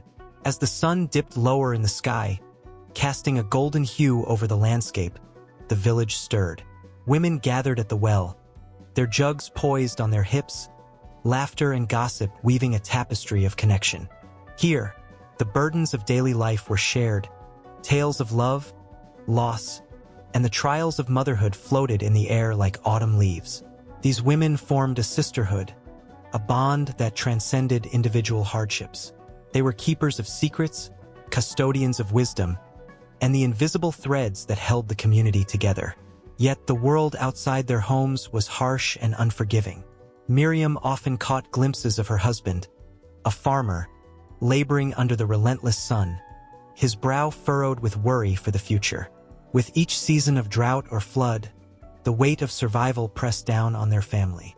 While men took on the mantle of leaders in the fields and courts, it was the women who ensured the hearth remained warm and the children well-fed. Their resilience could only be compared to the mighty pillars of the temple, standing strong against the storms of life. As night fell, Miriam gathered her children around the flickering light of a single oil lamp, the shadows dancing on the walls like the spirits of their ancestors. She wove tales of brave women from their history: Deborah, who led a nation, and Jael, whose fierce courage changed the course of battle. With each story, she instilled in her daughters the understanding that their worth was not confined to the walls of their home. They had the power to shape destinies, even in a world that often sought to silence them. In the nearby village, a young woman named Leah faced her own struggles. The weight of expectation hung heavy on her shoulders. She was promised to a man chosen by her father, a union that felt more like a transaction than a bond of love. Leah yearned for the freedom to make choices of her own, to decide her path. Yet, she was reminded daily of her role, a role defined by the needs of men, by family alliances, and by the traditions that governed her existence. But Leah possessed a spark within her, a fire that refused to be extinguished. In secret, she dreamed of a life beyond the confines of her father's home. With whispered hopes, she wove dreams of traveling the roads of Israel, learning the art of healing from wise women who roamed the land, gathering herbs and remedies. If only she could break free from the chains of expectation, she would show the world that women could be healers, leaders, and warriors in their own right. On the fringes of the village, rumors spread of a gathering, a festival honoring the goddess Asherah. Women from far and wide were coming together, their voices rising in unison, reclaiming their power. The air crackled with anticipation, charged with the promise of change. Miriam felt a stirring within her as she considered the weight of history, the legacies passed down through generations. This was a moment to remember, a chance to embrace their shared identity. As the sun rose on the day of the festival, vibrant colors adorned the women as they danced in circles, their laughter ringing like music through the hills. They sang songs of hope, of resilience, celebrating the divine feminine that coursed through their veins. For once, the barriers of society faded away, and the women became a force, a tide of energy that could not be contained. Miriam joined the dance, her heart racing with a mixture of joy and apprehension. There, surrounded by her sisters, she felt a sense of belonging unlike any she had known. The stories of their ancestors echoed in her mind, pulsating with the strength of those who had come before. She realized that while the men may have held the power in the public eye, it was the women, the mothers, the daughters, the wise women, who shaped the heart of their culture. But as the sun began to set, casting long shadows across the ground, a tension lingered in the air. The whispers of change carried with them the fear of those in power. Would they embrace this newfound strength, or would they stifle the voices rising among the women? The festival, a celebration of unity and empowerment, hung in a delicate balance, teetering on the edge of what could be and what had always been. Miriam and Leah exchanged glances, their hearts beating in sync with the rhythm of the drums. They understood that this moment was pivotal. It was a spark that could ignite a wildfire of change, yet it was fraught with peril. The lives of women across the land rested upon a knife's edge, balanced between tradition and transformation. As the moon rose high, casting a silver glow over the village, the dance continued, a celebration of the past and a bold statement for the future. The women of ancient Israel were not merely shadows behind their men. They were warriors of the spirit, the lifeblood of their families and communities. In that moment, Miriam and Leah felt an electric connection, a sense of purpose that surged through their veins. The festival was more than just a gathering.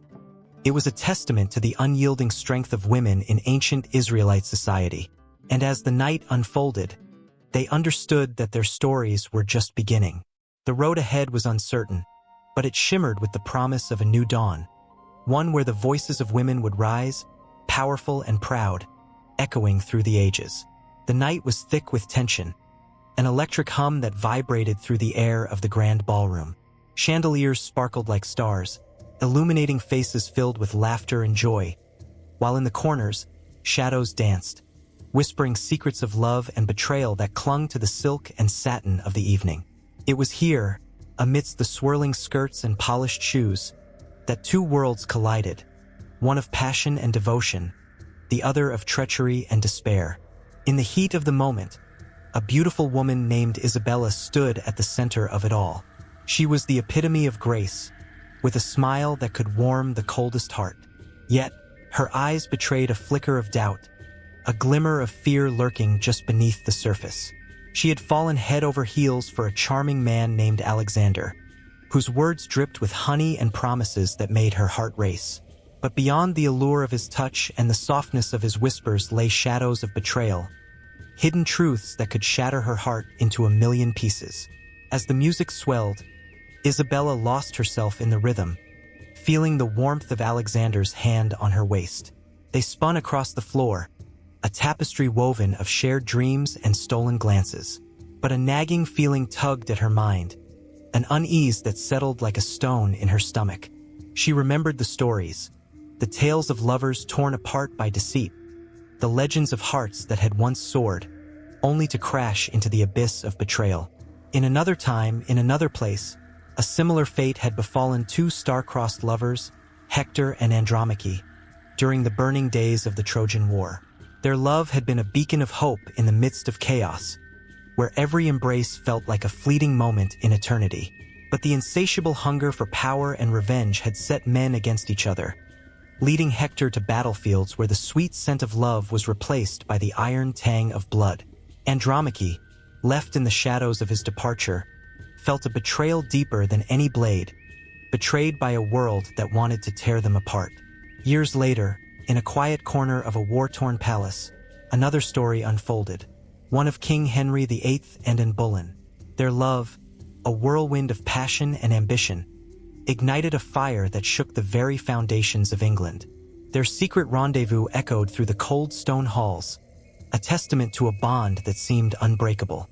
Yet, in the realm of crowns and thrones, ambition often wore a mask of betrayal.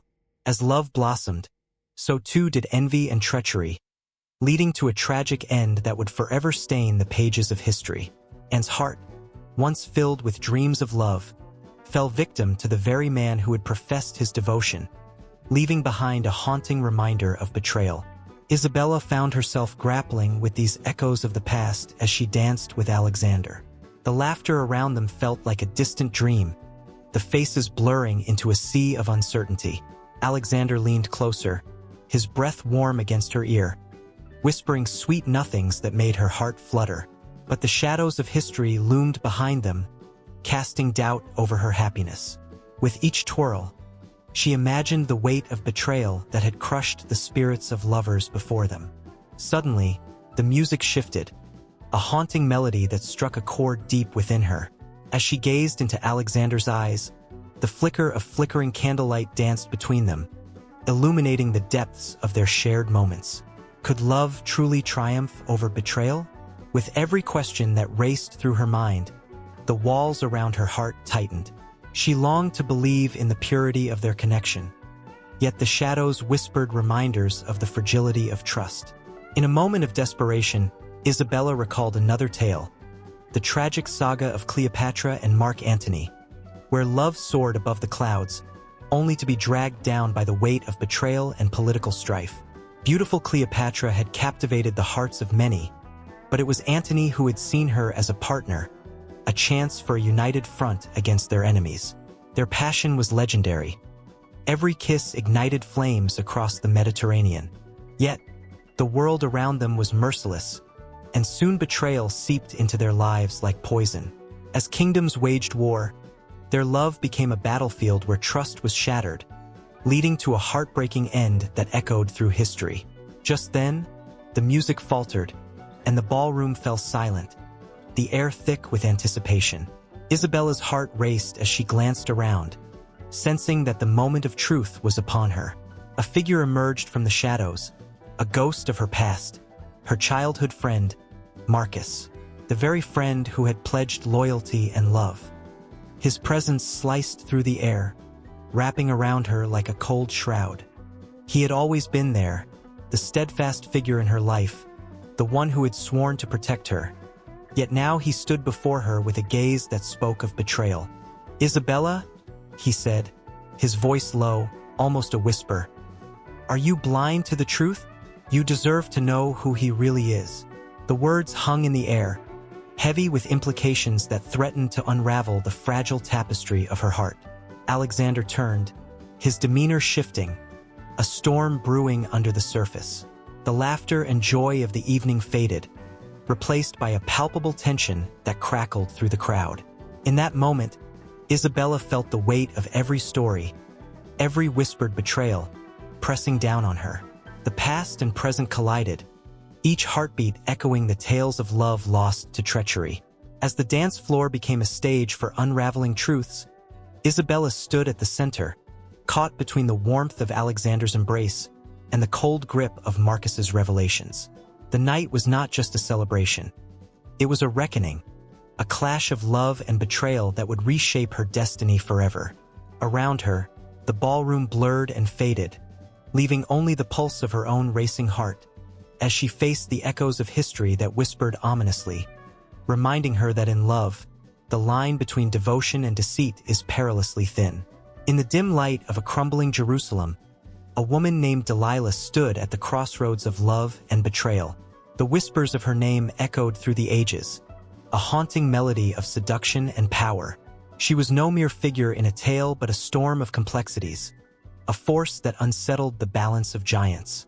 With each passing breeze, her story shifted, morphing from a simple act of treachery into a battleground of interpretations, a fierce discussion about womanhood, autonomy, and the often dim light of history's gaze upon women. Delilah's infamous encounter with Samson was laden with layers of emotion and intention, each one more intricate than the last. The ancient texts painted her as a treacherous seductress, a woman who exploited the vulnerabilities of a great man. But what if the narrative had been skewed?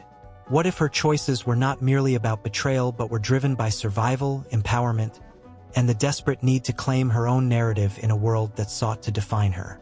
As the sun dipped below the horizon, casting shadows across the barren landscape, modern thinkers began to dissect Delilah's tale. These voices of today, stirred by the winds of feminism, called for a reevaluation of her character. They saw in her the raw struggle of a woman fighting against the tides of oppression, a life lived in the margins of a patriarchal society that sought to control her fate. The layers of their arguments were rich and textured, revealing the heart of a woman who had often been misunderstood. One could imagine Delilah, sitting on a stone ledge, her heart pounding with both fear and resolve. She was not merely a pawn in a game of men. She was a player with her own strategy. The great warrior from the hills, Samson, was entranced by her beauty, but it was her mind that captivated him. What does it mean to be desired for your beauty yet dismissed for your intellect? These are the questions that echoed through the centuries, and they resonated deeply in the hearts of modern women striving for their own identities.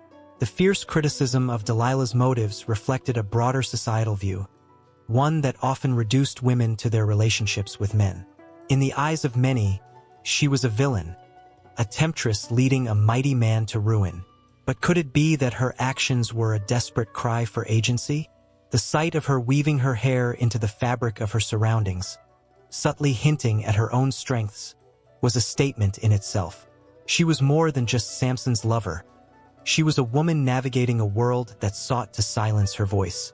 The debates surrounding Delilah also threaded their way through the fabric of history. Scholars began to unearth the stories of other women who faced similar fates, women who were painted as seductresses but were, in fact, survivors. The past spoke volumes, revealing a line of women who, like Delilah, had been left to bear the weight of societal expectations while fighting for their existence. Each story added fuel to the fire of modern feminism, contrasting the tales of ancient women with the ongoing struggles of contemporary ones. As the moon rose high, illuminating the ancient ruins, Delilah's spirit seemed to hover in the air, filled with both anger and resilience. Her critics often ignored the reality that she lived in a time when a woman's worth was tied to her lineage and her ability to please men.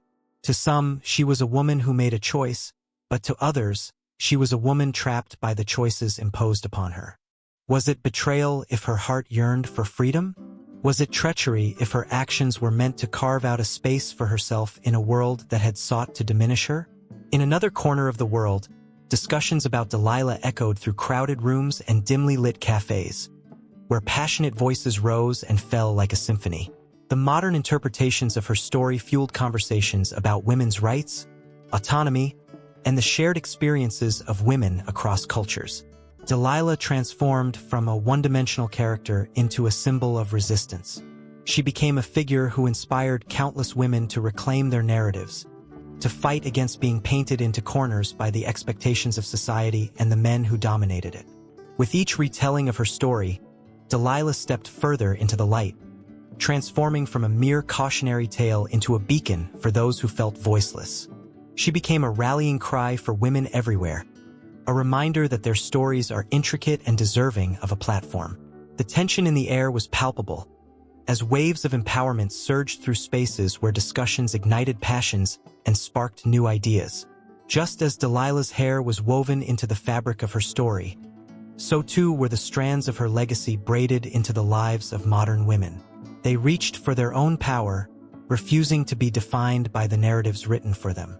In every discussion, the lines between hero and villain blurred, and the haunting figure of Delilah became a testament to the complexities of human emotion and desire. Time continued its relentless march, but the fight for understanding and empathy remained vibrant.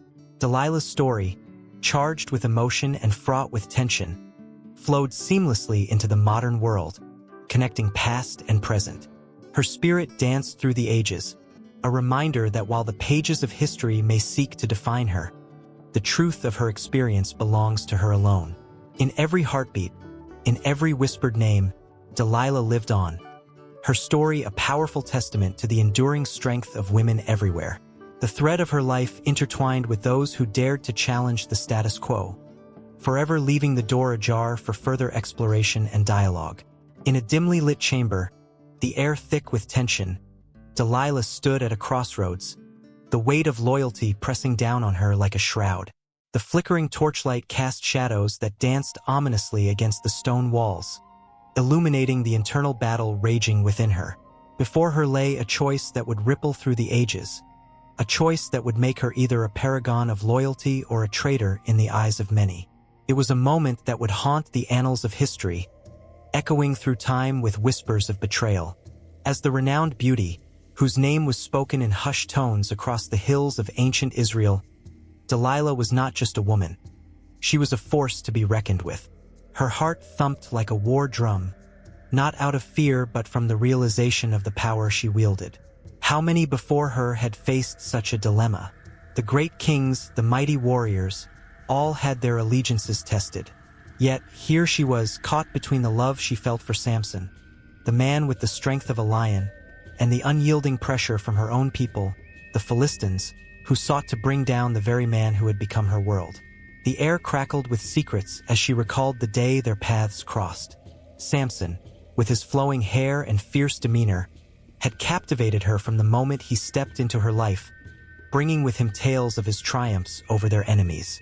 He was a beacon of hope for the Israelites, a warrior who battled against the oppression that loomed over them. Yet, in that same breath, he was also a target, a shining figure that drew arrows not just from the battlefield but from within the hearts of those who loved him. Delilah's heart sank as she remembered the look in his eyes when she'd first laughed at his stories. A mixture of pride and vulnerability, a man who believed that love could conquer all. But love, she realized, often came with strings attached. String that could entangle, suffocate, or tear apart. The Philistines had offered her silver, a tempting fortune, but it was not the riches that gnawed at her conscience. It was the loyalty she had sworn to her own people. They urged her to act, to uncover the secret of Samson's strength, to betray the man who had given her both joy and sorrow.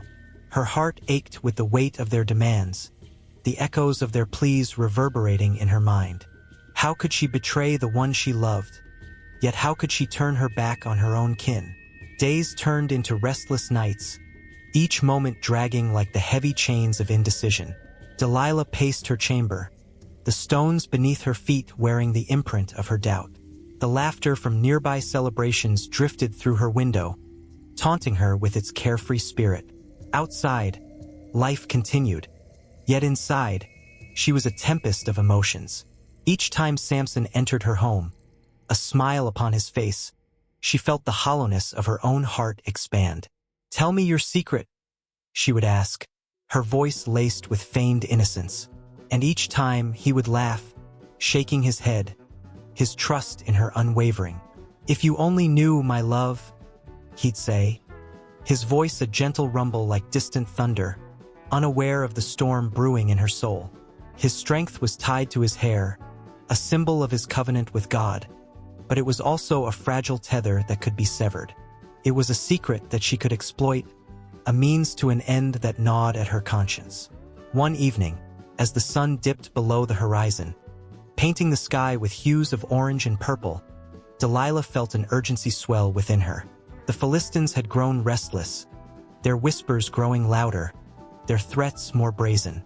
They demanded results, and as her loyalty wavered, she found herself at the mercy of their insistence. She was trapped, like a bird in a gilded cage, surrounded by wealth but devoid of freedom. The following night, as Samson lay beside her, she felt the warmth of his body, the softness of his breath. She turned to him, her heart pounding in her chest, a blend of love and treachery coursing through her veins. "You trust me, don't you?" she whispered, her voice barely above a breath, her eyes searching for a flicker of doubt in his gaze. His response was a smile that cut deeper than any blade, igniting her internal struggle anew.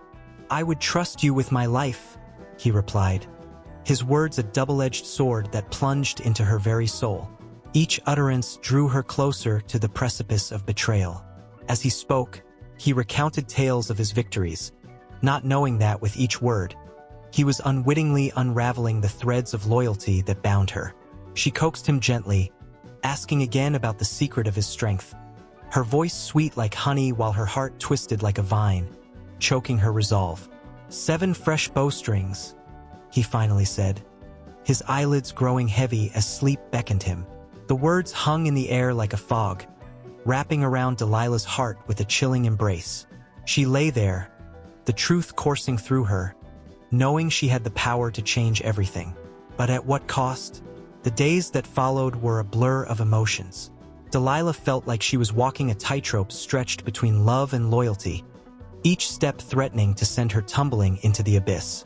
The Philistines had promised her riches, but what worth was gold when weighed against the affection she felt for the man whose heart she was slowly shattering?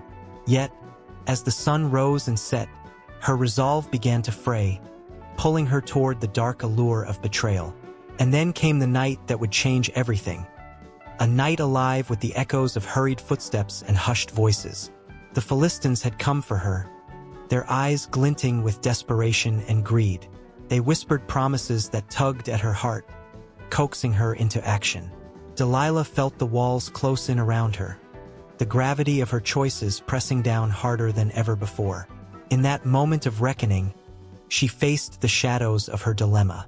Could she really betray him? Would she really be able to live with the consequences? As the Philistines watched her, their anticipation palpable, Delilah took a deep breath, her heart racing.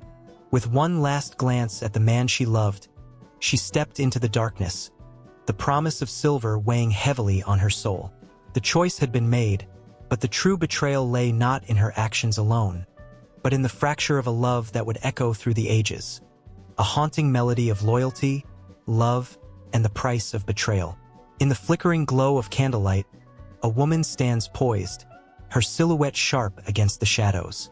Her eyes glisten with mystery, and her smile, as enchanting as it is dangerous, invites intrigue and fear.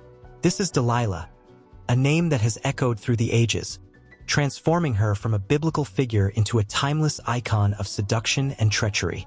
In moments like these, when the air thickens with tension and desire, one cannot help but feel the weight of her legend. Delilah's story began far from the colorful screens of modern cinema, nestled in the pages of ancient texts.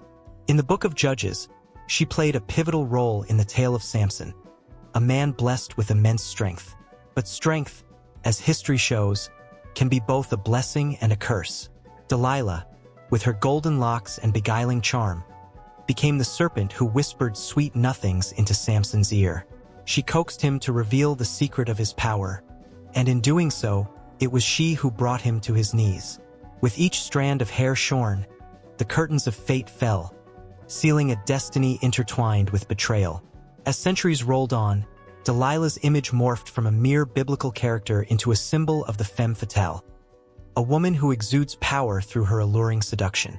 Art and literature embraced her, portraying her as both a victim and a villain, forever dancing on the line between passion and peril.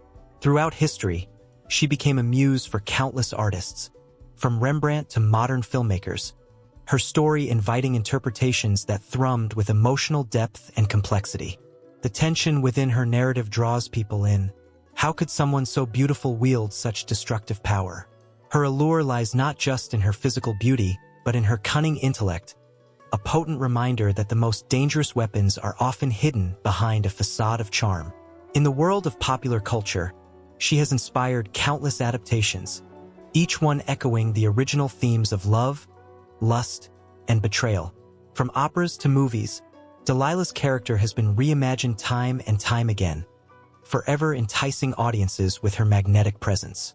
As the silver screen flickers to life, the shadows of past interpretations linger.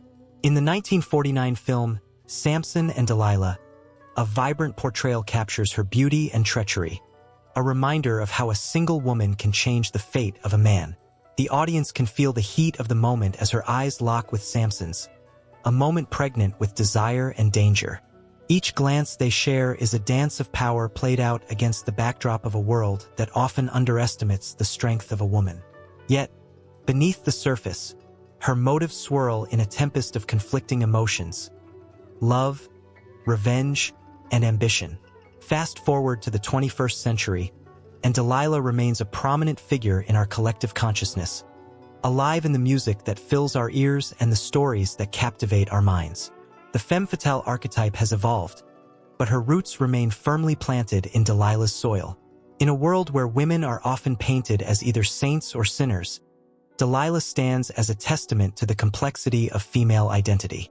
She embodies the struggle for female autonomy in a patriarchal world, where the simple act of love can be twisted into a weapon of mass destruction. Women across generations have found both solace and fear in her story. In the whispers of a sultry pop song or the haunting notes of a jazz melody, echoes of Delilah's essence resonate. She reminds us that seduction can be both an art and a weapon, intertwining the lines of pleasure and pain. It's a haunting dance, one that captures the imagination and sends shivers down the spine, a melody that lingers long after the last note fades.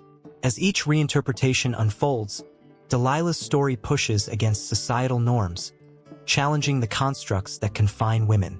Through her, we confront the fears of vulnerability and the power of femininity. She is both a warning and a siren call, a figure who embodies the chaos that exists in love and desire. The tension builds as her actions lead to irreversible consequences, forever trapping her in a cycle of love and betrayal, a poignant reminder of the duality of human emotion. In literature, she finds her voice as well, inspiring authors to weave tales that capture her essence. Each word, each sentence, breathes life into her character, exploring the themes of seduction and power with an intensity that keeps readers turning the pages. Delilah's story pulses with raw emotion, capturing the highs and lows of love and the devastating realizations that follow. She is both the lover and the destroyer, a stark reminder that beauty often conceals darkness. With every retelling, Delilah evolves, yet the core of her being remains untouched. She embodies the fears and desires of countless women, symbolizing both empowerment and peril. The emotional weight of her story reverberates through time, leaving us on the edge of our seats, captivated by her charm and haunted by her fate. She dances on the knife's edge of desire, drawing us in even as we brace for the inevitable moment when passion turns to ruin. As the candlelight flickers, the air thickens with anticipation, and the shadows of her narrative loom larger. Delilah, the femme fatale, continues to weave her spell, reminding us of the complexities of love and the dangers that come with it. The tension builds, a heart-racing rhythm that pushes us further into the depths of her tale, leaving us yearning for more, for the next chapter in a story that never truly ends. In the dim light of an ancient courtyard, a woman's silhouette flickered against the cracked stone walls, her long hair swaying like the tendrils of a secret waiting to be spilled. Delilah, a name that stirs whispers and ignites debates, stands at the intersection of love, betrayal, and power. Her story, often cloaked in scandal, has been judged through the ages. But what if the truth is more complex than the tales spun by those who wove her into a villain? With the air heavy with tension, one can almost hear the murmurs of scholars and historians debating her legacy. A woman who captivated a warrior, who held a nation's fate in her delicate hands, and yet was often reduced to mere footnotes in the annals of history. The very essence of Delilah's narrative sparks curiosity. Was she merely a temptress, or was she a woman navigating a world that sought to define her role and her worth? The story unfolds in the vibrant yet tumultuous land of ancient Israel, where the sun sets with a fierce glow, igniting the sky in hues of orange and red.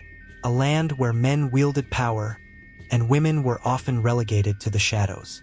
Here, amidst the chaos of war and divine prophecy, a love story began, one that would echo through centuries. Delilah met Samson, a man of immense strength, whose very being was marked by an unbreakable vow. But beneath his outward bravado, there lay a spirit-craving connection, a yearning for understanding. As their eyes met for the first time, a spark ignited, one that neither could extinguish. Delilah, with her charm and intelligence, saw beyond his might. She recognized a vulnerability in Samson, a longing for something deeper than mere physical prowess. Yet, this connection was fraught with danger, as they both stood perilously close to the edge of a chasm that history would not only record but vilify. In the shadows of their love, an intricate dance began, one that would see Delilah entwined in plots and schemes, her heart tethered to a man whose fate was all but sealed by the very strength that made him a legend. The story of Delilah, recounted in the pages of biblical narratives, seldom strayed from the path of condemnation. She was cast as the deceiver, the woman who lured Samson to his ruin. But what if the truth of her actions was a reflection of a world that had little room for the agency of women? Delilah's motives remain clouded by the judgments of history. Was her betrayal driven by love, or was it an act of survival in a society that demanded loyalty to a nation over personal desire? The weight of her decision hangs like a pendulum, swinging between admiration and disdain. The complexities of her character pulse with energy, begging to be understood on her own terms. As whispers of rebellion swirl around them, Delilah navigates the treacherous waters of loyalty and love. Each encounter with Samson becomes a moment steeped in urgency, as the Philistines plot against him, eager to exploit his weakness. Delilah, caught in the whirlwind of competing allegiances, feels the pressure mounting. Her heart races as she contemplates the risk of bringing forth the truth, the secret of Samson's strength lying in his uncut hair, a gift from the heavens, a symbol of his covenant with God. What lies within her is a tumult of emotions: fear, love, and an undeniable desire for control over her own destiny. In a world where a woman's power is often dismissed, Delilah's struggle resonates with an echo that transcends centuries. With each secret she learns, she inches closer to a choice that could shatter her world. Could she betray the man she loved to save herself?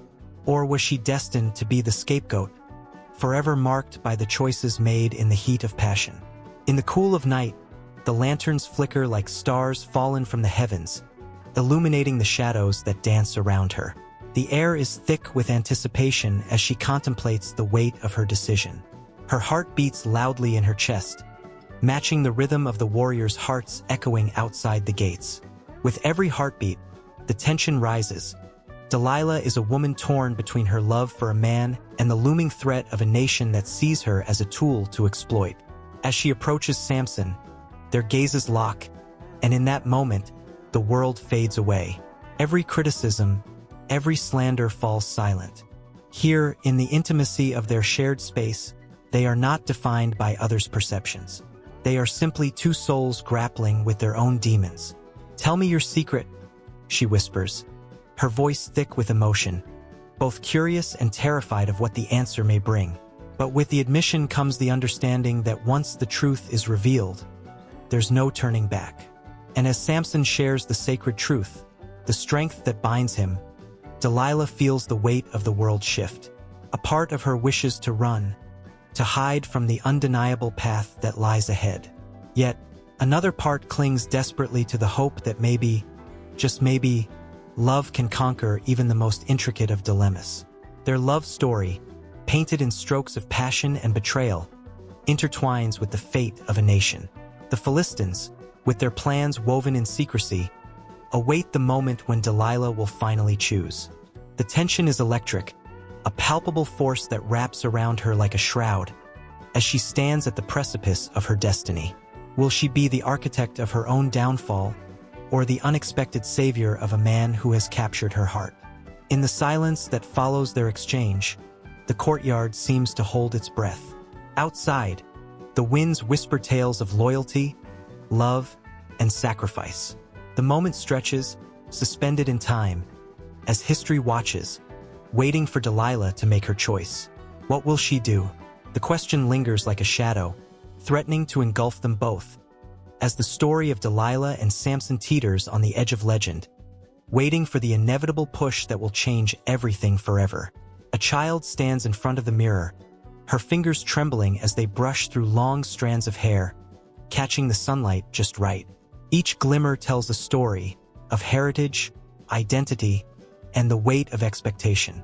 Hair, often dismissed as a mere accessory, carries a world of meaning, binding generations in a tapestry of culture and belief. From ancient civilizations to modern communities, hair has woven itself into the fabric of human experience. In many cultures, hair signifies status, virtue, and even spirituality. Take the Maasai warriors of Kenya and Tanzania. Their elaborate hairstyles communicate not just beauty but bravery. The intricate braids, adorned with beads and ochre, tell tales of triumph and readiness for battle. A warrior's hair is not merely a personal choice. It is a proclamation of strength, a sign that they are willing to protect their people. Across the ocean in the Americas, Native American tribes have long viewed hair as a sacred extension of the self. To cut one's hair is often akin to losing a part of one's spirit. For many, the act of cutting hair is a profound expression of grief, often performed during times of mourning. The long hair of a Native American signifies pride in heritage, a connection to the earth, and respect for the ancestors who walked before them. The flowing hair carries the whispers of stories passed down through generations, each strand a memory, a lesson, a connection that transcends time. In the ancient world, the Greeks revered hair not just for its beauty but for its symbolism. The poet Homer described the golden locks of the gods, emphasizing that hair was a divine gift, representing favor and power. Even in the Roman Empire, hair played an essential role in identity and social status. The elaborate hairstyles of aristocratic women, often adorned with jewels, signified wealth and influence.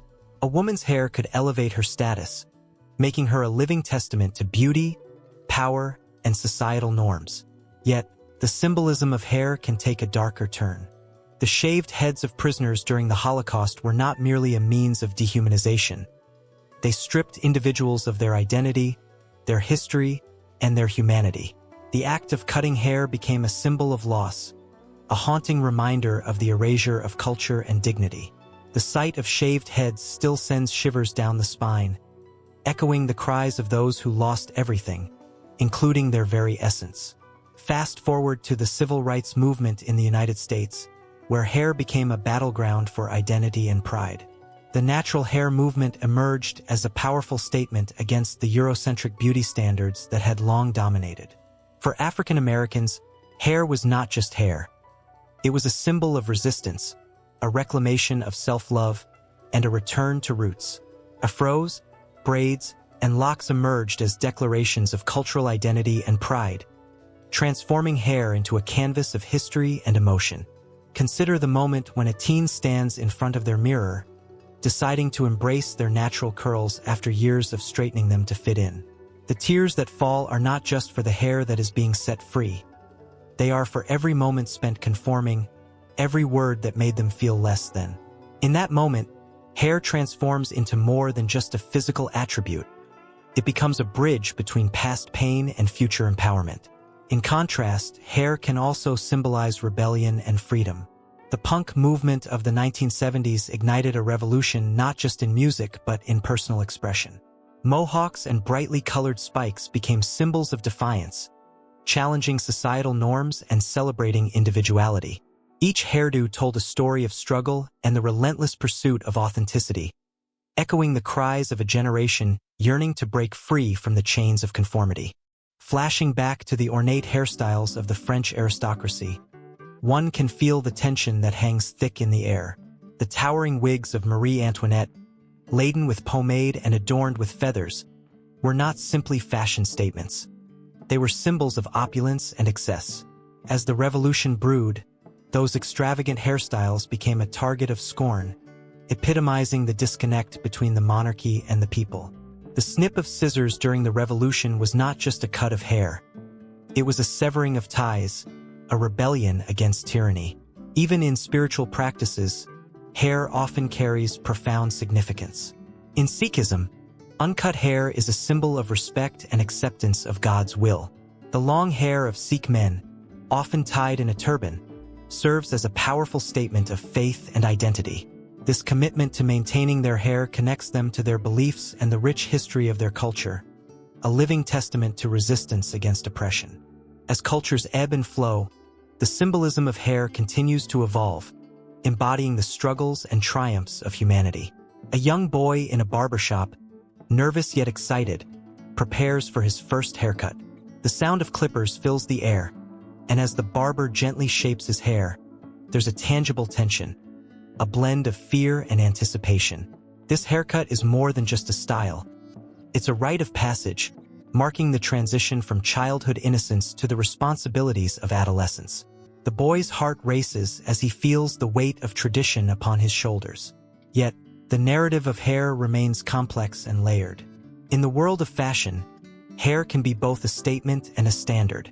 Trends come and go, and the pressure to conform often looms large. A woman scrolls through social media, each image a reminder of unattainable ideals. The emotional weight of comparison tugs at her heart, eroding her self-worth with every scroll. The desire to fit in battles with the yearning to stand out, creating a storm of fear and longing. In the end, hair resonates as a powerful force, a living embodiment of culture, resistance, and identity. The child in the mirror, warriors in battle, spiritual seekers, and fashion-forward rebels. Each narrative weaves together a rich tapestry that defines who we are and how we see ourselves through the lens of hair. Each story is imbued with raw emotion, pushing against the boundaries of time, urging us to confront the unspoken truths that lie within. As one chapter closes, the next beckons, echoing with the promise of new beginnings and the ever-evolving significance of hair. In the shadows of the ancient world, a figure loomed, her name whispered with a blend of awe and fear. Delilah, a woman whose beauty was rivaled only by her cunning, stood at the crossroads of love and betrayal, wielding power that turned the tides of history. Beneath the weight of her story lay a tapestry of lessons, woven through centuries, echoing in the hearts of both men and women who dared to dream and scheme. On a warm evening in ancient Gaza, as the sun dipped below the horizon, a young woman gazed out towards the horizon, her heart heavy with the burden of choices she never wished to make. The air was thick with the scent of jasmine, but the sweetness was tainted by the bitterness of impending conflict. She was not just a mere pawn in a game of power. She was the queen, the one who held the keys to kingdoms. As Delilah made her fateful decisions, the world around her breathed with tension. Her lover, Samson, a man of unparalleled strength, was blissfully unaware of the storm brewing in the depths of her heart. He spoke of a future where their love would conquer all, where enemies would fall before them. Yet, in the shadows, whispers of betrayal swirled, and the stakes began to rise. What was love without trust? What was strength without vulnerability? In the chambers of power, the Philistine rulers plotted. Fearful of Samson's strength, they turned to Delilah, offering her silver.